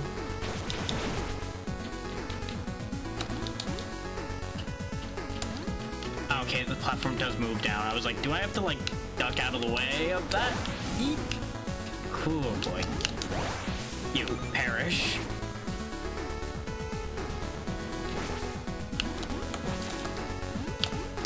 Just bully him out of existence. I hit the wrong button, but it's fine.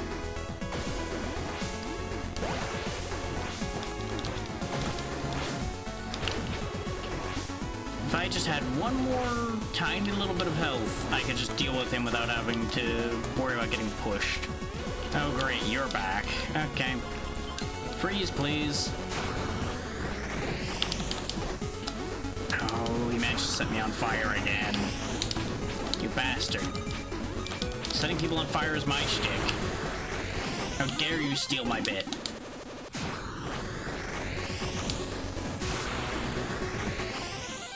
On the bright side, there are levels upon levels, apparently. God damn. Yeah, we have 16 points from all the levels we've been gaining up here. Oh, attack maxed out. Bonus 16 damage for fully upgrading. Nice.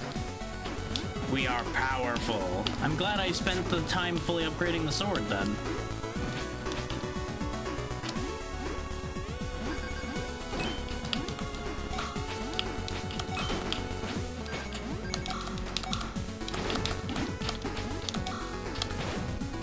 There we go. We do so much more damage now. And I feel like that's gonna make the final fight way easier.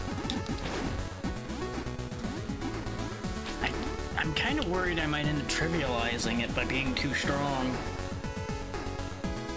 but I feel like it is going to still manage to find a way to be difficult. I'm only worried because the Ash fight was kind of a joke.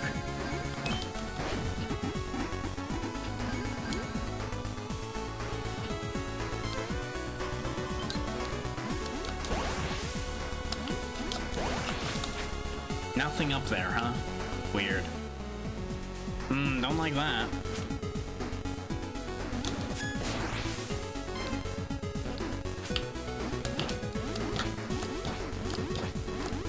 Things I need to remember more often. The fact that I can switch spell grades on the fly. I don't have to select them in the menu to change their level. This probably isn't even going to be worth it. Nope. It had magic in it. When I'm looking for health.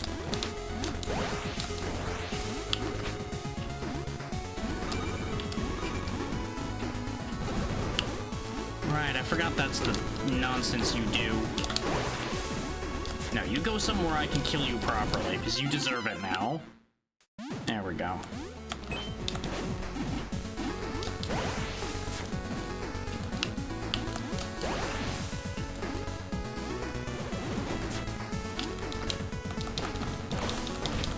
Yeah, even though that resists, it's taking like 90. We do stupid damage now. Oof.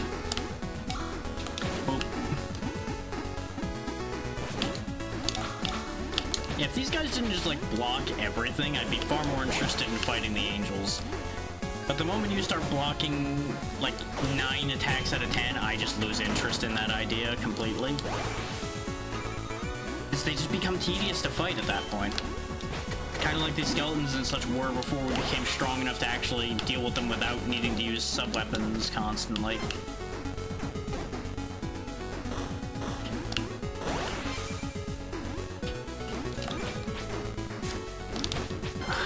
Fine.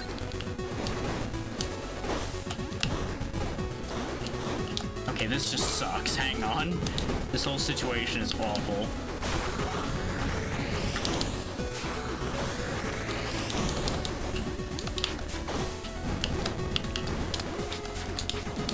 This fucking coward.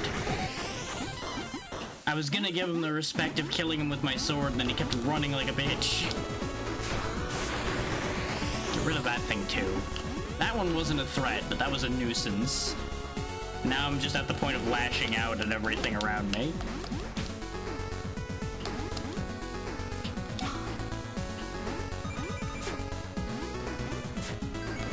What the fuck is this thing? You know what? Don't care. Killing it anyway. You know what? I feel like I might need the flashing light warning. Just because of the enemies with lightning. That seems like a good idea. There we go. Because, like, I'm obviously making the screen blink white, but they are doing way more flashing than I am. And that was an issue.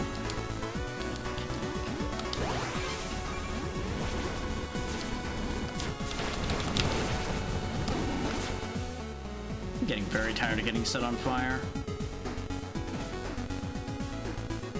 Turns out I needed to bring an entire stock of burn cream to this damn place. Oh yeah, checkpoint. But we seem to be stuck in here. So I wonder if I was supposed to have gone a different direction first. And like this is actually progress. Well, no way to find out now since we're locked in here.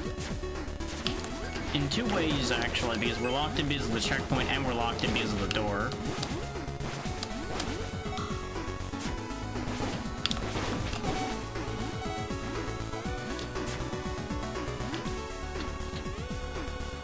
We're hurting a bit. It's not great. Thank you for trying to preemptively hit me with a chandelier game. It meant I could actually avoid it.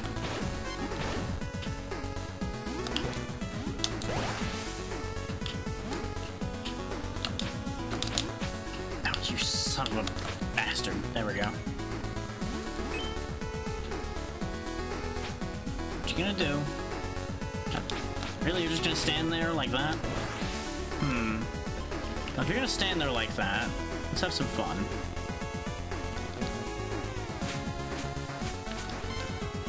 Alright, I selected the wrong thing. There we go. Tee. Look at me actually using my tools.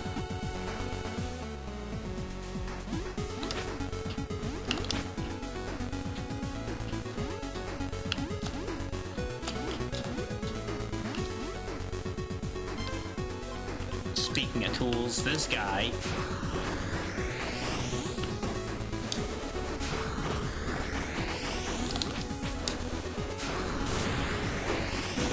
Somehow always gets to the last word in and sets me on fire every single time. I blame the fact that we're stuck in place using that ice spell for so long.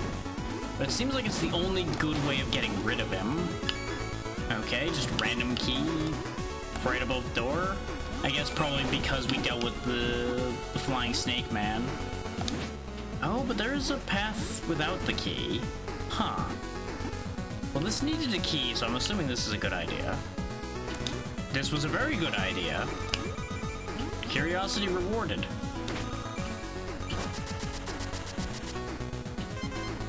Basically, hey, are you missing literally anything? Here, take it. Fill the everything. Would you like to buy anything? Here, have all of the money. God damn. Okay, game. I understand. Big things are a-brewing. Good thing I went this way, huh? So I think this is the required path, if I were to hazard a guess.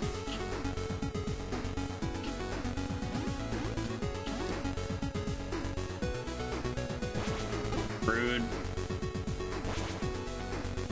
Oh good, there's a checkpoint right after the rude bastard, though. Still not done, huh? Okay. I may have gotten my sentence order incorrect there. Don't mind me. Oh wow, demon rocket soldiers. God damn, they are really trying to stop me now. Like, you may have thought they were trying to stop me before, but no, they're trying even harder now.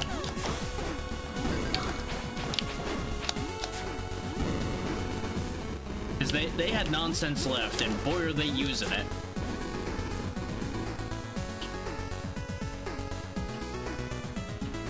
This fucking thing again.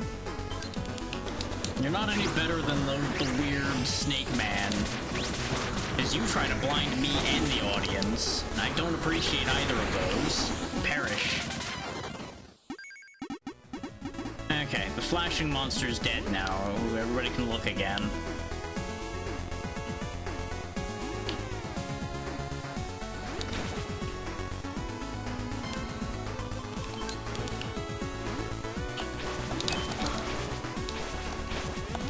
If there were ever a case of something being a very unnecessary decision, the fact that all the lightning attacks in this game that are more significant than just throwing a little bit of electricity forward make the screen blink, definitely a necessary decision.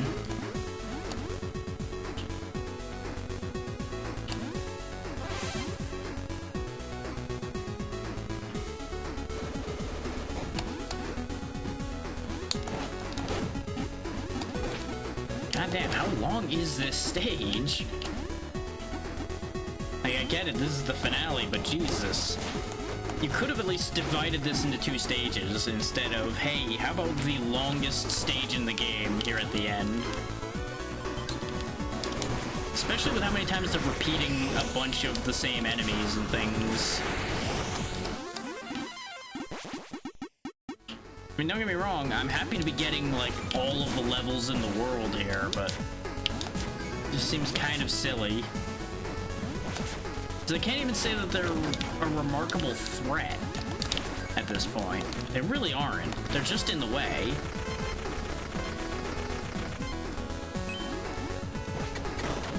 Like, they are an inconvenience at best at this stage. Okay, we got 13 points. I mean, at this point, we almost have enough hearts to have the second row, which is what I was gonna do before I got showered in points. which is why I'm filling that out.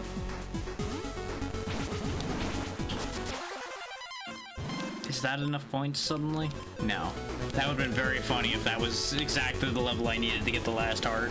But I was pretty sure I ran out of points, like, completely. What's happening? Notifications everywhere.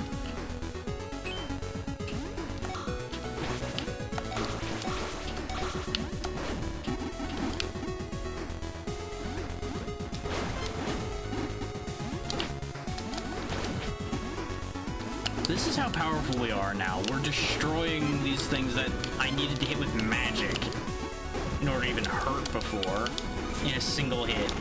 Oh, Machine Gun Man. There we go, Chain Gunner just dies. Okay, get out the wind spell just in case. Piece of shenanigans.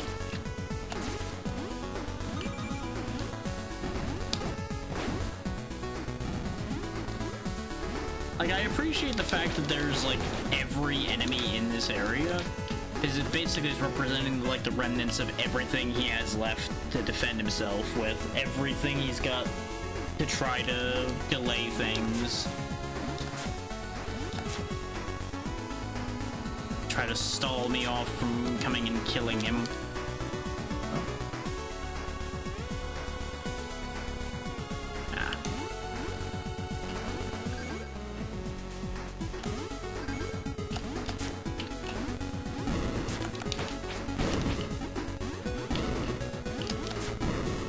Tend to that here in a minute.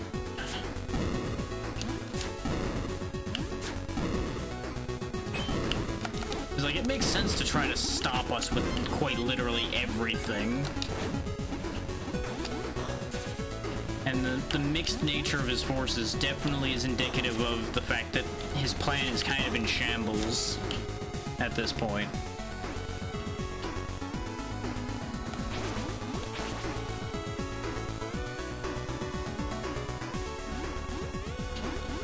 One of these guys again. You know, can I just, like, ignore you? Can I just, like, leave? So we don't have to deal with the flashing? I can. Good. The hell with that guy. If that ends up being the level I needed to get the heart, that's fine. I don't need it.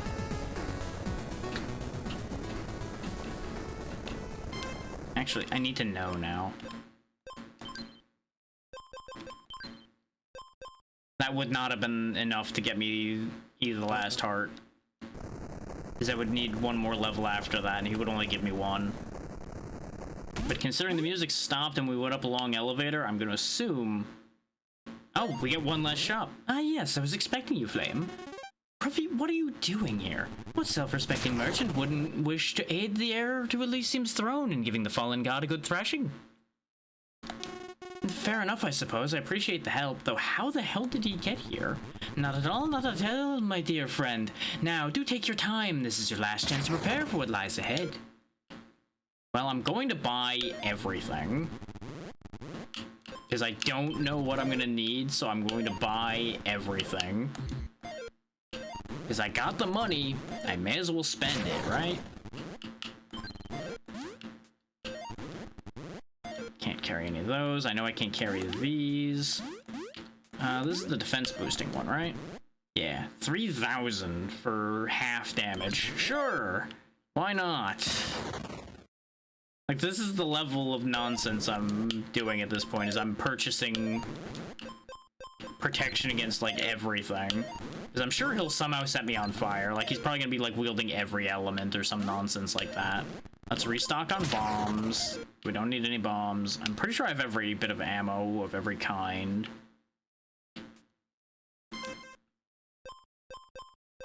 I mean, if I was worried about ammo, I could always drink my Omni Restorative and buy a new one.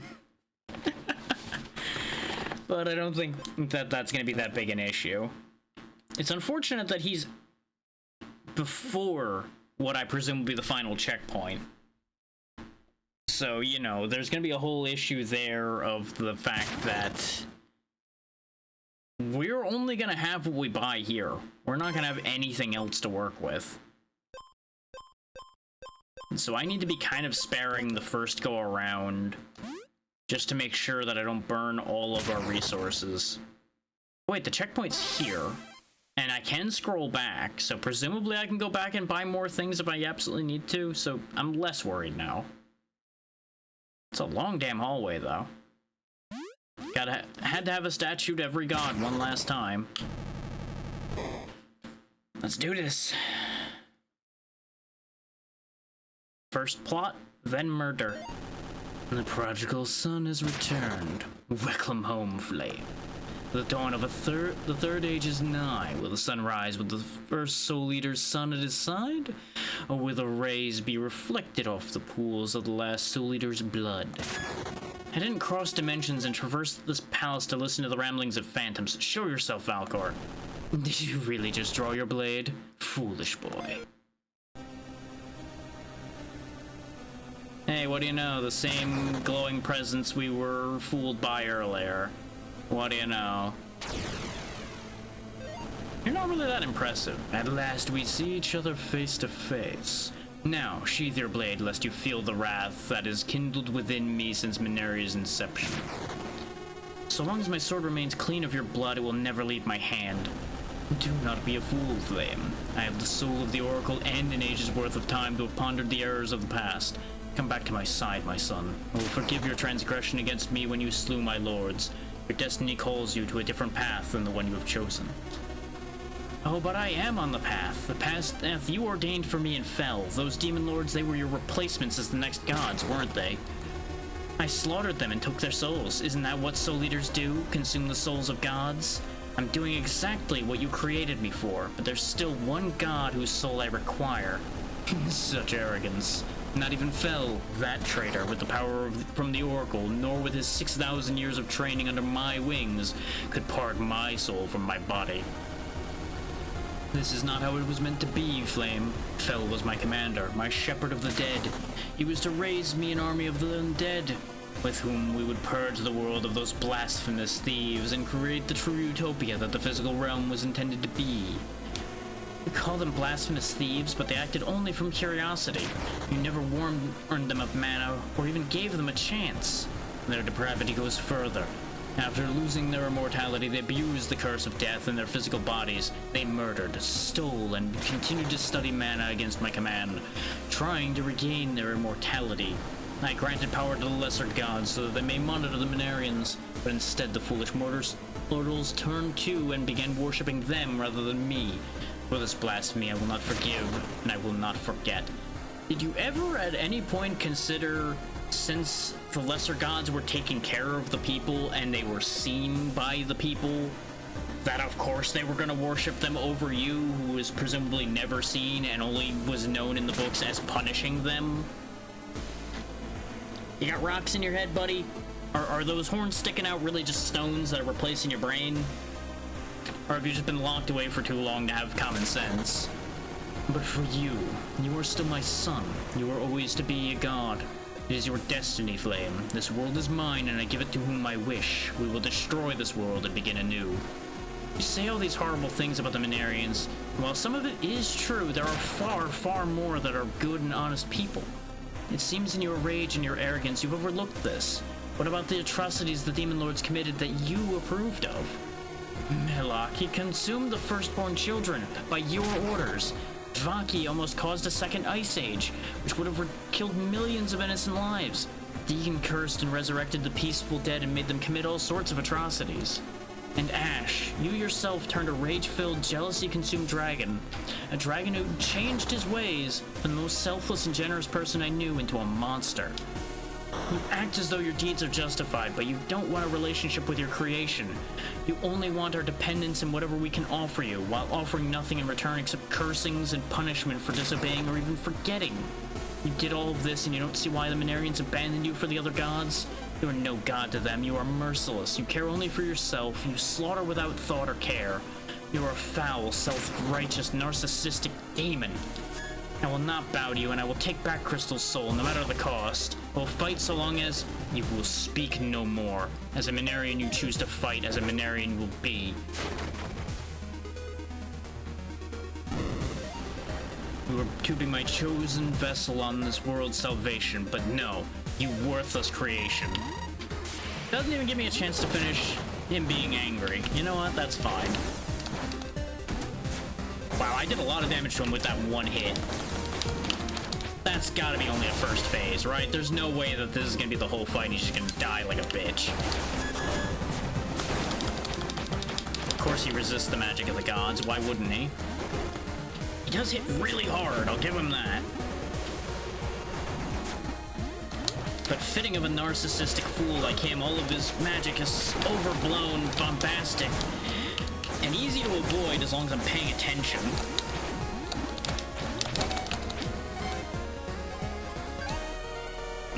Let's just use a small heal for the moment, see how much further this goes.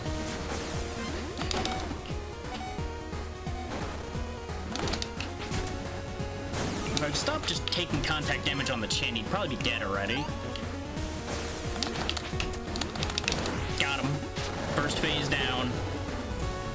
Obviously, that wasn't the only phase. Why would it be?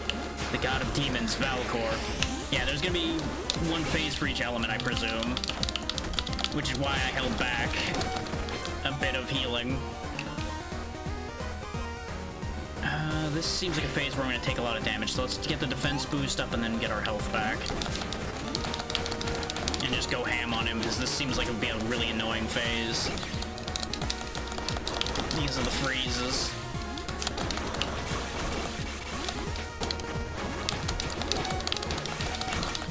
Okay, that phase is done. Now the fire phase. Bring back basically all of my health. We don't have much in the way of restoratives left already, though, so this is not great.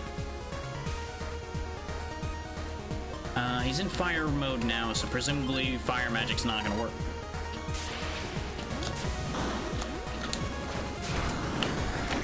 Yeah, he's not resistant to magic, like of opposing types, so we can definitely chew him up a bit with that.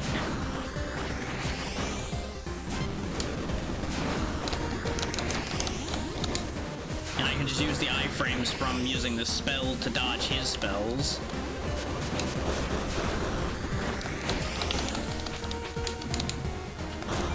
Unfortunately, I'm running low on magic now. Thankfully, just like Melloc, while he floats around casting all of his crazy fire spells, he's incredibly vulnerable. Darkness time.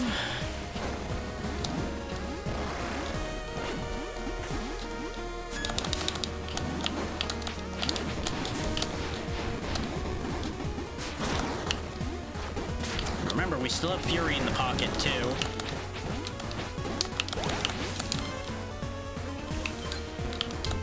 Damn it! I can't believe I died to falling off the stage after all of that, all because he pushed me off the little ledge he was sitting on. Ah, such a cheap shot. This is why I'll use the cheaper stuff that we had instead of the big stuff. Because we can afford to replace these. And now that we know what we're getting into with this fight, I don't think I'm going to need to use even half of these. These immediately, at least. I'm glad I didn't end up using Fury, or otherwise I would have fallen off with my Fury gauge wasted. And that would have been just embarrassing. But we're not going to get another recharge, so this could be a problem. Which means I guess it's time to take him a little more seriously and not just try to stab him to death in the first phase.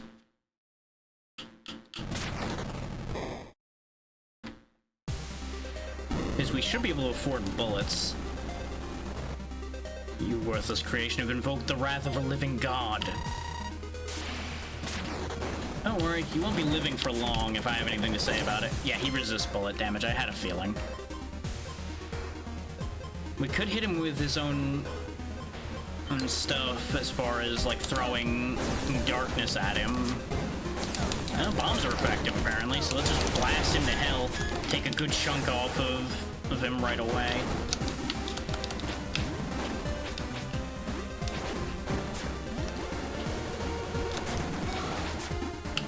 Oh, I can deflect that, as it turns out. Interesting.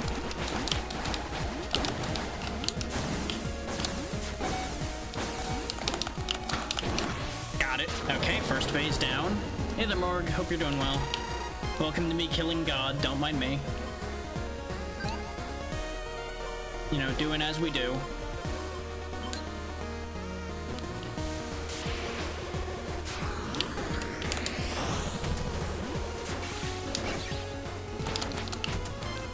Doing well so far. Getting a bit tired at this point, but I've been going for a bit, so that's expected. That's not effective. Fire wasn't effective. We don't actually have the higher end ice spell. How do you feel about axes? He doesn't particularly care about those, but it does get rid of his ice, so it's not actually the worst choice. I mean, it's not inaccurate.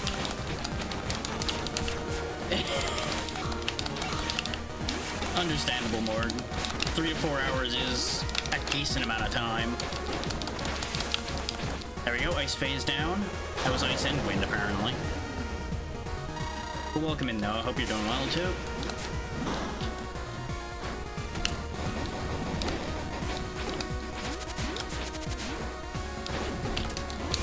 Perhaps there's an interpretation issue there somewhere. Oof. Flip a bit. We know that ice works on this phase.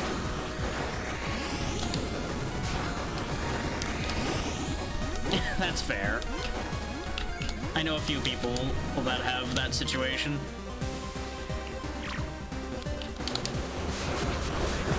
They react much the same way, as it turns out. Maybe it's just a tall people thing.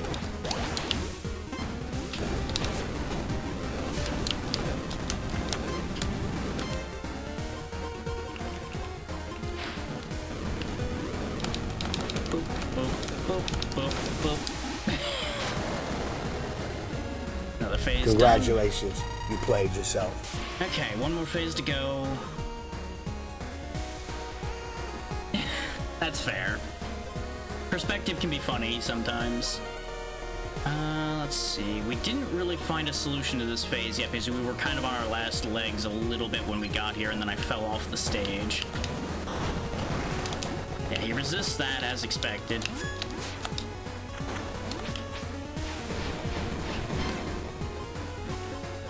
Pretty confident gun isn't gonna work. Okay, shurikens aren't terrible, but standing in front of his darkness breath like that was definitely a bad idea. Let's go ahead and pop our defense boost at this point.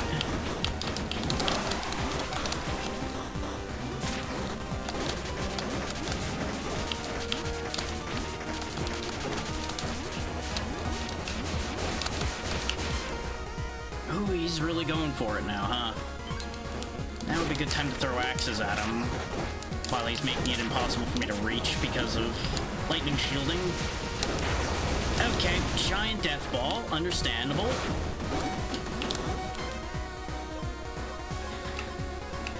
We still... Oh no, we did use a revive. That's what the noise was a moment ago. That's not great. Well, fine. You wanna play that game? I can play that game too. Where are you hiding?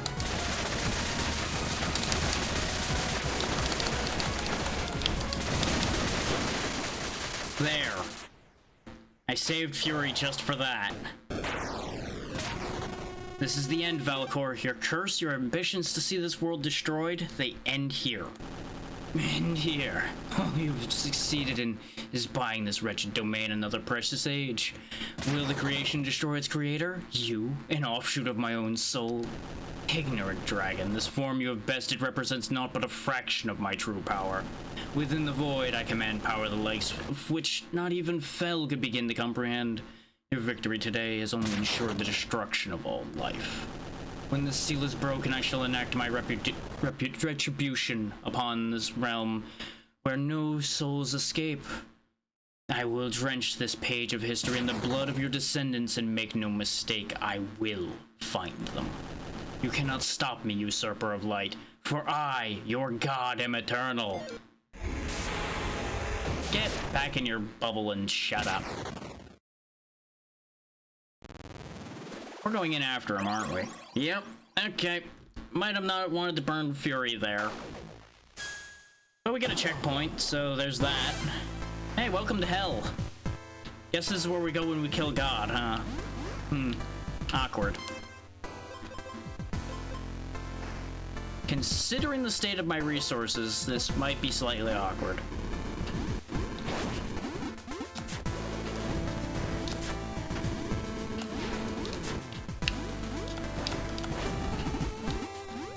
I do like this version of the song, though. It's slowed down just right.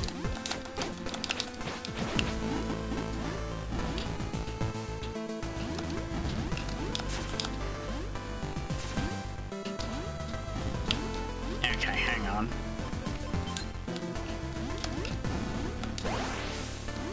There we go.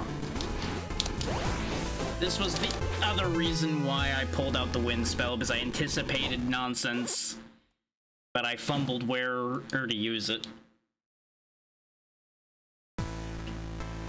It takes a fair while for you to get another chance to use that.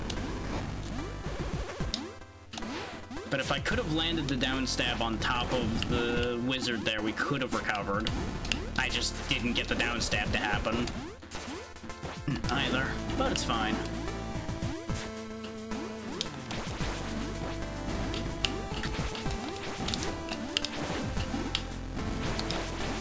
I honestly expected not to have won the fight against the boss there for a little bit longer. So taking longer here kind of balances out.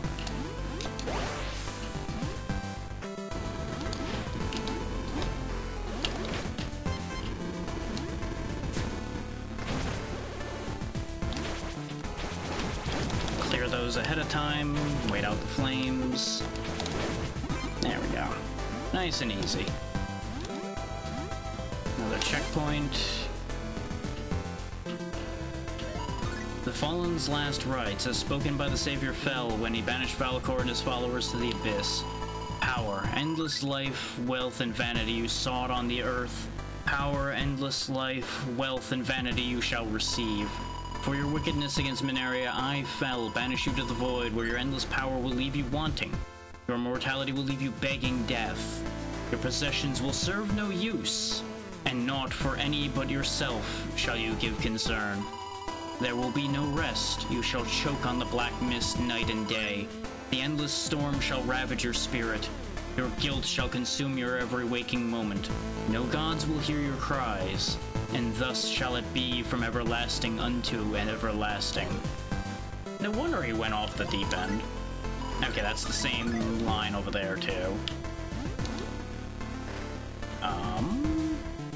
Presuming I'm supposed to go up from here. There we go, I had to stand on top of the thing. It just didn't work the first time.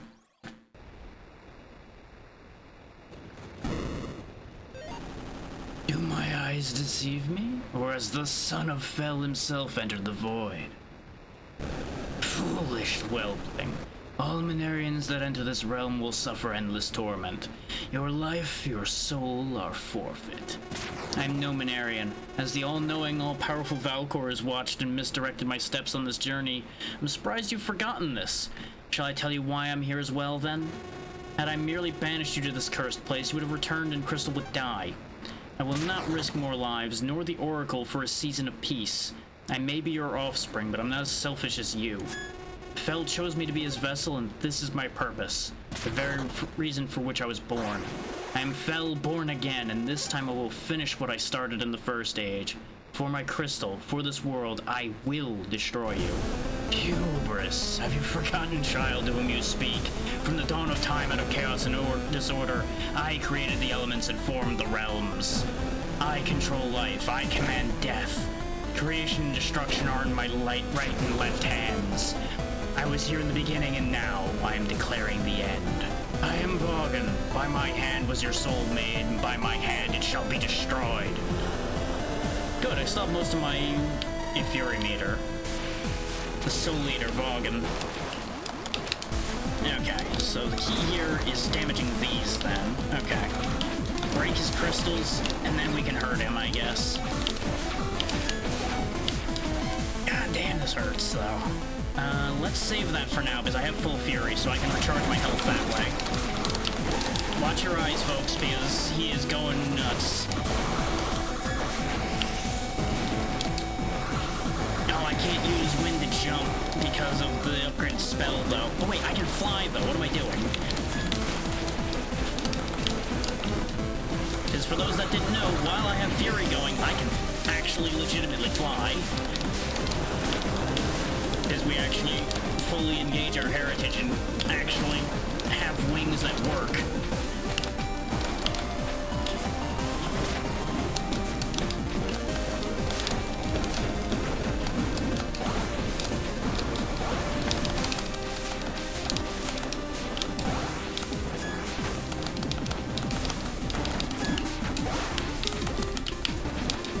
Damn it, he's restoring the gems as fast as I can destroy them sometimes, which is a little problematic, to say the least. Oh, I'm glad I put that flashing light warning up, though, because this is getting stupid. It in places... Okay, we have to use that full restore now, though. We don't have a choice. Do I have any other tricks up my sleeve? Infinite magic I could do something with, potentially. Depends on if any magic even works on him in this form. We can try. Certainly can't hurt to give it a go. We've got most of our fury back already, too. Oh, a level up will work. That'll definitely keep us healthy.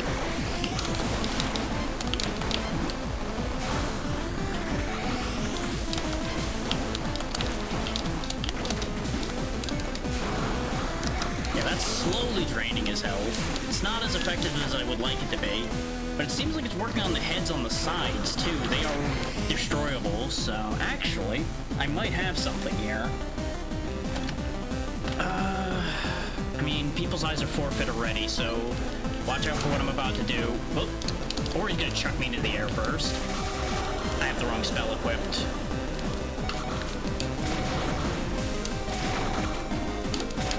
I may as well give as good as I got and throw some lightning back. We have full fury again, so we can bring the fight to him here in a second. The music's just going off at this point, too.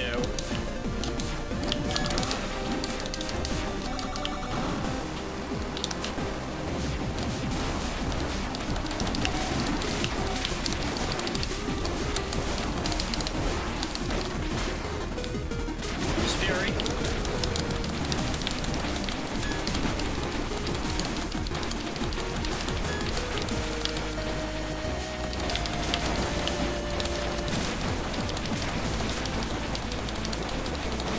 Well, this was a pretty wild fight, but unless it's got a second phase, it's over.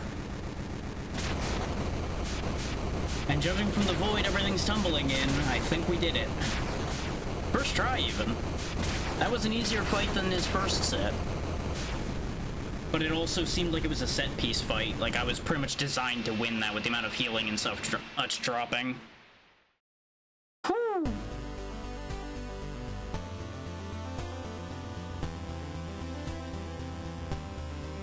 Soul of the Oracle, I presume.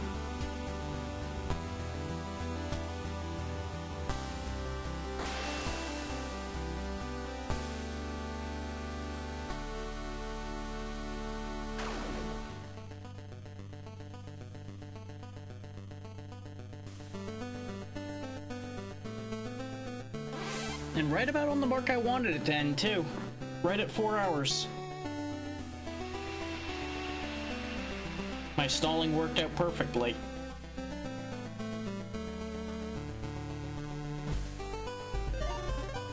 Crystal?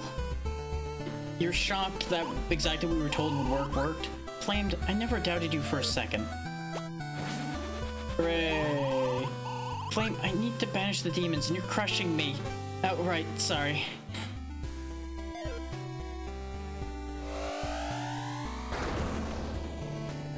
Could you have just done that the whole time? Just like did giant finger laser and obliterated all the demons? Huh. Flame, I couldn't be more proud of you. You braved the unknown, withstood the armies of darkness, and rescued our dear Crystal. And if that were not enough, you slew Valcor himself and saved our world. My Lord Maneri— oh, just Flame, your highness. You owe me nothing. Besides, my dear Crystal is to thank for banishing the remaining demons, not I. With pleasure. I owe a great deal to both races. To repay this debt in the name of unity and peace will be my greatest honor. And what of you two? Huh? Divine blood runs through your veins. A place in Elysium is reserved for the God of Light and his bride. The gods will welcome you with open arms as their masters and guide. Flame deer? Elysium, it's where we're meant to be, but to leave this world... This is going too fast for me to read all of this at this point. And of course, the shorter line takes longer. God damn it. Morgan offered me a chance to become a full-fledged god, and I made my decision. The right to rule may be mine, but I have no reason to make that. My choice is made: a simple house, our kind back in Mineria, and all races living in harmony. This is my only wish. I was hoping you'd say that. True to his word, upon returning to Altoria continent, King Algos and the humans set out to aid the Gex and Lyrax in rebuilding their homes, not on the outskirts, but in town.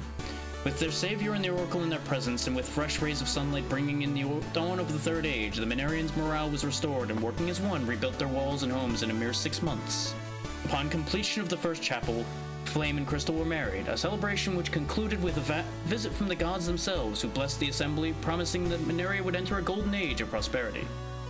And so it did. Within a year, the Minerians began to flourish, with no further attacks from the demons, and with the humans, Gex, Lyrax, and dragons all living together as one, just as they had decided. And Flame and Crystal lived happily ever after, to the end of their days. You know, with deity blood in them, you'd think that their days would be very long, but I guess they forsook that when they stayed on the material plane, and that was Heritage. Couple rough points here and there. Some of the scaling was a little wacky, and the story was predictable. Like, even though they pulled the rug out from under us, it was not a shocking rug pull, despite what reviews may have said. Those who were in the ads will have missed the exact nature of the ending. Basically, it was your standard happily ever after ending. These two forsook being gods to be among mortals, restored everything in the countries to peace, all of the races are cooperating, and everything's great. That's basically all you missed. That was the entire plot line ending. So, Is this a good game? Overall, yes. Is it worth the price? Also yes, because I think I paid like $7 for this, and I spent like 3 or 4 streams getting through it. So I'd say that was a pretty good cost to value balance. There's a couple of those were like 6-hour streams, so the play time for this probably ended up being... Hang on, I just saw the General Nacho stand, and I can't. He went from being a general to slinging nachos. Oh, Mekos, you really are a character. He might be my favorite character in this game. Which is helped by the fact that I gave him what ended up being my favorite voice to do. The really cheesy villain one. Just the yeah. There we go. There's the credits, there's the end screen. Everybody's happy, there's fireworks, and they're living in a slightly questionable little shack. Can I go back into the game and do the reading? Oh, there we go. You have unlocked a special dev OC Nobody. The nameless black dragon that seeks to conquer the world. Go to options, preferences, and select play as Nobody. As Nobody, your attack power is doubled, but you also take double damage. Scenes will also be skipped automatically. Neat. It's always good to see things like that as, like, hey, this person helped out with this project a ton. Here's a neat thing for them. Now, where does the save file drop me? Okay, it drops me before I went in there. And we can just go straight to the void, too, so that's neat. So, I'm gonna go ahead and read the plot notes we had, all of the papers we found. So if you're not interested in that, understandable. Have a good one. Thank you for taking your time to be here. But I'm gonna quickly read off at least the ones I know for a fact I didn't read before. because I'm curious. We're missing Minerian history too, but we'll go from top to bottom from here regardless.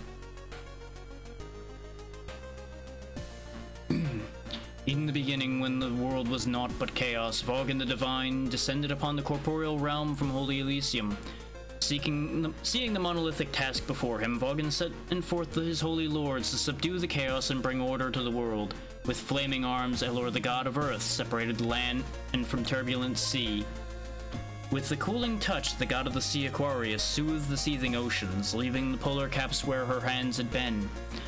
Knowing the hard, dead earth would be in need of replenishing, Nimbus, the god of the weather, blew across the land and sea, creating the storms and the rain. With the world newly formed, the gods planted a tree from their home world in the heart of the earth to maintain order and give to all life. However, though the gods lived in harmony with one another, they were lonely, and so decided to make for themselves offspring in their image, and thus the angels were born. Their labors complete, the gods looked upon their creation and named it Mineria. Thus all that exists in the corporeal realm came into being. Which is different than the story we were told by those that were there. So that's interesting. Bearing the curse of death for their ancestors' rebellion, the fear of death and the sins brought upon the earth meant life would no longer be the utopia it had been while the gods lived among their creation. Trusting in the promise from their gods, however, the Minerians turned back to their creators, hoping one day to live eternally with them as before. However, a dark, unforeseen power began operating against the gods, so craftily that the divine creators were blinded to it. After an interval of 3,000 years, a group of Minerians arose that wished instead to conquer death, and turned to follow this mysterious dark force. Gaining in strength from their descendants' worship, the demons who went before began to force their way back into the corporeal realm, and soon war broke out across the earth. The Minerians fought back, trusting in deliverance of their gods, and for a time it seemed like they would prevail. But the shadow had merely been biding its time.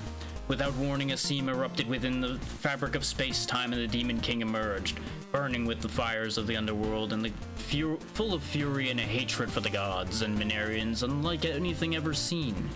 He mercilessly slaughtered the Alliance of Minerians and sought to take control of not only the Earth, but Elysium itself. So powerful was the mighty Demon King that he stole the power of the gods and turned their own elemental powers against them. Caught off guard and staggered by his unnatural strength, the Divines themselves were forced to leave Elysium. Powerless against such a mighty foe, the Minerians resigned themselves to their fate. Nevertheless, there was a glimmer of light, for the Oracle appeared bearing a message of hope. I keep ending up backing out too hard. For 5 dark and bloody years, the Demon King, Mighty Vogan, continued his bloody campaign of murder and destruction, for it became clear he was dissatisfied with simply ruling the 2 realms. Burning with a wrath born of vicious jealousy, the once holy Vogan, renamed Valcor by those who survived, was determined to utterly crush the gods by destroying their beloved children before reshaping the world to his will. But finally, the promises of the Oracle came to pass, for out of the ashes of Valcor's destructive crusade arose a savior. Bearing a blade that shone like the sun and brandishing the power of the gods bestowed upon him by the Oracle, he entered Elysium itself and stood alone before the King of Demons. Though he lost his sight in one eye, the savior was at last triumphant, and the great Soul Eater was cast into the deepest pits of the underworld to be shackled and tortured in fire day and night forevermore. And thus began the Second Age. Yeah, that whole sealing things away thing really just very rarely works out. With their master defeated, the demons vanished from the earth, and the gods could once again hear and see their children. Although he had defeated the King of Demons, the Savior was nevertheless unable to destroy him utterly. Knowing his power firsthand and fearing he may one day return, the Savior and the Oracle decided to bind Valcor with 4 powerful seals imbued with a portion of the god's strength and scattered them across Mineria as a final precaution. The Oracle performed a sacred ritual so as to pass hers and the Savior's spirits onto worthy vessels should the Demon King return. Shortly after, the Savior and the Oracle vanished, never to be seen again. It is believed to this day, particularly among the dragons, that they were taken directly to Elysium, blessed never to see death as a gift from the gods for saving their creations. See, there's a problem with that logic in that if they're blessed to never see death, then the whole ritual of passing their spirit on is useless. No, nobody really considered that problem? It's fine. The writings of General Mekos, 28th Nimvas, 8641 Second Age. I clearly underestimated the powers of his chosen. Though he is but a child in appearance, his physical strength, his magical might, and his merciless nature toward his enemies, they are unlike anything I've seen. He has single-handedly slain hundreds of my men, destroyed hundreds of my machines, and laid to waste all of my plans. He has all of the seals but the one I hold, and he seeks her grace with a fierce determination that leaves the path behind him scorched and lifeless. In short, the boy is like watching the writings of old spring into terrible form before my eyes. But I have that which he does not, the power of her grace. Should the boy survive my fortress, he will face a god among men. So come, O Chosen, and show me the power of your lord. I know I read that one before, but I wanted an excuse to use the Mekos voice for a little longer.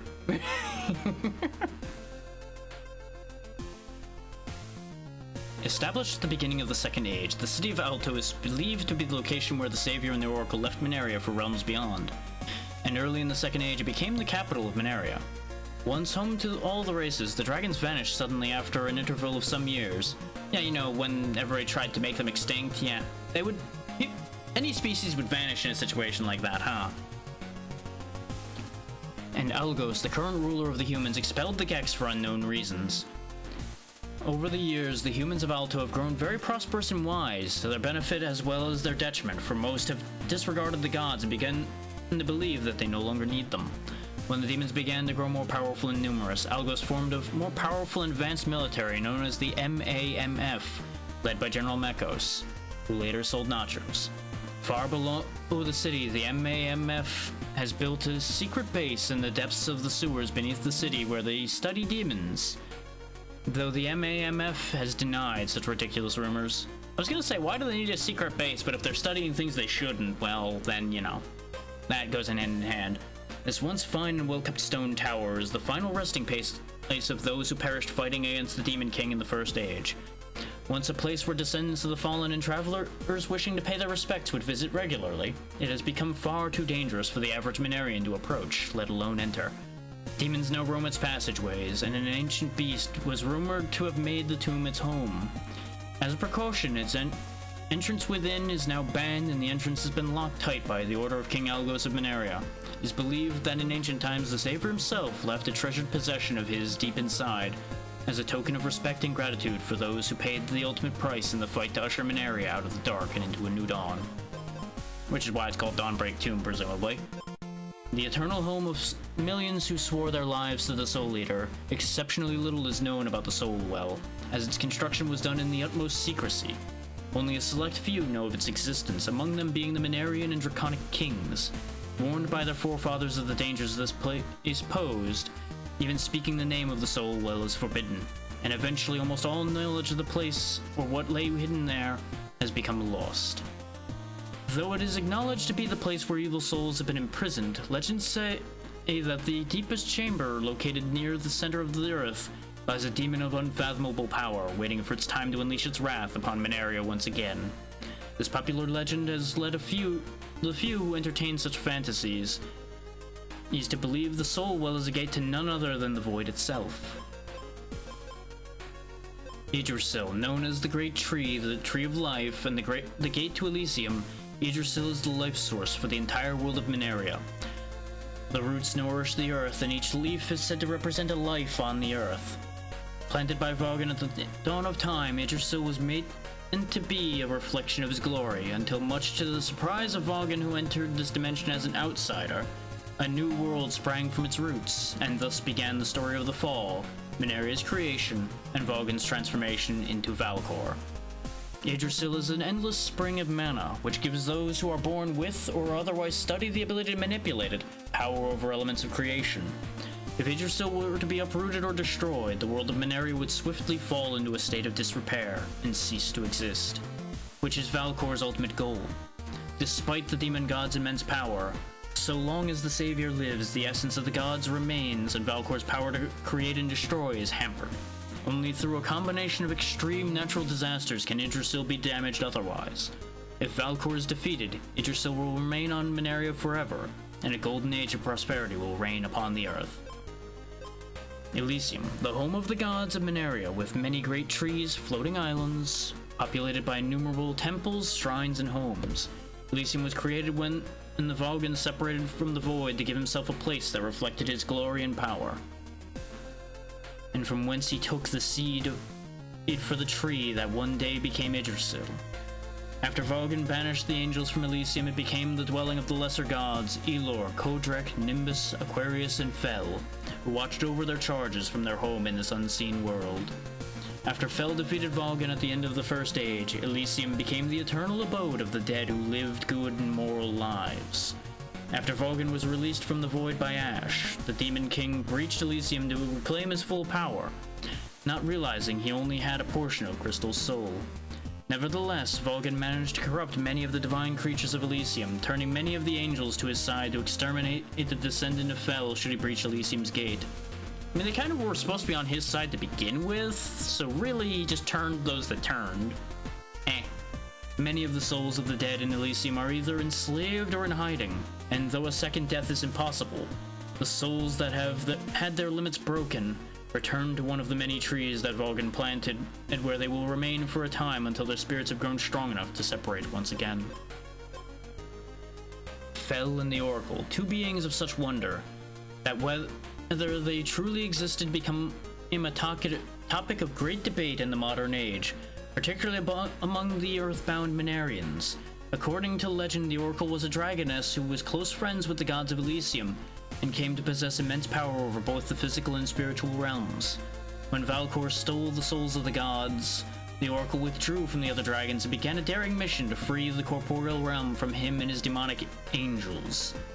Fel, on the other hand, was Valkor's own son, and was largely responsible for commanding the demonic hordes. Despite his feeling of loyalty toward his father, Fel was kept in the dark as to his father's motives until he happened across the Oracle, who was under assault by a number of demons. In spite of her gut feeling to withhold her purpose away from the Soul Eater's son, the Oracle nevertheless told him everything, including his father's deception. Though initially upset, Fel swiftly saw the truth in her words when she showed him the suffering of the Minarians. In a twist of fate, Fel repented of his evil deeds, swore to atone by banishing his own father to the void, and restoring the souls of the gods. Though the many trials and hardships, the two dragons were successful in besting the demon god, though at the cost of Fel's eye and a curse upon his descendants.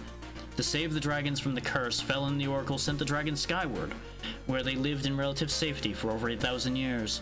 After this deed, the Oracle and Fel performed a ritual to ensure their souls would manifest within worthy heirs when Valkor threatened to return. After this, both dragons vanished and were never seen again. To this day, not even the gods themselves know where the two went. Some say their incorporeal spirits wander Elysium, waiting for the day when their worthy successors are born. Others say they lived the rest of their days in peaceful obscurity. One popular fairy tale is that the Oracle's spirit resides in certain statues bearing her image, namely ones around freshwater springs where she was known to have bathed in during the First Age.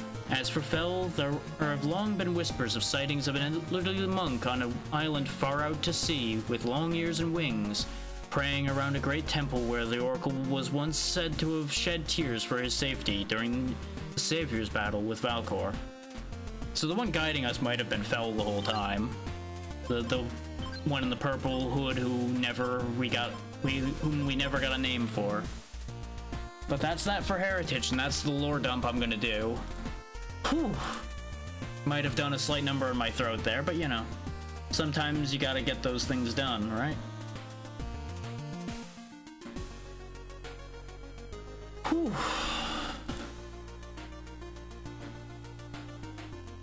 Now the next step is to find us somewhere to be, which, if I could have split my attention well enough, I absolutely would have been reading through my following list while doing that, but I wouldn't be able to read all that text and read that at the same time without making more of a mess of it than I already did.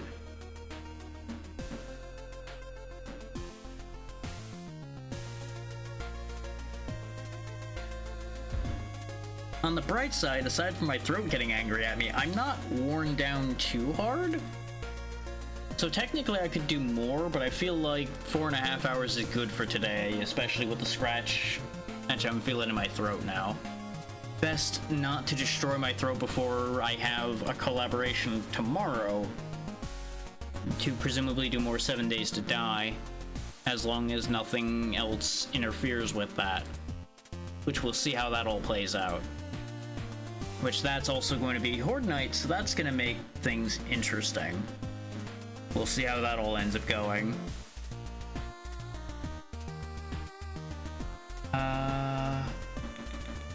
Obviously, other than that, Sunday we don't do anything. Monday will be the last stream for Monster Hunter Freedom Unite for the year, and the second to last stream of the year. Tuesday, I've got something special up my sleeve. I have made an even more cursed shuffler than the last one. It's a smaller number, but it's more cursed. So, look forward to that one on Tuesday. That's if I don't change my mind and pull something else out of my back pocket. If, for example, the plan doesn't work, because I haven't tested it yet. So there's a world in which this all breaks down and falls apart, and I can't actually do what I'm planning to do. So if on Tuesday I'm doing something else, that's why. Just as your little warning on that one, like, hey, just in case, that things could break, as things are wont to do.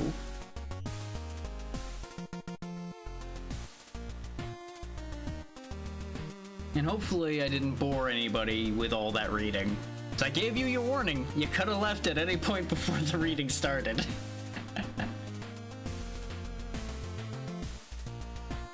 Let me see how far along this one is. Depending on how far they are, I will potentially send there. Yeah, they're still early enough on. We'll hop over there. Because I can. And it's a nice, easy choice for me.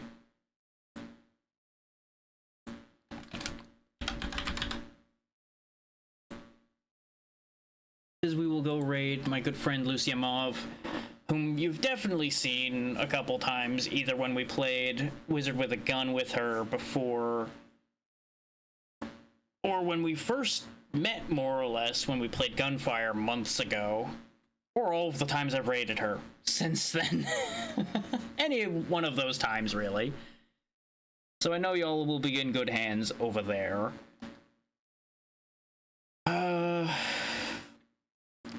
I know we're a little on the early side, but I have quite a few things up my sleeve that I want to work on today, so... And the game's done, so, you know. That all kind of leads into ending. We already talked schedule, so we're not going to go back over that. Things to expect coming up soon, though, if I can manage to get it all done, is there's going to be a fairly massive rework to the model, so look forward to that. It may take a few weeks to achieve, because I am still working on multiple art pieces that I should get done sooner rather than later too, but that keeps ending up being inspiration and motivation dependent, and that's not always there, especially with all the things that were happening with Christmas and everything. But enough rambling. Go be good to Lucia, she's good people, and I will see you all hopefully tomorrow. Good night.